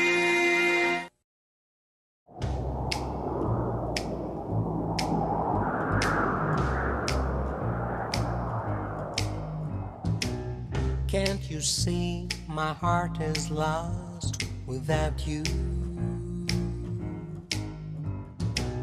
And your kisses make me love you more. And your kisses make me love you more. Can't you hear the sound of love and desire? Kiss me, baby, touch me. Kiss me, baby, love me.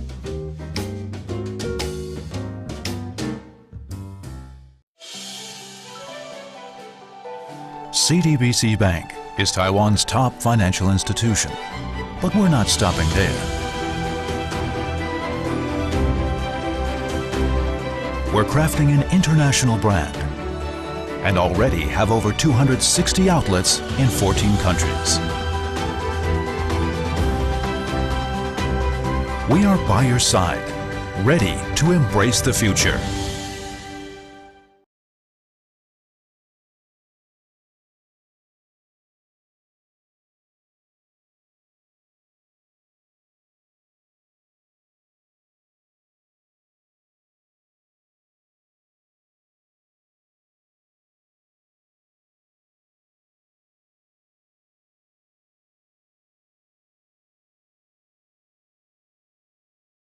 We are family.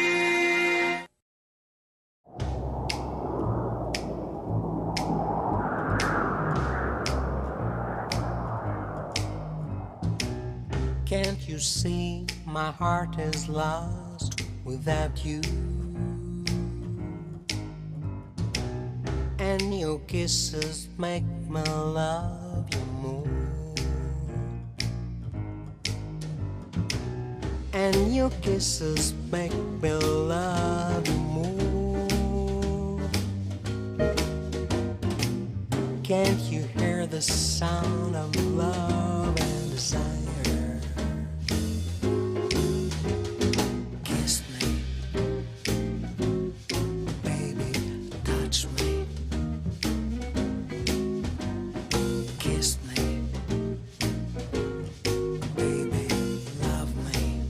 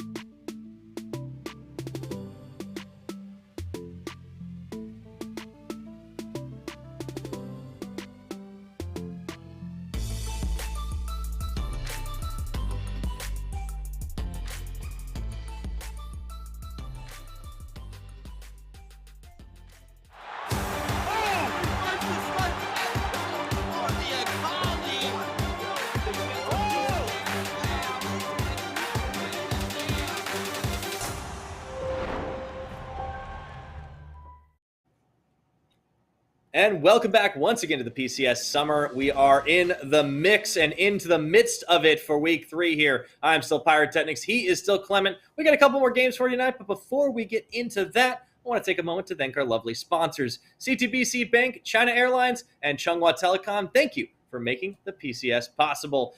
All right, so Clement, we've got one more match, or a couple more matches coming up, and this one is going to be Boom Esports taking on the Brzezia Dragons, who did manage to get one game in the W column to go 3-6 now, but they face an uphill climb against the likes of Boom, who are red hot after yesterday.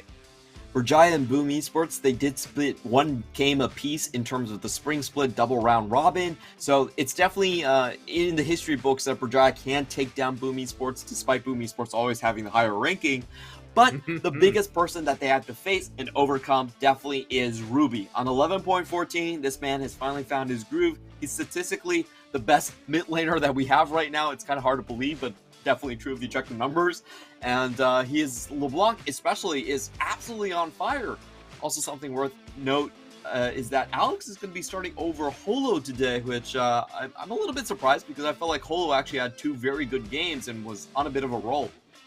Yeah, that is a little bit of a shocker in all honesty, but it seems that Boom are very committed to rotating both of their junglers. Alex has had, some interesting champion choices as well as some more of the meta stuff. And, I think Boom is a team that has been on the rise, has shown a lot of good potential here. And this is why their level and their ranking has been bearing out as very, very powerful. Rocky, also very impressive performance against Beyond Gaming. Want to give the man in the top lane a lot of credit. And an incredibly close game from all 5 members against the likes of PSG Talon. It went down to the wire. 49 minutes, ended in a base backdoor. I mean, it just, Boom Esports just looks so good. I'm still so peeved about that game. They should have won that, but Unified stole a Drake, stole a Baron, and it's in the history books now. We're going to be taking a look at the other team here from Brzezia. Still the exact same roster, not rolling Philia. Still competing with Arashi in the jungle here. And I think it's going to be very much the same story. Brzezia, in the earlier game, we saw their draft priority being very peculiar, where they do focus on 3 specific champions and the only champions they have actually won games on. On the other hand, we're going to be taking a look at the mid lane matchup. Very different priorities here outside of the LeBlanc that I think is going to be highly contested. But after you go past the first pick, then it's relatively different. Minji, I feel like, is a little bit weaker in this patch because he no longer does have that Akali in his pocket. And I think the next big step for both of these players is to see if they have the Aurelia. I think the Aurelia is the defining pick on 11.14. You can destroy so many matchups, especially control mages like the Rise. They have really no chance against you. You can snowball completely out of control. And if you're a player like Minji, who does play for risky plays and assassins for the most part, I think you have to master Aurelia to continue your playstyle. Yeah, we'll see if either of these players were able to pick it up or were willing to pick it up today as we look to head forward into the picks and bans. Ruby definitely has been a shining star for this roster, so he's certainly going to be a priority for teams to try and ban out. And yep, not even going to let the LeBlanc through. Brzezia will ban it away.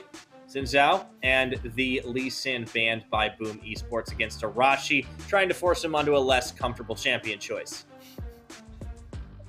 I'm not sure I agree with the Zac ban. that seems completely out of left field, but okay, sure.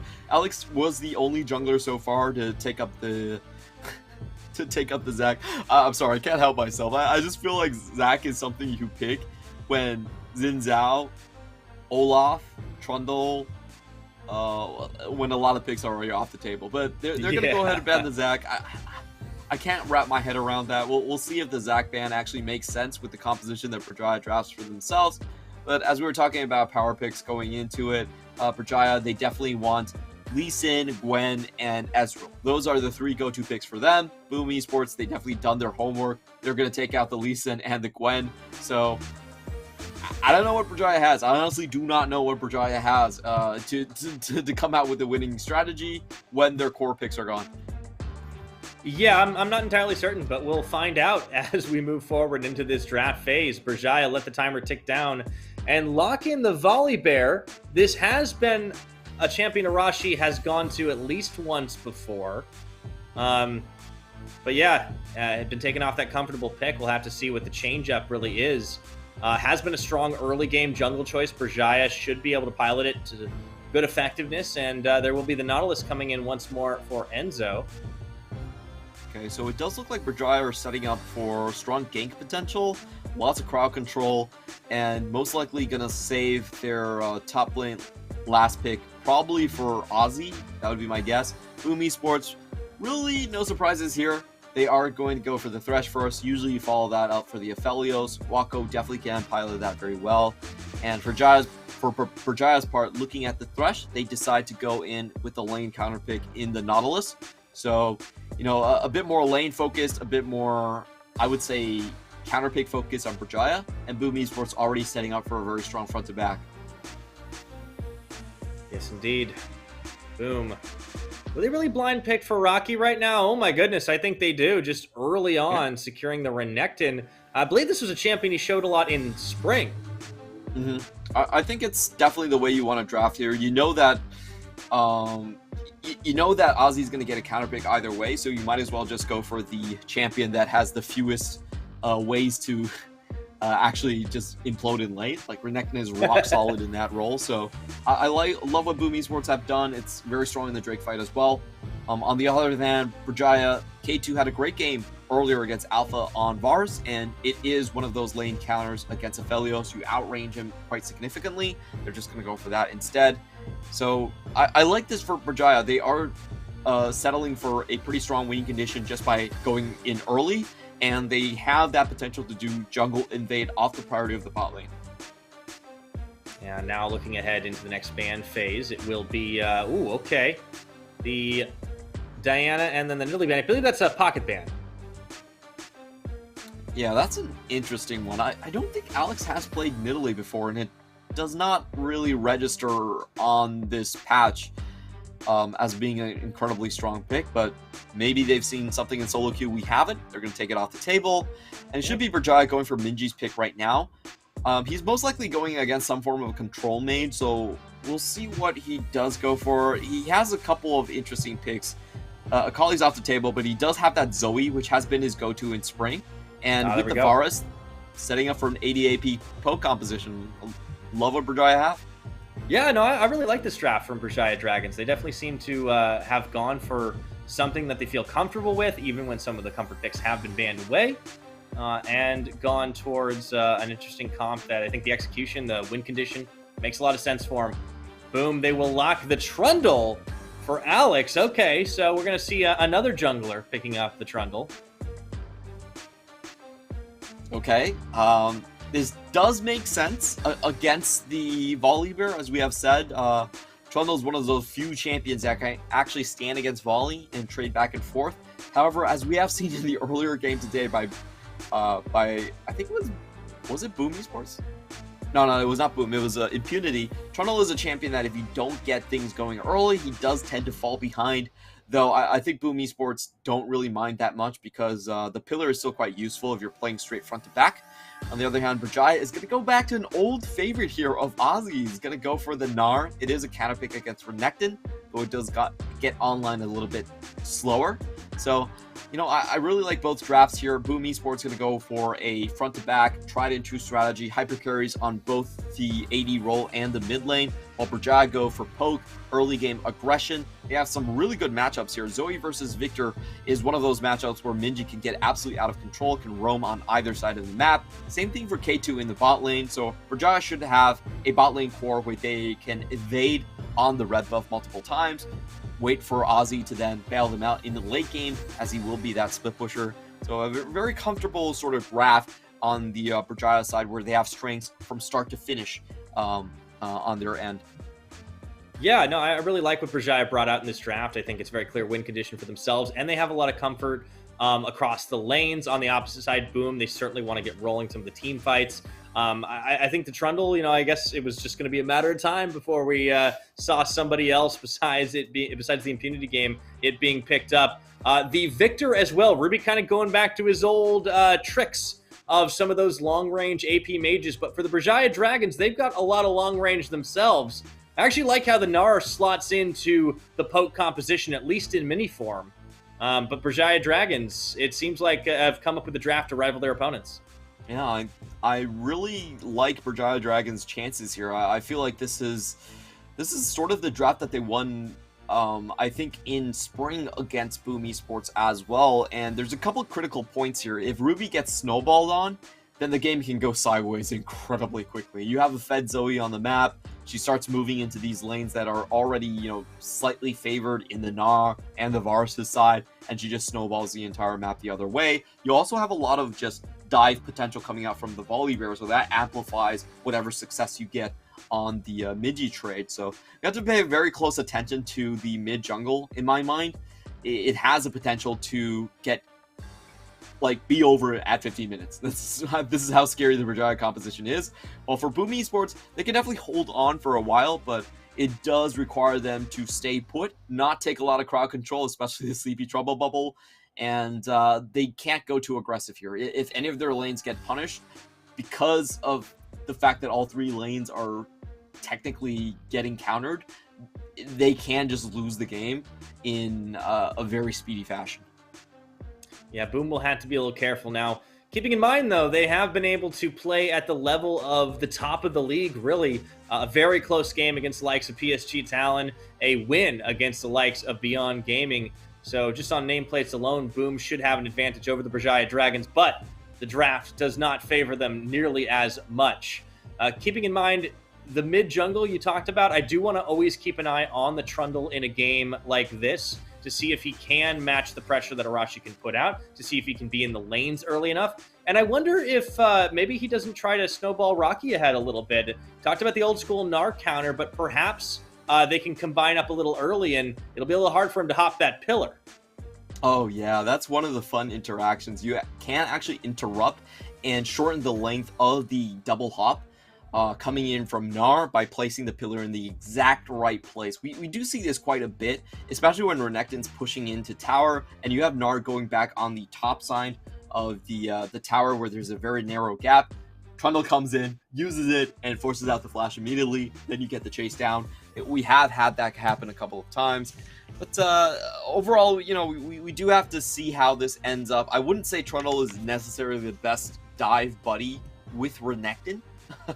I think it would still much rather prefer to have some sort of hard crowd control to follow up on the Ruthless Predator, but it does work specifically in this matchup. So see as we get into lane what's going to happen. If I'm just looking at the level ones, there's also quite a bit of potential coming in from Brajaya's side. They have some very fast cooldown slows coming in from Ozzy, and then you have you have a early stun coming in from Volibear if he wants to use it. So I think a way that Brajaya Dragon could try to play this is try to force vertical and have an actual early level 1 cheese going deep inside of the enemy jungle. We could very well see it. I feel like Brajaya Dragons are one of the teams that certainly wouldn't mind to pull off a little bit of cheese every now and again. And we will load up onto Summoner's Rift for our 5th game tonight. Boom Esports looking to add one more on the win column, keep themselves in that top 4 easily enough. And Brajaya Dragons, fresh off a victory earlier today, looking to add to that as well. Let's get into it and see how we go. Alex walks straight in. 30 seconds until Do a minions little bit of damage from Arashi at level 1. Just going to start backing away. No need to give yourself a disadvantage this early on. We're going to be taking a look at the runes here. It's been a while since we've seen the Gnar, but, you know, I think the most recent change to him was actually a pretty detrimental one, where we saw both the Strikebreaker and the Divine Sunderer getting nerfed for the champion. So, you know, not even Rest is picking it up anymore. But we'll see how Ozzy does on this. This is pretty interesting that Berjaya basically has melded their these are the only champions we can win on from spring with these are the only champions we can win on in summer, and put them together in the same composition. You got Varus with Nara on the same team, so they're just hoping they can win any time. Yeah, you know, they essentially doubled their repertoire by going back in time. So kudos to them, even though it's off meta, it's what has worked. And Berjaya has always been this team that they have ridiculous win rates on the champions they know how to play, and basically no wins on the champions that they're not familiar with. So, well, there's never really been a team that has followed the meta too closely. So I like this change from them. Definitely a team that's been unafraid to do their own thing, to march to the beat of their own drum as we get things going. One thing that is always going to be worth keeping in mind is a potential downside of Boom, you know, swapping a lot between Hollow and Alex is that, you know, how much coordination, how much does that actually start to suffer a little bit when you're having two different junglers potentially on comms? You know, we have no way of knowing how much time they're spending on scrims and in practice games with either of the junglers. You have to think that there doesn't seem to be a whole lot of rhyme or reason to when they're making these swaps, so it almost feels like they're probably scheduled, like they just want everybody to get a lot of game time. I wonder what the disadvantage of that could be, though. In terms of my experience with pro teams, the change is immediate. If you start incorporating a different jungler in, you start to see consistency issues almost immediately on the team. It's much harder to try to like meld minds together, and you have to understand that on pro teams, players are very, very close-knit. Like a lot of it is not verbal communication. It's understanding based on habits and based on cohabitat, basically. So when you have two junglers, it becomes a lot harder to get everything in order. However, we have to go back to the game as we have Arashi coming in. Yep, early on, and Pop already extremely low here, just trying to stay alive. Sky Splitter comes down, not able to find any follow-up damage, but Alex will come in. Pillar thrown down, counter engage, forces the flash, the follow, the chomp, and the first blood for Alex. So it seems to be working out so far. Hooks on hooks and plays on plays. And it's Wako claiming another one. Boom Esports bottom lane come up with a quick 2 with a little help from their jungler. You usually think that because the Nautilus hook comes out faster, that's an advantage. But in that specific instant, because it went too fast and already finished his animation, Pop actually got the death sentence back. That was absolute disaster for Berjaya.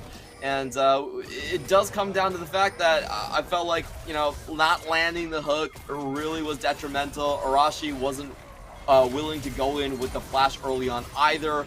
It just meant that it was an easy counter gank coming in. And let's watch that interaction again. Pop lands, wait for the hook to then come in before he pulls back and cancels it into the flay. That's usually the dynamic that gives Nautilus the edge. But in that case, that was the dynamic that caused him to die. I choose to believe that Pop is a secret genius, Clement. He whiffed that first hook on purpose, just so that Berjaya's bottom lane thought he wouldn't be able to get the second time around. I probably wouldn't go that far, but I agree that at the end... It's all 5D chess, I'm telling you. Okay, I'll believe. Yeah. Flawless logic. Anyways, another champion to keep an eye on, I think, in this game will be Ruby on this Victor. For a while, he became a LeBlanc main, but now he's back to his old habits. Victor kind of slots in with some of those types of champions that he likes, the Cassiopeia, the Vladimirs, the Oriannas, I should say. I'm curious to see how well it performs in this game against Minji Zoe. I'm pretty surprised that he's actually not trying to match with the TP, instead just going for the cleanse. So this is saying that I'm just going to scuff my lane. I don't care, but as long as I don't get Minji snowballed, I'm fine with that. You can tell Minji off to a great start already, expended his TP, does have extra items over Ruby, and is allowed to just leave lane and roam around. So this could be very detrimental to Alex if he pokes his head towards the south. Oh boy. All right, that pillar doesn't do anything that he wanted it to. Sleepy Trouble Bubble does land, but the team is here to save his bacon, and they have the inside track on Cloud Dragon, so they might be able to take this very early.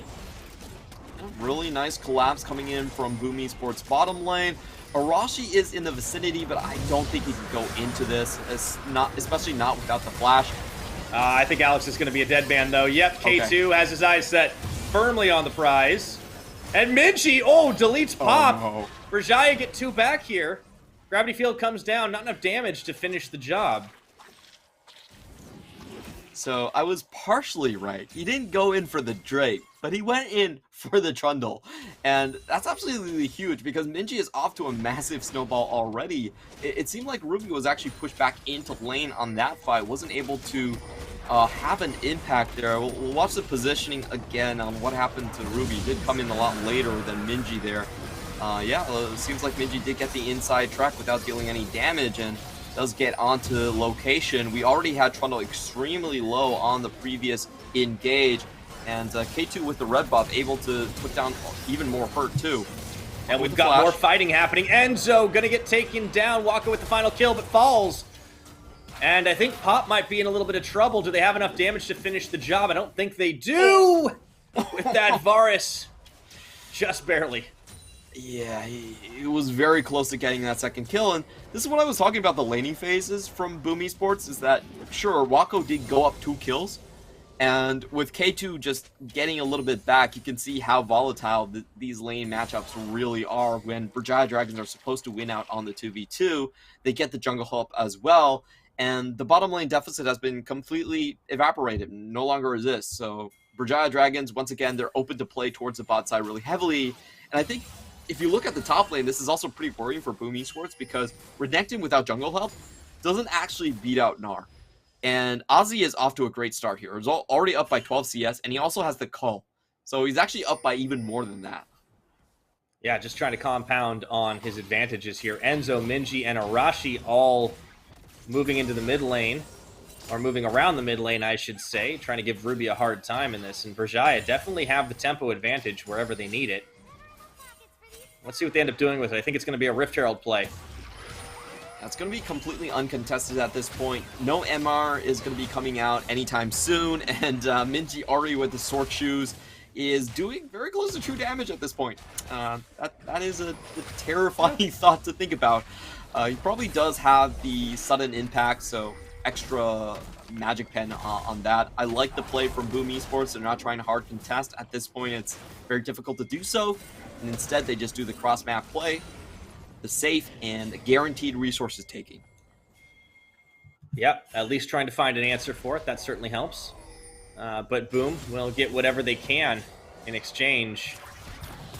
Wako Pop moving very far forward. A little dangerous to do. I mean, K2 already showed he can be an absolute terror on the rise. And Wako just playing a dangerous game. Gets that Lantern at what looked like the last second. K2 doing a great job today on Varus. I've been very impressed with his piercing arrows. Does stay around from Wako's side to get the extra play. I'm not sure I like that play. It was very dangerous, honestly. Like if he took the took the charge to the face, and he was just dead right there. And Pop might still go down for that. Yeah, he's gonna get sacrificed. Everybody was there. Even Minji wanted a piece of it. Wako. Ooh, does force out a stopwatch pop on Enzo as he ulted away, trying to get an answering kill.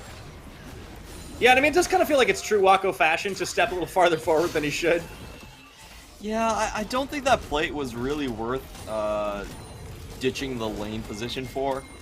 And they do get punished right afterwards, so K2 is solidly in the lead at this point. He already has his Dust Blade before 10 minutes. That's very fast. That's not a sight you want to see. I mean, we saw this last game against Alpha. I mean, very terrifying. K2 Dustblade Varus. Just the poke was insane. And between that and Minji, I mean, you can't itemize against both of them. Yeah, this is getting kind of out of hand at this point. I feel like Brajaya Dragons should just take every Drake from now on for quite a while until Aphelios has 2 items. So, yeah. Sit tight, Boom Esports. Jayo, maybe. Yeah, try to ride it out for a little bit. I mean, yeah, it's tough. Sometimes you get painted into a bit of a corner, and I think in the draft phase, Rajai had a very clear win condition. They're working on it so well. Yep, you're already starting to see that poke hurt. Yeah, 270 damage on a single piercing arrow, and he can get 2 more of those early on into the laning phase. Interestingly enough, Rajaya backing at kind of off intervals before the Drake just comes up, so Arashi not in the right position, Minji just based. However, they do get bailed out here as Boom Esports don't feel particularly comfortable about starting this one. They finally realize that, oh, they actually had an opening right there as the pink ward is taken out, and they immediately give up, which I think is the right call. Yeah, not recognizing the opportunity they had in the right moment. Alex will go in looking for something onto Minji, but that's perfectly fine.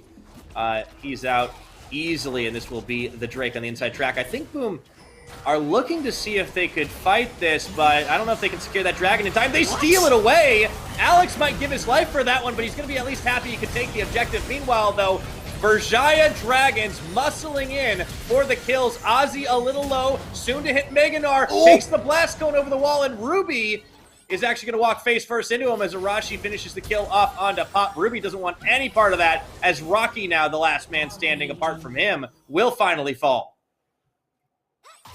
A bit of a head scratcher, honestly, from Boom Esports. I don't think they could have contested there. Berjaya were so far ahead, and they already had Ozzy in.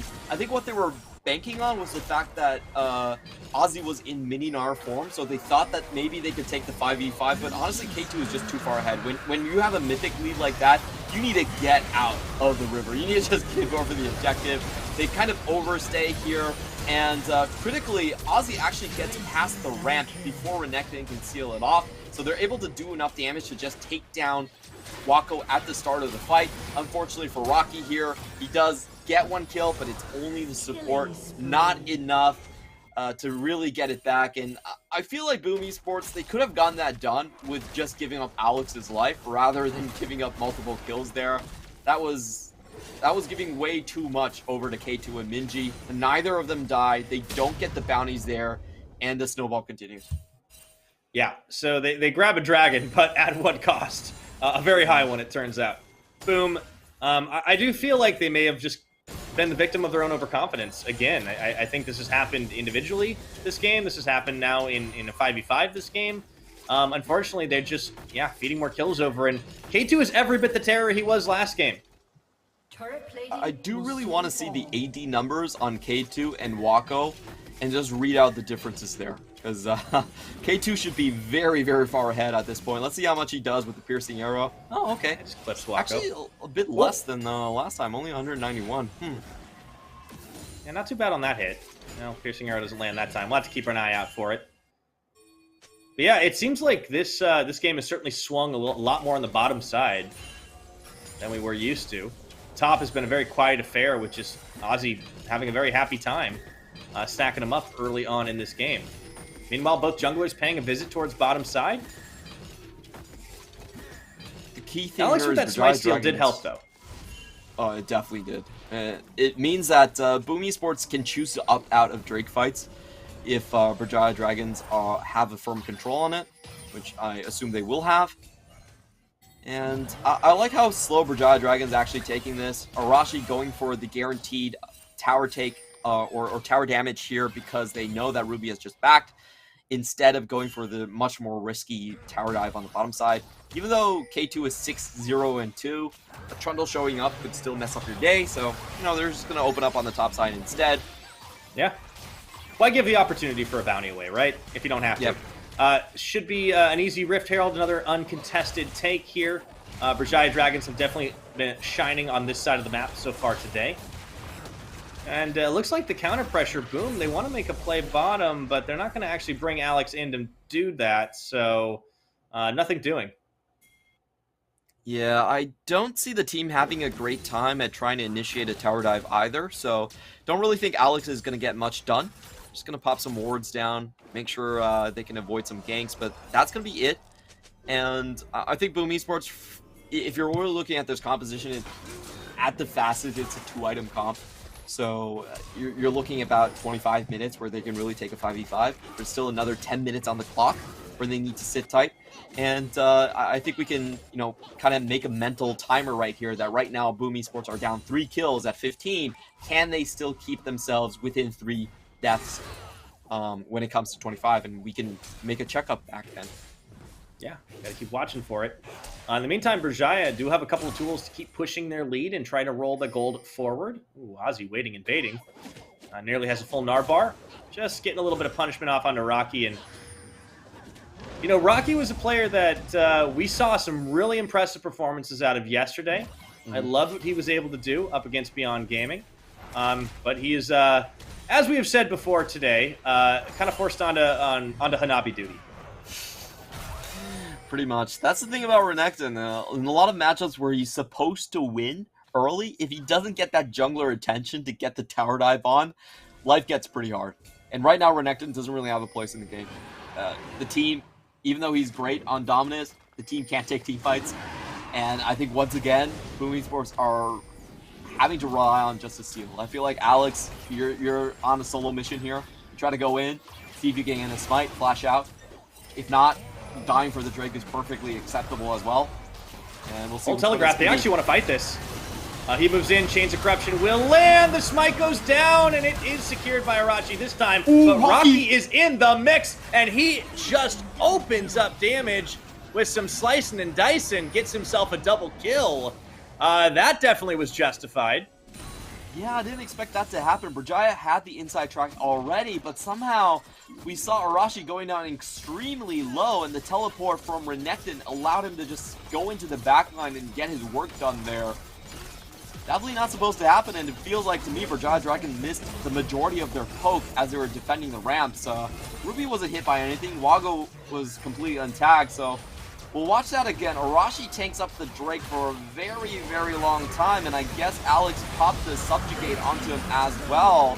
Arashi does get the Drake, but in the meantime has to pop his ultimate to use the Unstoppable to get that down, and just use it a little bit too much. On the flip side, we didn't see any poke land, so Boom Esports get away with murder twice in a row. Yeah, Rocky really good job at tracking out, first Arashi and then Enzo. Also helps open up the bot tower take for Wako, Pop, and Alex later on. So Boom, they find themselves an honest-to-goodness gold lead here now as they come back into this one, even securing first brick. I just feel like my analyst brain sort of melting down here because it just can't accept that this is what actually happened on the Rift, where Berjaya, by every right, should have held onto that Drake and should have decimated Boom Esports coming into that Why does this always happen in Berjaya Dragon's games? I feel like it's always this is what should happen, and then it doesn't. And then we get confused Clement.jpg. Oh, the funny thing about Berjaya Dragons is they were known for the Baron Miracle team. Like, for some reason, enemy teams would always throw away the game at Baron, and that's how they got the majority of their wins. I'm not even kidding. They got the majority of their wins after a horrendous early game, and somehow the enemy decides to suicide at Baron, and they just pick up the scraps. So, I guess you get some and you give some in that The situation. normal rules just do not apply. That's the best I can come up with. Okay, Alex goes in, and Alex is out. They actually tried to pull a bait and switch there, but Enzo will finally fall to Ruby, who just opens up with those lasers. I feel like Alex should not have gotten away with that either, but he just barely does. Yeah. Okay. I guess it happened. I'm starting to open up to the possibilities of League of Legends right now, so... Watching Berjaya Dragons is a mind-expanding experience. All right, Rocky going for Ozzy. Alex is here too. Meganar soon to come, so that Dominus is not going to last long enough. But Boom, at 20 minutes, they've managed to kind of find a way to equalize and even exceed the gold in their own favor. They still have a Dragon advantage from the earlier steal. And Ruby kind of solo pushing up top, forcing Minji back a little bit. This is the point in the game where the Victor starts to become a little bit of a threat, right? I mean, he does have a kill in his pocket. He has a bit of a bounty there from the back of the fight, and I believe the Leandries is on, so that's not too bad for him to start things off here. It's just Minji is also a threat, so you got to be careful when you're doing that two-step. Yeah, definitely the case here, but he should still have a pretty good time on the side lanes. He can use a minion wave to dodge out on the Sleepy Trouble Bubble, and I like this cheater recall from him. Just knowing that his minions is going to get the job done. And opening up the map is great for Boom Esports. It does mean that they can side lane split push and try to deny the poke composition with minion pressure on the top side here. So Brujaya are finding this game pretty difficult to maneuver right now. They can go for Drakes, but honestly, Boom Esports does not have to answer.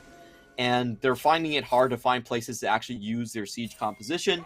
Varus and Zoe are two champions that do fall off later game compared to Aphelios and Victor. So Brujaya are now, I think, firmly on the back foot.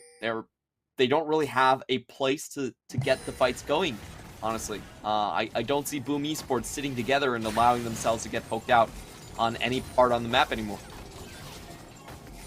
Yeah, just playing a little more respectfully, looking to get the inside track themselves on this next dragon, although Alex does take a little bit of poke punishment. Able to return it in kind thanks to Ruby. Oh boy, and the turn is fast. That's a big shutdown going over to Enzo. Of all people now, Wako trying to find something as he does trade 1-for-1 onto K2. But Brujaya Dragons come up with a decisive win in that fight. Rocky nowhere to be found. He couldn't even start the teleport in time. What the hell was that positioning from Boom Esports? Oh my god.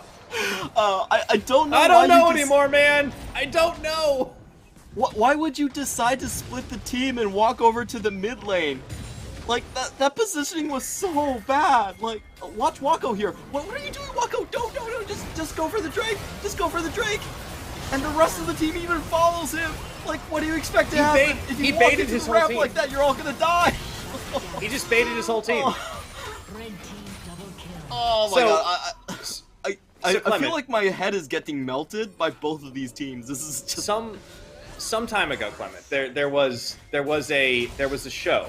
It had an ending that a lot of people didn't like. It was called Game of Thrones. This is the Game of Thrones, where it just keeps getting tossed back and forth. Oh, that positioning was so bad from Boom Esports. Like, you never get out of Drake to then answer mid. Your mid lane tower is on, like, what is it, like 500 HP after that push? It wasn't worth getting out of position and killing the old team for that. Why is Wako frontlining? Again, okay, there we go. Even I know not to do that. I'm just at a complete loss for words. I really don't understand what Boom Esports were trying to do there. And it just seems like a moment where Wako kind of lost his mind in terms of positioning, where, let's be honest, it does happen quite often. And the rest of the team decide to follow. But right now, we do have an attempt on a full 5v5. That's a Sleepy Trouble Bubble. Instantly spotted out. Oh, Rocky. Taking a lot of poke damage. Gonna have to dice his way over the pit. That's gonna stop before it started. I do like the attempt. If you can get an engage there without taking any poke prior to that, you should be able to then close out on the 5v5. But obviously, Brujaya Dragons were keeping very close attention to their minimaps. They did see the TP coming in, massive amounts of damage.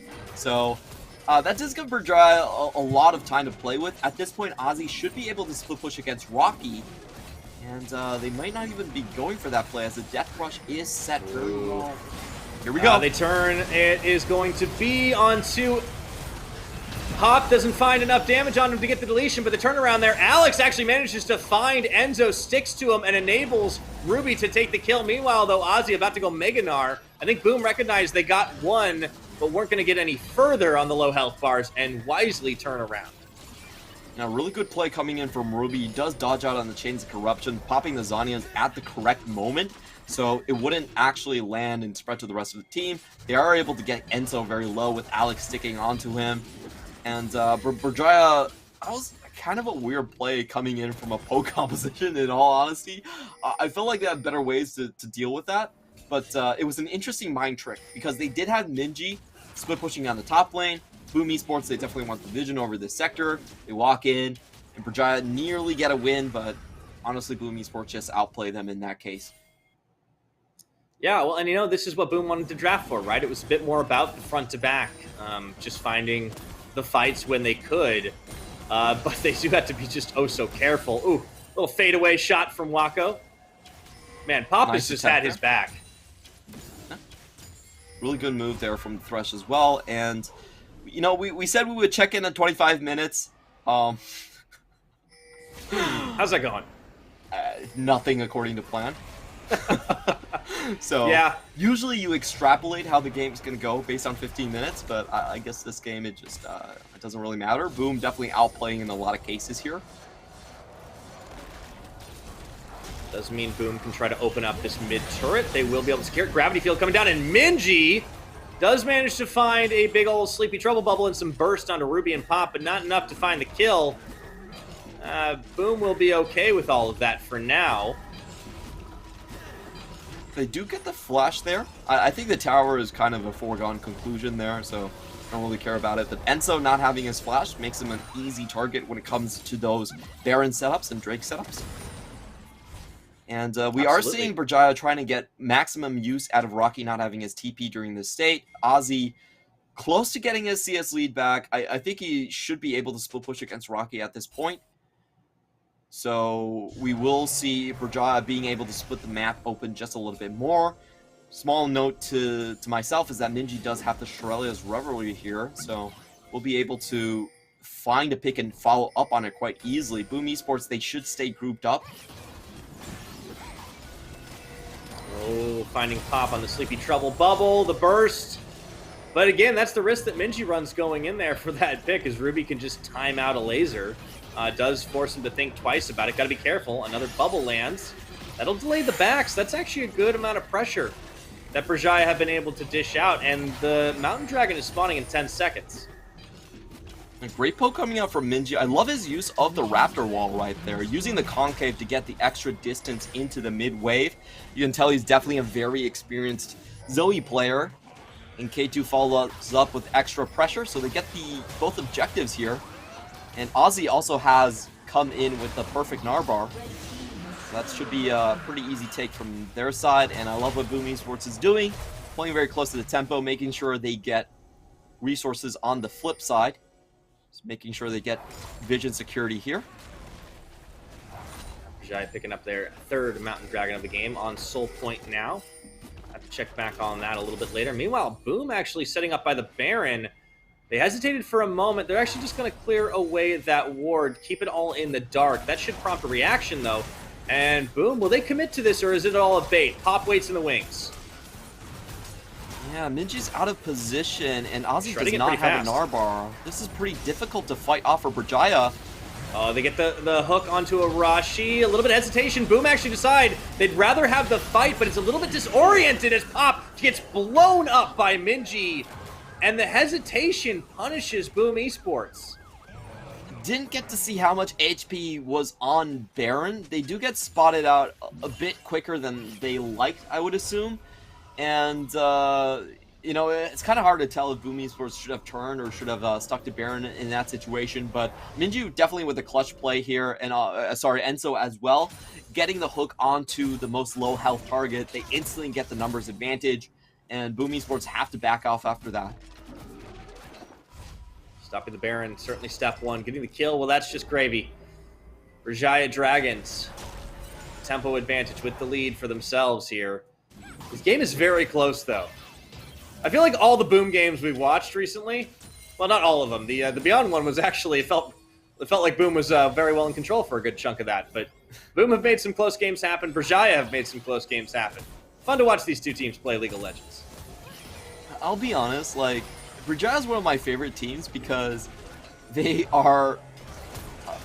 their fundamentals are kind of wonky, but when they're on their own champions, they do very well. And Boom Esports sort of hurts my head because I feel like they played to the opponent's level, whoever they are.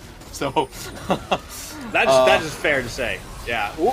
And Enzo actually goes in to not get hit by the gravity field. Pop gets chunked down to half the health bar again as Arashi tanks up through Alex. Ozzy still waiting on the R bar. Meanwhile, Enzo, Arashi, K2 all trying to run away back to the safety of the tower. Rocky manages to take down Enzo, and Ozzy turns Mega a little too late for that. So Boom, keeping it clustered together, find the front to back fight, or is it the back to front? I can't even tell anymore. I'm so backwards. Yeah, it very weird engage coming from Berjaya, and it might not be over just yet. They try to go for a full-on fight in the middle of the mid lane, which is mostly open terrain, and that is where you give your opponents the best chance to actually dodge out on skill shots. And there's nothing for Gnar to throw against. So, you know, it was just kind of a head scratcher for me, honestly. I don't think Enzo should have tried to look for something there. The terrain just was very unfavorable for them.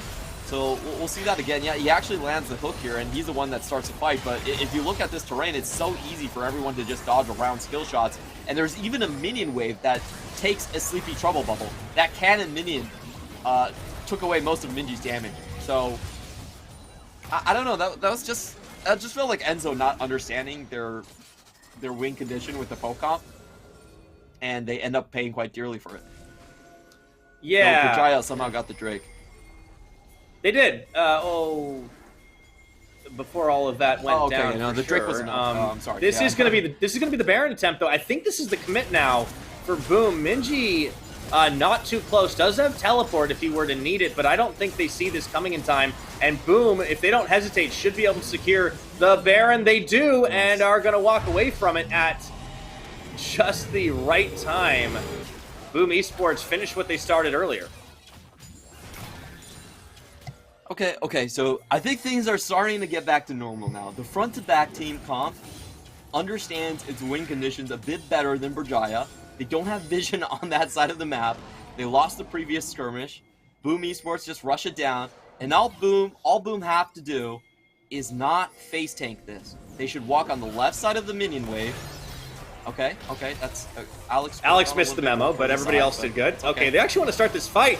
Oh, that's the root in place. Alex gonna get deleted, and Ozzy will be able to finish him off here, and now it's a numbers advantage, but Boom do feel like they have a strong fight all the same. In goes Rocky. He goes golden as well. Minji on the side, just dishing all the extra damage. Enzo is going to fall to Wako. K2 staying alive through it. It's a 1-for-1, a very wonky fight once again. And we're not done yet. K2 finally goes down. That's big shutdown gold in the pocket of Ruby. That actually gives the inside track to Baron push this tier 2 tower. There is Mountain Soul going down. And all of a sudden, it's gotten very chaotic. Clem, at the moment you said it was getting back to normal, I think everything decided to speed back up. Honestly, life doesn't have to be that hard for Boom Esports, but I'm glad they still get the the inhibitor tower off of this. When you have the Baron empowered minions, you can just walk on the left side of the minion wave and use that to force Berjaya to come back in the mid lane. Boom Esports tried the hard way. They give up the Sulfur inhibitor, which at this point of the game I actually think favors Berjaya. If I'm being completely honest, like mid lane inhibitor going down post 30 minutes isn't that big of an issue. You can actually clear the supers pretty easily. I think securing this soul, which is a permanent buff, is probably more beneficial. And to me, it's just kind of weird the way Boom Esports is playing this. They go super hard for an engage. They do get the flash from K2, which is great on the next Baron attempt. But honestly, they could have just forced position for Berjaya and denied the Dragon Soul.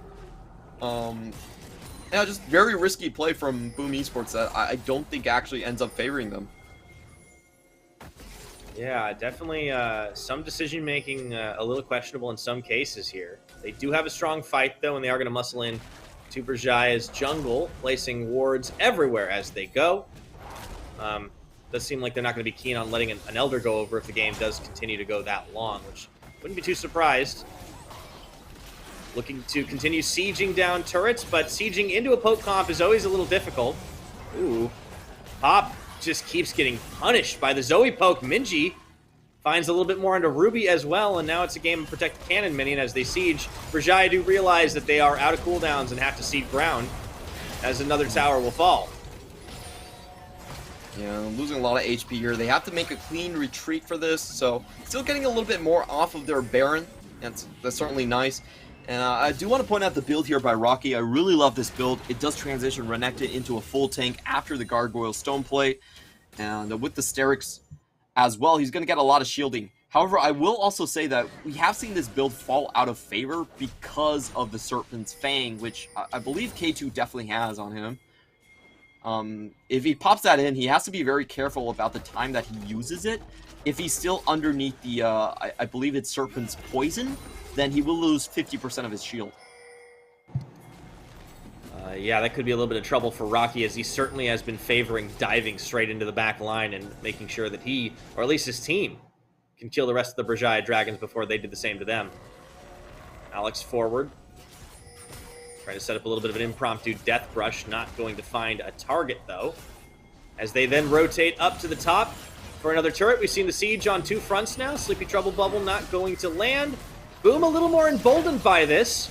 Will be able to keep the push on. They don't have Baron anymore to work with, but they do get some damage all the same. Wako's giving me a heart attack. Pop gets tagged. Right back to it again. Minji just still a threat on this Zoe, but the damage they should have... Oh, Hook does not connect Enzo. Tried to find something, but the tower defended for now. I'm kind of baffled by this play from Boom Esports. I don't think they get anything out of this. Well, they do let the super minions start to move in mid, but, you know, not being able to keep that pressure up just means, yeah, it's easy enough to back and clear. I think you're right. It does seem like they're floundering a little bit. Yeah, it was a really risky play, and I don't think it was particularly worth it. If they started that play maybe 30 seconds later, then it would have been great. But unfortunately, they actually go in a little bit too early. So it allows Berjaya to deal with both pushes at the same time. They don't get the 6-man effect out of that push, so definitely could have synced that up a bit better there. And you don't really want to be trading siege situations against a poke composition. You can see how dangerous that was for Boom Esports, and they had to pull out completely once Pop got tagged once by the abilities. Okay, so this time around, I do think they have a better sync up here. They are pushing right before the Baron comes up, and there is a super minion Alex. here. Alex also gets the inside track. Yeah, it does have that pillar. Is that going to be enough for them to get the play? Enzo trying to body block out. As in goes Arashi with the Stormbringer. Doesn't find the targets he wanted. Rushbox goes down. Arashi forced to flash out after the Zanya's play. And it seems like Berjaya... Oh, the big Gnar against the wall. That changes things here as Ozzy finds an inside track. Will it be enough to dish the damage? Enzo, Ruby both going golden. But Ruby comes out first and comes up huge. Wako claiming 1, looking for 2. That shutdown for K-Tube's taken out, and it is Boom Esports with the fight. Rocky survives until the second rotation and is able to get into the backline. Ozzy also not getting a great Mega Gnar off, and Boom Esports are able to walk away with both Ruby and Wako intact. Can Minji get the hero play? He really tried, but he just gets poked out of it. One last Nexus turret standing. And that is going to be it. Minji trying to be the hero. Minions running out. Oh, the inhibitor respawns. Just a little bit of trolling there, but Boom will be able to claim the kill. It was a wonky, wild, and wacky game, but Boom Esports will come up with the victory for themselves here in Week 3. It's an incredible game that we just witnessed there. It looked like Berjaya was going to have smooth sailing after Boom Esports fumble a Drake fight, and then Boom Esports handed back with another Drake fight. So I'm not sure what to say about this game. I honestly felt like at the end of the day, you could definitely say that Boom Esports had better late game execution, especially on most of these team fights. But let's watch how it all went down on the final half of this one. Initially, I think the critical problem here is that Boom Esports, they take a lot of members on that Chains of Corruption, so it stops them from actually walking up, and, you know, Berjaya get a lot of time opening up on the front line here. We do have Ozzy actually did get the Gnar off, and this is the fight where it gets a little bit dicey. Ozzy cannot go back onto Mega Gnar. He goes in anyway, and Rocky just used him as a leaping stone to get into the back line and finish off K2 with the help of his Victor right there. So I felt like Berjaya could have pulled out a little bit earlier and still saved themselves from a bit of trouble, but unfortunately just much better execution there. I love how Rocky was playing it super close. He knew that he wasn't going to fall down with the item build that he had, and then allowed his team to just clean up the win from there. So, you know, very hard fought victory. Well done coming in by Boom Esports. Yeah, I think you really made a really great point in the middle of that game, Clement, when you're talking about how Boom, it seems like playing to the level of their opponents is kind of a local specialty. They definitely got dragged into the Berjaya game plan, but they did come out victorious at the end of the day. And you know, they were a little further up the standings. This was a red hot team, despite losing to PSG, incredibly close game against the best team in the league. And they definitely showed that they could still close it, even if it was a little bit touch and go for a while. Trusting in the team fight worked out well. I liked what I saw out of Ruby's Victor. It just dishes so much damage at this stage of the game, and it's kind of an old specialty of champions like that. And obviously, Minji was able to match it for burst, just not sustained burst, unfortunately. So it seemed like, well, the poke composition certainly kept Boom Esports really on the back foot for a lot of the game.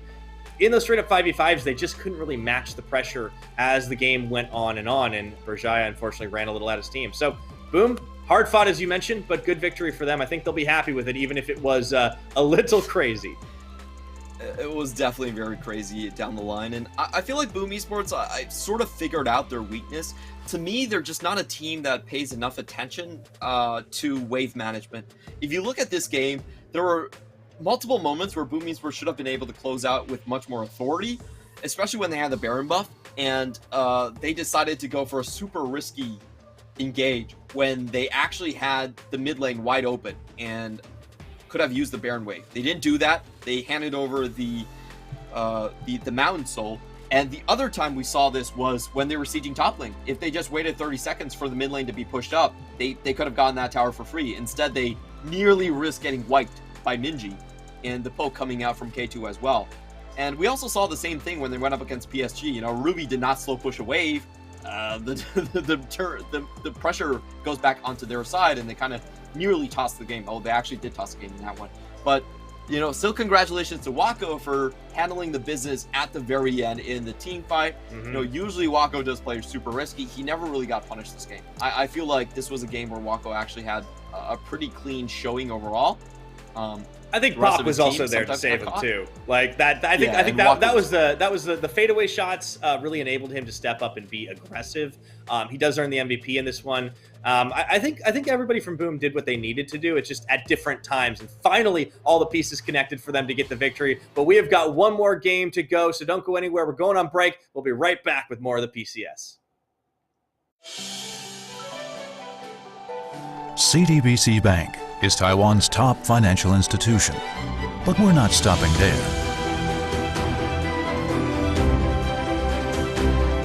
We're crafting an international brand and already have over 260 outlets in 14 countries. We are by your side, ready to embrace the future.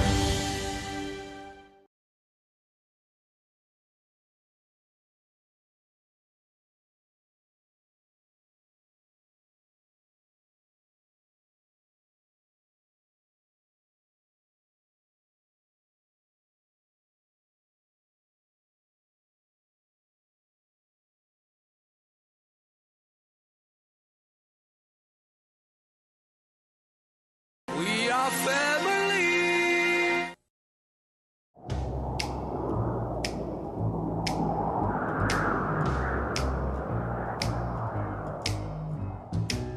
Can't you see my heart is lost without you?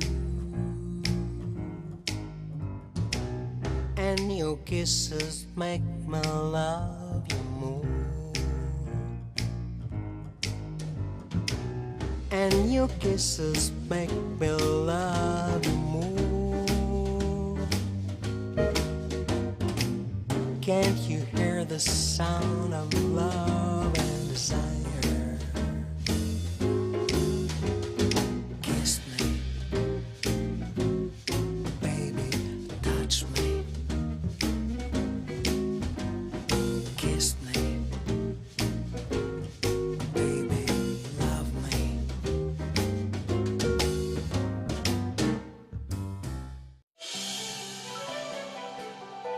CTBC Bank is Taiwan's top financial institution, but we're not stopping there. We're crafting an international brand and already have over 260 outlets in 14 countries. We are by your side, ready to embrace the future.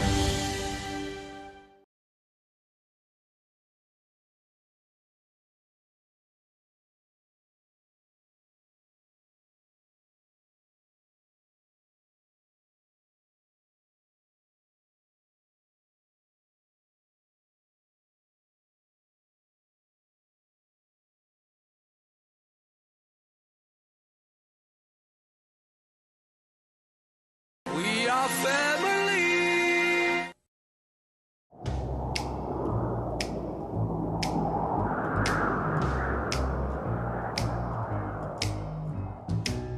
Can't you see my heart is lost without you?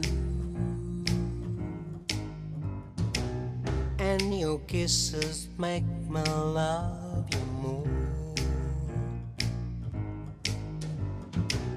And your kisses make me love you more. Can't you hear the sound of love and desire? Kiss me, baby, touch me. Kiss me, baby, love me.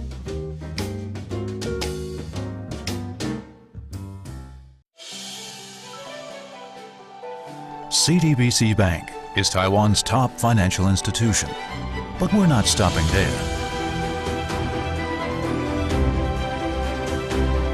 We're crafting an international brand and already have over 260 outlets in 14 countries. We are by your side, ready to embrace the future.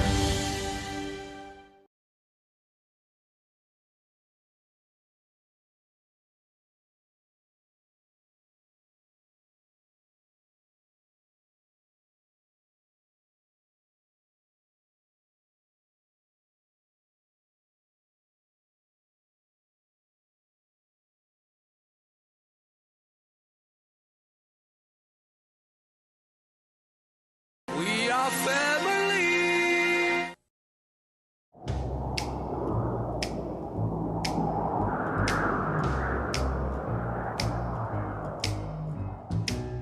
Can't you see my heart is lost without you?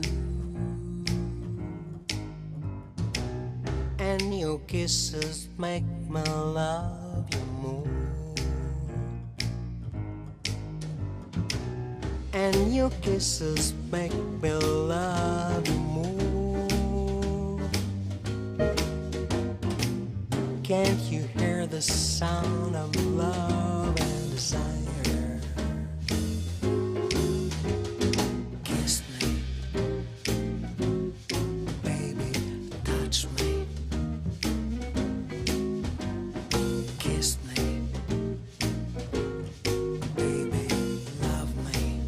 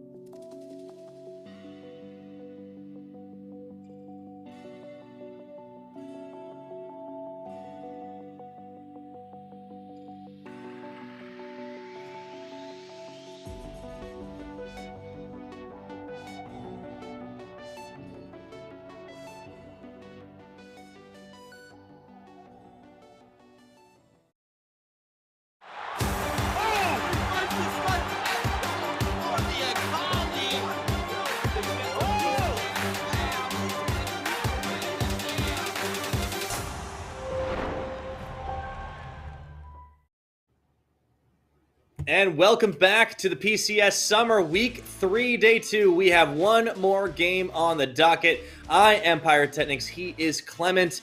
And Clement, before we get into this one, I want to take one more time to thank our wonderful sponsors. Of course, it is CTBC Bank, China Airlines, and Chunghwa Telecom. Clement, we've been waiting all night to see PSG hit the Rift once again and Hong Kong Attitude, and they're going to get to do it right here, right now. PSG had a very surprisingly close game yesterday. Yeah, PSG nearly lost, and in my humble opinion, should have lost to Boom Esports, but Unified really was the hero that kept that team together, stealing objectives over and over again, and just giving that base race opportunity at the very end. But if we think about why this had happened, we saw a couple of weaknesses emerge from PSG, especially in the draft and execution phase. Hanabi had a really weird just flash and still died gank early on, and then we had Maple on the Lissandra, which didn't really provide him with a lot of carry potential in the late game, and Boom Esports were able to overtake them in terms of the team fights with a composition that just had a lot more play styles, a lot more flexibility. So we'll see if Hongsuo can use the same tactics here, draft the LeBlanc, and see if Maple will bite again going for the Lissandra. Yeah, Hong Kong Attitude certainly making a number of mistakes themselves yesterday in their game against J-Team, but they were able to course correct and take the win against Alpha, going 1-1 total. Their lineup, of course, Rock, Kongye, Hongsuo, Eminem, and K, who has really started to find his footing once again after time away, after retirement, after coming back into it. The veteran returns and starts to show why this team puts so much faith in him. I think K has definitely been stepping up recently. You really don't want to give this man his Thresh. He's been a long-time Thresh player, and it does seem like he has had his best performances on that. On the other hand, Rock is... I always like watching Rock cams. He's so fun, and he has a lot of anime gear that... okay, probably is sometimes inappropriate, but you know, I feel like Rock, for him, there are so many emotes he can use this time around. Like, I feel like if I'm going against Maple, I'm going to load up my Suning emote, I'm going to load up my LNG emote, remind him of his time on LPL, or just go for probably an RNG emote. That would also work. His emote trolling game is like the best in the league. I think that goes without saying. Let's see if he's going to get his game best in the league up against PSG talent. Not going to be easy to do. Hanabi, River, Maple Unified, and Kaiwing. So still 9-0, Clement, but yeah, really got to put almost a bit of an asterisk there from that game yesterday. If there is a weakness, perhaps we saw a glimpse of it. They are a little bit shaky, and I felt like they have kind of coasted on a very similar draft from start to finish right here. And I do think they will start to change it up a little bit more. So far, PSG honestly have been playing for basically pure tempo. And I think, you know, while that certainly has served them well, it would be nice to see them play more, a little bit more for team fight, a little bit more for split pushing, 1-3-1 compositions, if they can muster that in their drafts. I do think this is exactly the matchup we want to be looking at. Both of these players coming in from, I believe, Hong Kong. And the KDAs tell the story you want to see. 14.1 KDA on Unified side. Not too shabby on the other end from Eminem. No, Eminem has looked pretty good, but I think Unified, especially looking at him, has to be the case after last game where he really was the hero. It was objective theft on the Ziggs over and over again. It was zoning Mega Inferno bombs, dishing a lot of damage, poking, just honestly annoying the heck out of Boom Esports until it finally got them a win. For Eminem, you know, I think it's a little bit of a different play style, but still has been a solid performer for his team.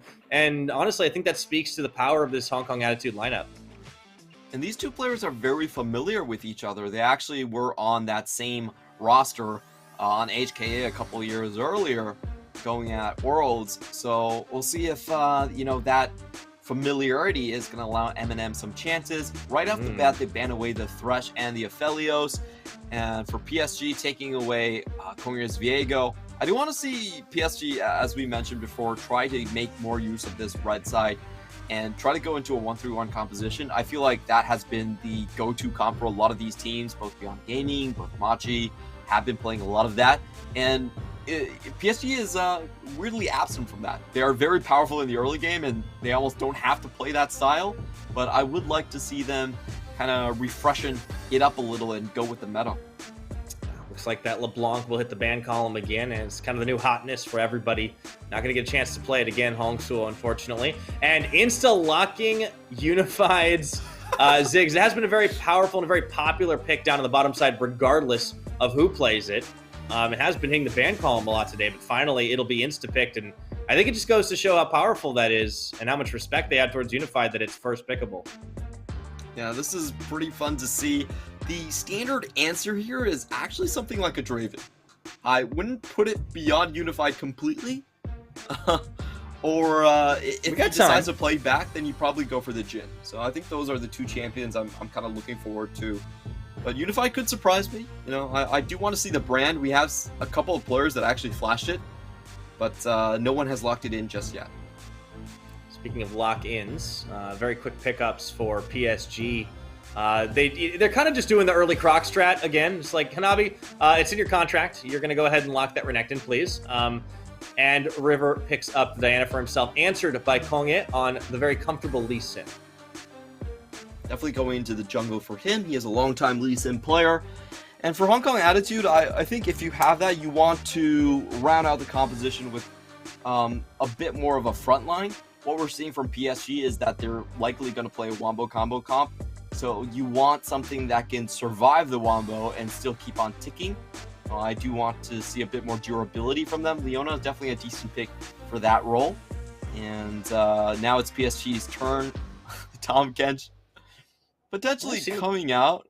Again, this is a strong flex pick, but I'm not sure what you pair out with the Tahm Kench, and it's pretty rare to see Tahm Kench going first. Yeah, I like this a lot better. It's definitely in Kaiwing's wheelhouse. The Bard comes out again. We don't know what's going to be in the bot lane paired with it, but a lot of roam potential on top of your Wombo combo. Yeah, we did see a disgusting Bard performance from him earlier on, where he got a 4-man Temper Fate that allowed his team to steal away the Baron. And so far, this is going to be the third time that he's picked the Bard. It's a champion that he is very familiar with, even though it's never been, front and center in the meta. Kaiwing has kept the pick alive throughout all of these years. For Hong Kong Attitude, we are looking at what they could possibly go for in the mid lane. I do feel like they are heavily incentivized to go for more of a poke comp to keep their range against something like the Diana and Renekton that can just go into your comp and absolutely shred you. It's pretty difficult to contest a straight front to back composition going up against Renekton and Diana. So I do expect them to go for more of the long range options here. I think Zoe is actually on the cards for them. Yeah, I think that's a possibility. Hongsuo has already showed it before, and maybe he'll have the confidence to take that into the mid lane up against Maple. Rise, Camille banned away, followed up by the Varus, certainly trying to hit Unified's champion pool. Hong Kong Attitude are this game. Let's see if they follow up with Aphelios also removed, maybe the Jhin. I don't know if it's worth reaching all the way down there, but they might want to give Eminem as many chances as possible to try and outrange his opposition. It's going to be the Ezreal, in fact. I'm going to go for the more standard pick, but I definitely think the Jhin is what Unified has been known for over a very long course of time. And I think Jhin plus Bard was what they played last time as well. So we are going to see the Flash and likely to lock in here. I do like this pick. Jhin, you can counter snipe and also provides engage. So for Hong Kong Attitude, it's pretty difficult to draft here. PSG, I think it's pretty interesting. They didn't ban away the poke champions. Instead, they ban away the split pushers. So PSG are basically saying that, okay, we want you to be grouped up to allow us to use our Wombo combo. And we don't mind if you pick the poke comp, because we can still engage long range with Bard and Jhin. So really smart drafting coming out here. Hong Kong Attitude, they are forced into a rather difficult position here. And even if they try to blind a top laner, PSG could still flip the Renekton into the mid lane. And we are going to see Aatrox coming out, so that is most likely going into the Renekton. That's a decent combination coming into that one. And it's up to PSG to decide where they want the Renekton to go. When you're playing a Diana, Renekton mid actually isn't too bad. We've seen a lot of it in the LPL. Yeah, it's always a possibility. PSG giving themselves options, and Hongsuo on the Orianna, really safe pick there. There is a little bit of ball delivery system going on between Kongye and K. And we have seen the Yasuo flashed, but now it comes in Maple. Oh boy. This is fun. I am so excited. Fun. We finally get it. Yeah, the Yasuo plus the Diana combo. I believe Hong Kong Attitude were the ones to pick it out in the first rotation, in the first round robin, but they didn't get a win with it. Again, this combo is extremely powerful and snowbally if you get it going. But on the flip side, Yasuo is a little bit underpowered in the current meta, and if he doesn't get his initial Last Whispers off, I'd say like if he doesn't get the Last Whisper off before level 11, then he typically just falls off into irrelevance. However, I really like this opportunity at PSG using it. If you look at the Ziggs and the Orianna, neither of these champions really have that much mobility or escape tools, so it's going to be very difficult for them to dodge out. And, you know, if they snowball, it's going to look pretty ugly for Hong Kong Attitude. And PSG have found snowballs far more often than not, and so far undefeated, of course, as we've mentioned, maybe with the caveat here or there, but it does speak to supreme confidence. I like what they're bringing here. It's very telegraphed, but the thing about PSG is it doesn't matter if you know what they're going to try to do. You really got to try and stop it regardless. So, strong draft coming out to try and roll over their opposition. You know, PSG, up until yesterday, they were kind of on a speed run of the PCS. Has been a little arrested after a 49-minute game, but they continue their win streak regardless. Hong Kong Attitude, going to try to poke them out, going to try to slow them down, going to try to outplay them, but so far, nobody in the league has managed to do that. Yeah, and this draft, I really favor PSG quite a bit here. If you look at what they want to do, they want to focus their 4-man onto the mid-jungle duo. They can easily get help from both Jhin and Bard, even if they're located in the bot lane or en route to the mid lane. So there's not very much of a chance that Orianna can come out of this matchup ahead. And if you look at the Hong Kong Attitude side, what they're playing for is a bit of a 4-1 composition. They want to stack 4 people in the mid lane and have that Aatrox versus Renekton split push where Aatrox does come out ahead later into the game. But the problem is, PSG have such a strong 5-man combo, and they can disregard towers as well. I don't think you're going to be able to hold on to position as a 4-man in the mid lane from Hong Kong Attitude. So it seems very difficult to discern what winning lines there are left for Hong Kong Attitude. It's certainly going to be difficult. I think when you are looking at HKA, there is always a win condition through the calling you carry effect.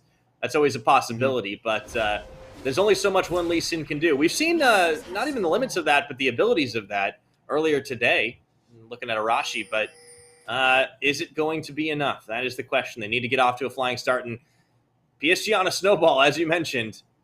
This is going to be tough to beat. Some signature champions coming in. Kai Wing, of course, on that Bard. I love Maple just saying, you know what? I can take this. I can take the Yasuo and win it all up. That mid lane will be one to watch. And I do like that you pointed out the Lee Sin Kongyue effect that we have in this game. I feel like before level 6, before Yasuo and River get their ultimates down, they do have a chance. They actually do have Hongsuo pushing in against the Yasuo. That should be what happens here. You can see that Maple is on very defensive item choices, where Hongsuo is trying to push his advantage early with auto attacks. And on the flip side, Lee Sin is just a much stronger jungler early compared to the Diana. So there definitely could be some scenarios where mid-jungle actually gets out ahead and stays ahead throughout the game. That is one of their win cons, and I think it's probably better than relying on the 4-1. Honestly, 4-1 has not been in the meta for a very long time. I'd say since Season 2. So Hong Kong Attitude, we'll see what Korean can do, but if he is going to come out ahead, it most likely will involve some sort of a counter jungle or an invade early on. We'll certainly have to keep an eye on it for the time being. Ooh, Bobby, where are you going? He's just going to get that ward down. Okay, so trying to keep himself nice and safe. Yeah, that's not a problem for sure. In the early game, if Kongyue can make a play somewhere on the map, try to shut down his opposition, you would think paying a trip towards the mid lane would make a lot of sense. Maple is always a win condition for PSG. Now, so far, Hongsuo has been playing this lane really, really well. He's only used one pot, hasn't been touched by Maple quite so much. Though, and it does seem like, you know, this wave situation is not particularly favorable for Maple either. He is going to get ganked, burn his flash early on, and this is Yeah, that's exactly the paleo we're talking about. Orianna has a lot more control over the lane earlier on. And fortunately enough for River, though, I do like the way that he has this start. He is going in opposite directions compared to the Lee Sin, so the lower chance that he's going to run into him later on. Ward down for PSG does spot the impending Lee Sin. That feels like a food tray you see in a buffet, you know, everything lined up together really nicely. I feel like those are space avocados. I really like the winter part a little bit more, where he has that hot cup of cocoa waiting for you. That feels a lot more homely than whatever those UFOs are. Yeah. Space food definitely lower tier than hot cocoa for sure. I'll give you that. No? I don't know. Yeah, they look like flying saucer eggs. Yeah, I wonder what are in those. I'll try to read up on the lore later on and fill you guys in. Skin lore is very important. You gotta keep on the up and up, Clement. Oh yeah, we definitely. got a whole event spaced off it. Maple. Goodbye, Maple. Face check straight into Kongye. Actually does walk out of that. Not a lot of damage early on. It seemed like maybe they missed a couple of abilities. Not really That sure was what happened extremely well played from Maple. He gets the knock-up on the Q3. I guess that's why he was willing to check at that moment. And then he puts up the wind wall to deny any damage. But in comes look at K. this. It could be a 3-man dive. I think it's going to be. In fact, it may even be 4. Eminem's here too. If Maple gets out, he's an absolute god. Stunned up and first-blooded. Hong Suo managing to get the kill credit there. It took 4 members of Hong Kong Attitude to do it. Still very well done. This is exactly what you have to do. You can't let Maple style on you. Maple is one of those players that if he gets his groove going and if he's feeling confident, it's really hard to get him down off of that pedestal afterwards. But if you can keep him down from the get-go, it does feel a lot better. Yeah, we saw, this was something that was accomplished by Boom in the draft by putting him on the Lissandra, or, I guess you could say baiting him into the Lissandra, and just giving him not the opportunity to really just pop off. This time around, shutting him down seems to be a worthwhile strategy. He's not going to have Flash for a little while yet, does spend his teleport to get back into the lane, as does Hong Suo. But a good start here for Hong Kong Attitude. Kai Wing actually coming up on a roam now himself, and another signature move for this PSG support player. Just kind of says hello. Check the side brushes. Love that when support players do this, but it does open up Unify to be alone. Oh, he sidesteps everything. Unified, absolutely no sweat. And this is why you get Swifties, boys and girls. Yeah, it's a good item. item. The best option for Jin early on. Yeah, Unify's got good mechanics too. That was sick. Oh boy. He also has a sizable lead in this lane, so now we are approaching level 6. This is where a lot of PSG tools start to get online. You're going to have the curtain call from the bot lane assisting here as well, as we see River already trying to use his combo. He's itching to use it. Here we go. Journey. Trying to cut off Hong Suo. Actually going to speed himself up. No. And Shockwave forced onto Hanabi. But Maple says, hey, I'll give you a taste of your own medicine. 4-man dive. Every single member was participating on that kill. That was a 4-assist kill coming in onto Hong Suo. PSG definitely very well aware of their win condition. The only question is how much are they actually going to pay for it on the flip side? Yeah, that is the question. Doesn't seem like there's a whole lot of answer.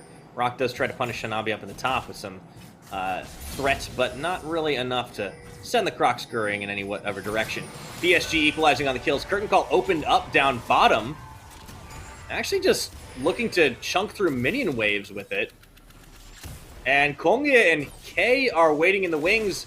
And the trap is sprung. Hong Kong Attitude making moves, looking for the kill onto Unified, who heals, flashes, everything, sidesteps the Mega Inferno Bomb and the bounce, and somehow walks away alive. He didn't even use Cleanse. Kai Wing packed heal for that. I didn't even realize Kai Wing was packing heal. That's a great idea. Yeah, I'm flabbergasted that Unified is able to walk out of that. What the? K has 2 hard croc controls right here. Oh, he misses this. Okay. I understand now. K actually doesn't land anything. So, kind of unfortunate there. A little bit sloppy on Hong Kong Attitude's end. And Unified, okay. He survives the 3-man. Yeah, he's a dodged king. Little help from Kaiwing in the end, but still, yeah, amazing. And the fact that Kongye almost gets killed to the tower, it does show that Hong Kong Attitude definitely had their work cut out for them trying to make plays like that. PSG finding themselves in a relatively comfortable position, equalizing on the kills. And in the dark here is the Rift Herald as River is able to find the inside track on that.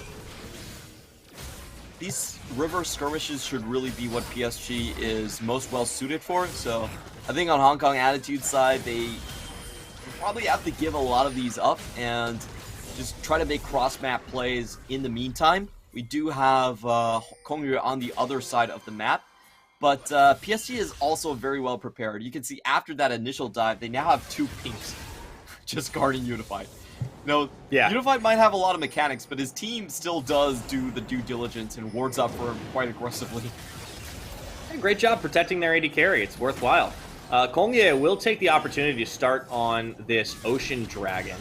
Eminem and K are here to help him out. K actually blocking the front. PSG not too fussed about this, though. I don't think they're really worried about giving that up early. Yeah, they definitely had the better pick of the objectives. The Herald is most likely going to go into the mid lane just to get that Yasuo fed enough. And for Hongsuo, something we do have to credit him is that he held onto his flash during the early gank. When you see a full 5-man hit squad going your way, you know you're a goner and you should save your summoners. Exactly what Hongsuo did. So it's going to be a lot more difficult for River to find this second kill onto him and snowball that way. Yeah, and definitely credit to Hongsuo for kind of keeping up in lane here best he can. You know, rookie versus veteran, always a fun story to watch. Hongsuo is in a little bit of danger. We've seen this one before. Doesn't quite get out of the Tempered Fate, unfortunately. And the stun will land, even if Maple didn't quite get what he wanted on it. River will claim kill number 2. Yeah, and Hongsuo once again has to save his flash onto this one. I feel really bad for the rookie here as he gets tagged in on all sides. He barely made it through, but honestly, if he flashed out of that on the get-go, he would have been fine. Actually, there was nothing left in PSG's tank, but he thought he was already out, gets tagged anyway, and does pay the ultimate price. Unfortunately, yeah, going 1 and 2 right now. Hongsuo has been visited a couple of times by Kaiwing, who's now up towards the top side, looking for another journey, potentially. I think he got spotted by a blast cone pop there. And Rock is on his emote game again. Flash Wolves.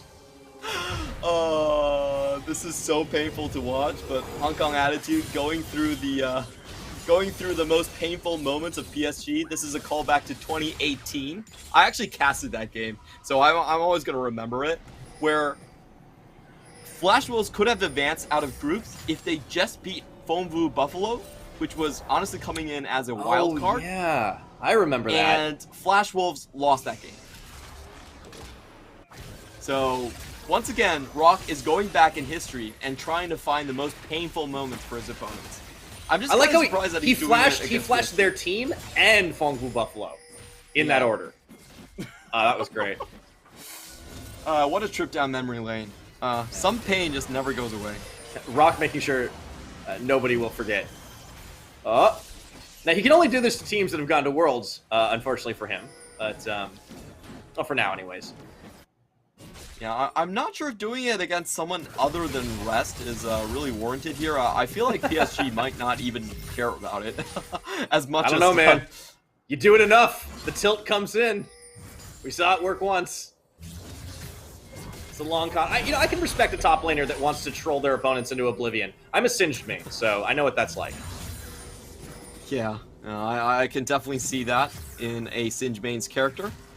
As just a bit of a detrimental trade for Nabi. He actually has to pop the Dominus, and Rock stays incredibly safe, keeps his distance in that. Very well played by Rock, considering that he actually has a raw combat stat deficit, not having another item there, and once again, Hongsuo has to...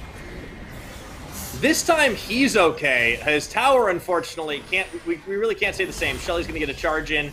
That does delete all of the plates, and Kongye does come to the rescue to try and finish off Shelly before PSG can really finish this tower. So no first brick just yet, but slowly but surely, PSG starting to stack up little advantages here.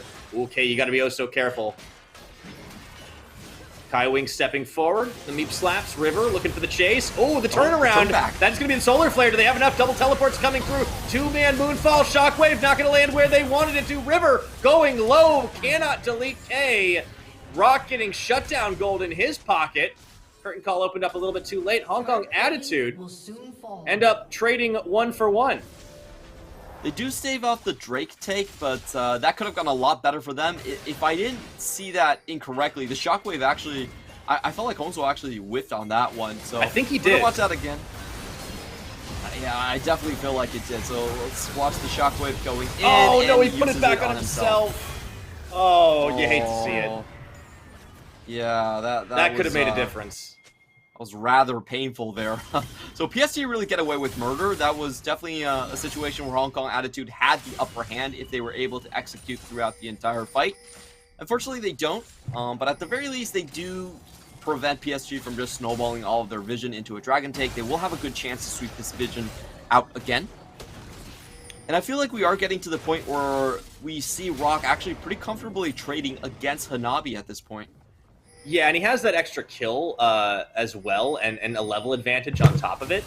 So he's definitely going to be able to force Hanabi out of lane. But, you know, Hanabi knows this drill. He's traditionally the weak side top laner. He knows how to back off and not let himself get into a bad situation. So Aatrox is going to be able to put some pressure top side. In the meantime, the rest of PSG focusing their attention a little closer to mid. Rift Herald is about to be back up. I think we might end up getting a fight over this. Yeah, and this is one of those fights where Hong Kong Attitude actually have a bit of an advantage here. They have a lot more brushes where they can catch out PSG on.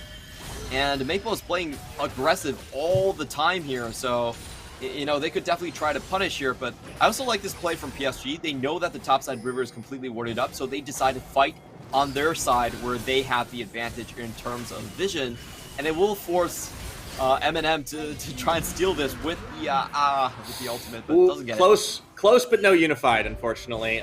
We did see that happen quite a bit yesterday. PSG are able to secure up the Infernal. We get a Cloud Rift coming up next. Yeah, and I'm a little bit surprised that Hong Kong Attitude don't try to use that opportunity as just a full take onto the Herald. They actually decided to follow and try to give chase, but there's no real chance of them for doing that, and PSG are able to just hang on here. So PSG actually now, they're the ones swapping around towards the Herald take. I feel like if I'm Hong Kong Attitude, I'm actually willing to kind of stack mid for that. Ooh, this time Hongso does manage to walk away. Ooh, Shockwave misses again. He is forced to use his flash to avoid the Tempered Fate. A lot burned there by the Hong Kong Attitude mid laner to get out of harm's way, but he does make it. Yeah, critically, we still have Last Whisper on Maple's side, so he still is able to contest Herald quite well. Hong Kong Attitude, they can't just go for a beeline dive onto that objective just yet. Gonna clear out and wait for Hongso to come back, but Maple will be behind in terms of this back. He does have his TP, but that's still going to cost a lot of time, so we do have a Hong Kong Attitude now converging over. River's lagging super far behind, and they could open up on Maple. Yeah, he steps a little far forward. Actually does manage to get a wind wall out to dodge a little bit of extra damage, but dangerous game Maple is playing. This might open up an opportunity here. Kongya and Kay will look to start on the Rift Herald, spotted immediately by Hanabi. You know, I think PSG do have to let this one go. Their mid laner just isn't in position, even though he expends a teleport to try and get the contest down. It's just going to be too late for that one. Navi still funneling onto the top side, and Hong Kong Attitude need to hurry up. They're actually giving a lot of time for PSG to get in this river. Oh yeah, this is a little dangerous all of a sudden. It will get secured. Hanabi looking to cut them off. Not going to happen. Tempered Fate.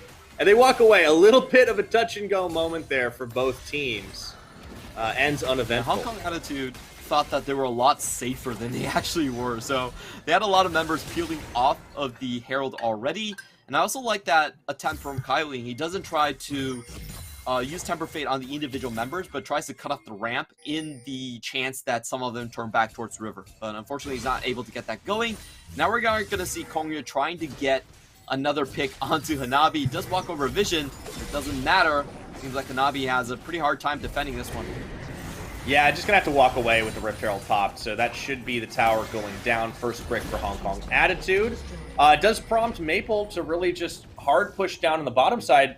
Mega Inferno Bomb actually lands to clear the wave, and they keep pushing here. They wanted to give Shelly another charge. I don't think it's going to happen, and it looks like Hong Kong Attitude overplay their hand and put gold into Hanabi's pocket. Yeah, bot lane has been missing for a long time, with Maple allocating himself to that lane.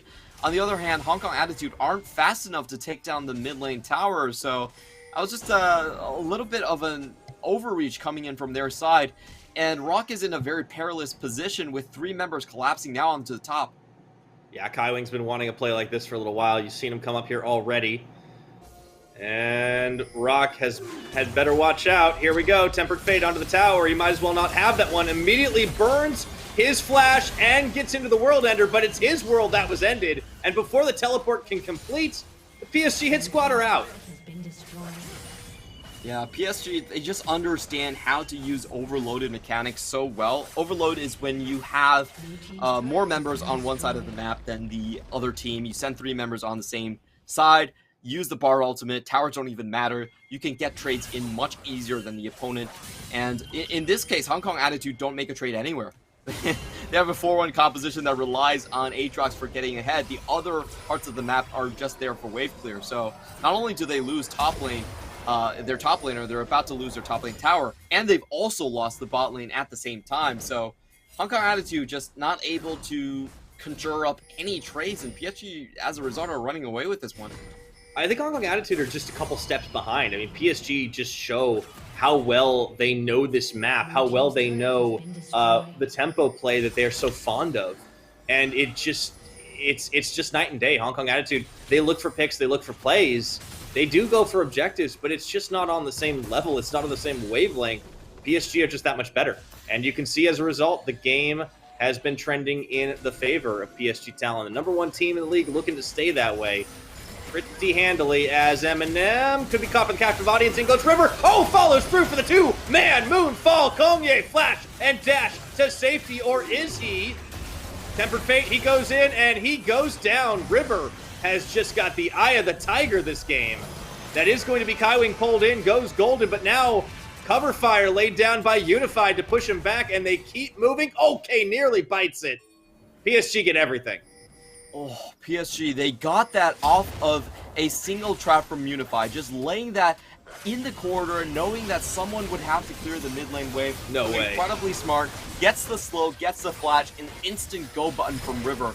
Absolutely beautiful coming in from Eminem, from Unified and River's combination there. Maple gets the easy follow-up for the kill. Kongya looks like he's about to escape, but really has nowhere to go here, yeah. Has to dodge out of the Tempered Fate back into the enemy team. Just dies there. And meantime, in the other end of the map, we do see a very easy Baron take coming in for PSG. I love that Kongye sees that he's going to die and says, okay, I choose death the violent way. Goes in to try and see if he can do something, anything at the end. But unfortunately, he's not able to. PSG clean up on the map. They get the kills. They get the Baron immediately. Just such good decision-making. There is no latency in the way this team makes decisions. No mental lag whatsoever. It really comes down to the way that they're able to pull the other team across the map as well. They understand that they have this mid lane pushing.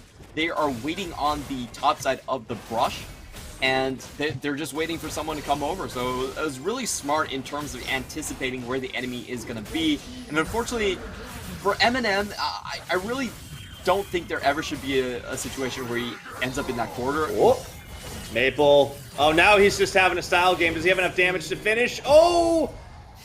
He does, and he's even able to dodge the Mega Inferno Bomb. We're starting to see the last breaths come in.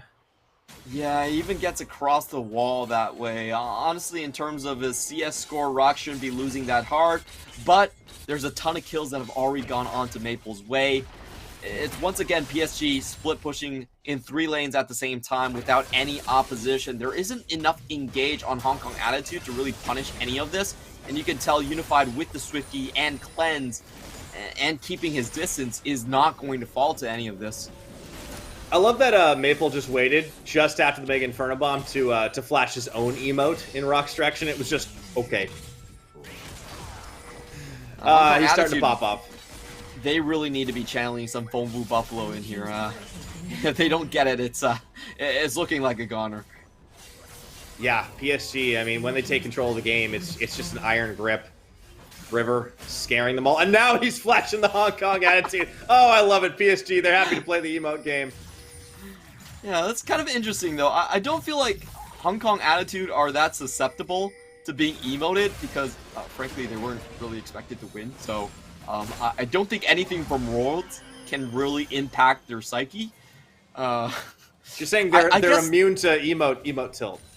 Yeah, I feel like that's kind of the benefit of being an underdog, you know? You have less of a chip on your shoulder. That's a fair point. Still, PSG came prepared. On the off chance, at the very least, so they clean up the outer turrets and the inner turrets, and will be able to back on that Baron. Nicely played, PSG, looking to set themselves up for another clean win. Now, what can Hong Kong Attitude do? It seems like they need a miracle fight, but they haven't been able to find much today. And the crazy thing for me this game is that Hong Kong Attitude only made like 1 or 2 mistakes, and PSG were able to snowball off of them to get a 10k gold lead this early on in the game. It's really remarkable because their mid jungle was actually behind for most of the game, and they were just constantly just roaming, like we see here again. Yep, okay. He knows he's a dead man as well, and that's going to be unified with the curtain call shots. Meanwhile, the flash forward tried to get a knock up onto Kongye. Rock dashing away, but not nearly fast enough. That will be a last breath and a flash. Burnt by Rock in the World Ender, trying to escape. Kaiwing and Maple still tracking him, but he does have some friends, and I think that's going to force PSG to back off for now. A lot of mechanical details coming in from Maple there. He actually gets the speed up on the Wolves through the fleet footwork in order to chase up on that. Does miss his initial flash, but gets the flash out of Rock on the end with that mechanical outplay there. And PSG, again, this is just the death grip, as we've mentioned. Every time that Hong Kong Attitude try to venture into their own jungle, they're facing multiple PSG members, and this PSG team has a lot of stuns. You have a point-and-click stun coming in from Hanabi. If you're going into the jungle, you usually have your back on terrain, so that allows Kaiwin to get easy pickoffs, and you can just see Hong Kong Attitude. They're bunching together, they're going in, like, very timidly, like teenagers against the Blair Witch Project here. Oh, that's an old reference. My goodness. Oh yeah, man. I was going to call it a death ball, but unfortunately, it's them that are finding death. I just don't see any outs for HK right now. Maybe some Hongsuo Wombo combo can get them out of it, but I mean, you pointed it out, right? There were only a few mistakes made by HK. It's just, unfortunately, you kind of have to play flawlessly against PSG. Boom got very close to doing that yesterday, actually, and that was, I think, kind of the big surprise was just how well they played on that level. But you know, even so, PSG still found a way to grasp victory from the jaws of defeat, and it does seem like it is going to be very difficult for any team to upset this squad. And they might be able to do what they were unable to do in spring and find themselves a perfect one. When do we start having that conversation? Maybe the conclusion of this game is Fonvu Buffalo greater than Flash Wolves, greater than Hong Kong Attitude. That's the math. Oh, case caught. All right, and line him up to knock him down. They do manage to find a big stun. Wait a second. Maple is chunked out, but turns right back in onto Rock. The shutdown Rock will get 1 in the World Ender, but it's traded right back by River. Come on, Rock. I'm waiting for the emote. I know you can still emote while dead. Let's go. Ah, he's not going to go for it. Wow. I went for it on J-Team last time. It was pretty funny. He gives up on the emote game against PSG. Yeah. I don't think Rock is in the best of spirits after this. No, maybe not. I mean, he had a good start to the game, but just unfortunately things have started to go sideways, as is to be expected. Easy cleanup on the Cloud Dragon. PSG will be on Soul Point, but honestly, the way this game's going, I don't know if it's going to become relevant. Yeah, likely not. I think for this game, the most surprising thing to me was how much leverage Unified and Kaiwing actually had in the bottom side of the lane. They were actually up by CS quite a bit, and then they survived multiple tower dives quite easily. So it's just kind of weird, but Hong Kong Attitude not able to get the same effect when they're doing cross-map plays. Oh, that's a nifty move. Kongye getting out of harm's way. So PSG, as you mentioned, looking to keep closing that death grip, and Baron is on the menu. I think this should be a pretty easy take for the team, and Hong Kong Attitude playing a little scared, but they are pinging to move forward up the line. Maybe they can try to go for a desperation fight while PSG are a little distracted by the Baron. But Hongsuo is not here. Oh, it's a fast take. And that was a nice optimistic play by Eminem to try to throw out that Mega Inferno Bomb for the steal. Once again, can't quite pull off the Unified. And River just opens up. And it is going to be the Shockwave landing on not nearly enough members. At this point, Kaiwing even claiming to kill for himself. K should be able to fall down after this Eminem chased by Kaiwing again. And I think this is the end. Hongsuo trying to flash into safety. And the base is not going to be safe for much longer. Absolute slaughter that PSG just threw onto Hong Kong Attitude there. And the crazy thing about that fight was they didn't even get the Diana plus Yasuo combo, and it didn't matter. They had the Bard anyway, so they were able to lock people in place and just chase them down one by one. A really fun comp to see out of PSG. A lot of champions that are not really on your meta tier list and are pretty much unique champions from PSG. So instead of trying to hone their 1-3-1 or their teamfight combos, they go for something completely unique, and it's marvelous to see. And a style kill and a style RNG Bard at the end. This is how PSG win with Swagger as they claim victory number 10.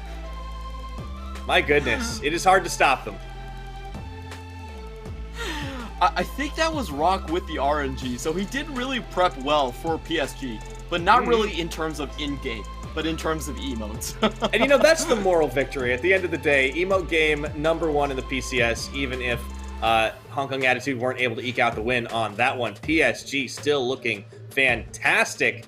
And if there were any questions, I guess, lingering from the Boom Esports game, well, we got a few answers, and we got some really stylish plays. I do love the Maple Yasuo. I'm glad we finally got to see it. Some good combos in with the Diana from River. Kaiwing once again on the signature Bard. Honestly, it was a PSG game. Yeah, I can't throw enough praise at that bottom lane for just taking all of the pressure early on. It was literally looking pretty bleak in the first couple of ganks, but Maple was able to dodge out of his way. Unify was able to stay alive without even using cleanse. Unify was sidestepping everything on his own, on Jhin. It was getting kind of ridiculous that he was able to dodge out on K, who was waiting for him inside the brush. Like, that play for me was just, is he even human? That's just absolutely ridiculous. I don't know, man. But I will say that I do want to see PSG actually utilize Hanabi a little bit more. Like, if you're in PSG's position, you're not even playing for domestic league. Worlds is almost guaranteed, if I'm being completely honest. So I do want to see them play either front-to-back team fights where Hanabi is the main initiator, and that makes use of him, which frankly, Hanabi has not been great in terms of engaging for his team. Or if they go for a 1-3-1 where Hanabi actually has to win his lane or actually outscale and out-split push the opponent. If they're not going for either, I feel like Hanabi just kind of coasts through and you kind of get the same results that he did before. So, congratulations to PSG. Definitely very unique composition, super fun to watch. But at the end of the day, I feel like regular split for them is where they should try out a little bit more in terms of broadening their archetypes and definitely getting Hanabi more into the fold, giving him more agency to do something else. Right, yeah, you don't want to get complacent and then end up getting surprised in the playoffs or getting surprised in international competition. Try things out, see what happens. You don't have to go for the perfect split. I mean, if they get it, I'm sure they'll be happy, but definitely this is a team that has broader ambitions and they want to be able to level up as much as possible. I think the experience at MSI certainly did them well, but let's see how far they can go. And, River definitely dished the damage this game. I want to give him a lot of credit. He was finding all of the angles. Eyes were on Maple with that Yasuo. It's always a flashy and stylish pick, but man, River looked great again. And, kind of reminds me, he did open up. I believe he was the one with that pentakill. He was the one with the early MVP. And it just shows how many weapons this PSG side has. Yeah, I love this draft coming out from them. It's really interesting to see a red side draft that flows into so many other dimensions. And congratulations to Unified, a well-deserved MVP, staying alive for most of the game, providing the engage from very far in the backline. And also that trap in mid lane was so critical. Getting the slow down onto Eminem allowed Maple's first big breakthrough onto the map, and they never looked back afterwards. Honorable mention for Kaiwing, setting up a lot of those plays in the very beginning as well. I really loved what this team has been bringing out. It's just, honestly, PSG are just, they're a juggernaut. It's so hard to deal with them. I think you mentioned, like, yes, perhaps they could use Hanabi a little bit more effectively. Maybe the drafting, they want to take a look at that, maybe experiment a little bit more. But so far, it's just incredible what this team does day in and day out. Boom were the only team to really fully challenge them so far. I think that's something even Beyond wasn't able to do. And they still managed to eke out the win with some pretty creative play, courtesy of Unified once again. Yeah, that's been so fun to watch. And I really think what we've seen from PSG this split is that they sort of doubled down on their identity by utilizing their advantage in terms of roaming. A lot of the compositions we see them drafting are comps that have very easy tower diving. So they have plenty of single target crowd control that is on demand, like Twisted Fate, like Renekton. And they also have a lot of tools that can disable towers, like the Volley Bear and the Bard. So this is a team with a very niche identity, but I don't see anyone in the world playing this style, and it's so fun to watch. It's incredibly fast, it's incredibly creative. And importantly for them, it works. Let's take a look at today's result. If you remember all the way back to the start of it, J-Team started off by taking down Impunity. Beyond Gaming beating Liab. Berjaya Dragons having a solid game against Alpha Esports. And then, of course, Beyond making it a 2-4-2 up against Machi Esports. That was our match to watch of the day. Boom beating Berjaya. And then finally, yes, we just saw it, PSG Talon. So, fantastic games all across the board. Let's take a look at our current standings. PSG still standing alone atop the 10-0, but Megabank Beyond Gaming really reasserting themselves here to reclaim their second spot. Boom and Machi right behind. And yeah, you know, things are starting to fall into place here, Clement, as we finish this first round robin out. It's looking extremely similar to what we had in Spring Split. Berjaya Dragon gets another boost. Impunity move further. Alpha and Leah staring on the outside, but still very close enough to strike in distance within. And I guess the biggest questions for me this split is just where Boom and J-Team are going to end up. I feel like the rest of the teams, we have a pretty concrete idea of how they're going to play, what their styles are, where their strengths and weaknesses are going to land up. But really the big question is, can J-Team show up as a summer team? You know, this is what they have been known for, always showing up a little bit better in the summer splits compared to the spring splits. And on the other hand, for Boom Esports, can they continue this great trek onto Rocky? Tomorrow's games, I'm going to be a play-by-play. I'm still going to be here for tomorrow. And the most interesting ones for me definitely is the third and second matches of the day. Of course, the first match. How could I skip that one? I'm sorry. I'm just no, that's a rematch, man. We got the rematch of the opening day again. But there's so much to like. I mean, I think like, you know, you're not wrong to look at all these other ones. J-Team's going to face a big test in Machi. I think Impunity really need to try and get on the board, and Hong Kong Attitude have been finding answers. So all three of those first games are incredibly exciting. Yeah, for sure. You know, the first two ones are going to be a lot more intense in terms of who's going to get those playoff buys. We only have 5 weeks of a regular season, and that just means that everything is closing down extremely soon. Now, because we have a very forgiving format, we don't actually have lock-ins until very, very late into usually week 4. That's when we sort of lock in. And right now, the number is still at 12 to get into playoffs. So we're going to find out later on as things start to move on, but it's been a great first round robin. A lot of surprises here. I'm super happy that for the entirety of the PCS, we do get a level up. Even Alpha, even Liab, they have clearly been playing better than their spring split selves. Yeah, the entire league definitely getting stronger and stronger. Some of those teams down at the bottom looking to find those wins, still in the hunt, still hungry. There are plenty more games to play here as we get into that second round robin. And as you mentioned, playoffs still a little bit of a ways off, still a couple of weeks to go, and plenty of chances because there just are so many games. It's one of the things I think is so fun about this league is that there are so many games to play. And at the end of the day, you only need to make top 8. It's a double elimination bracket. There's just a lot of chances to shine. Yeah, if you just sneak into playoffs, the sky is the limit. You could definitely make worlds just off of that. So, you know, for our bottom half of the team, anything is still possible to make a late surge into the split.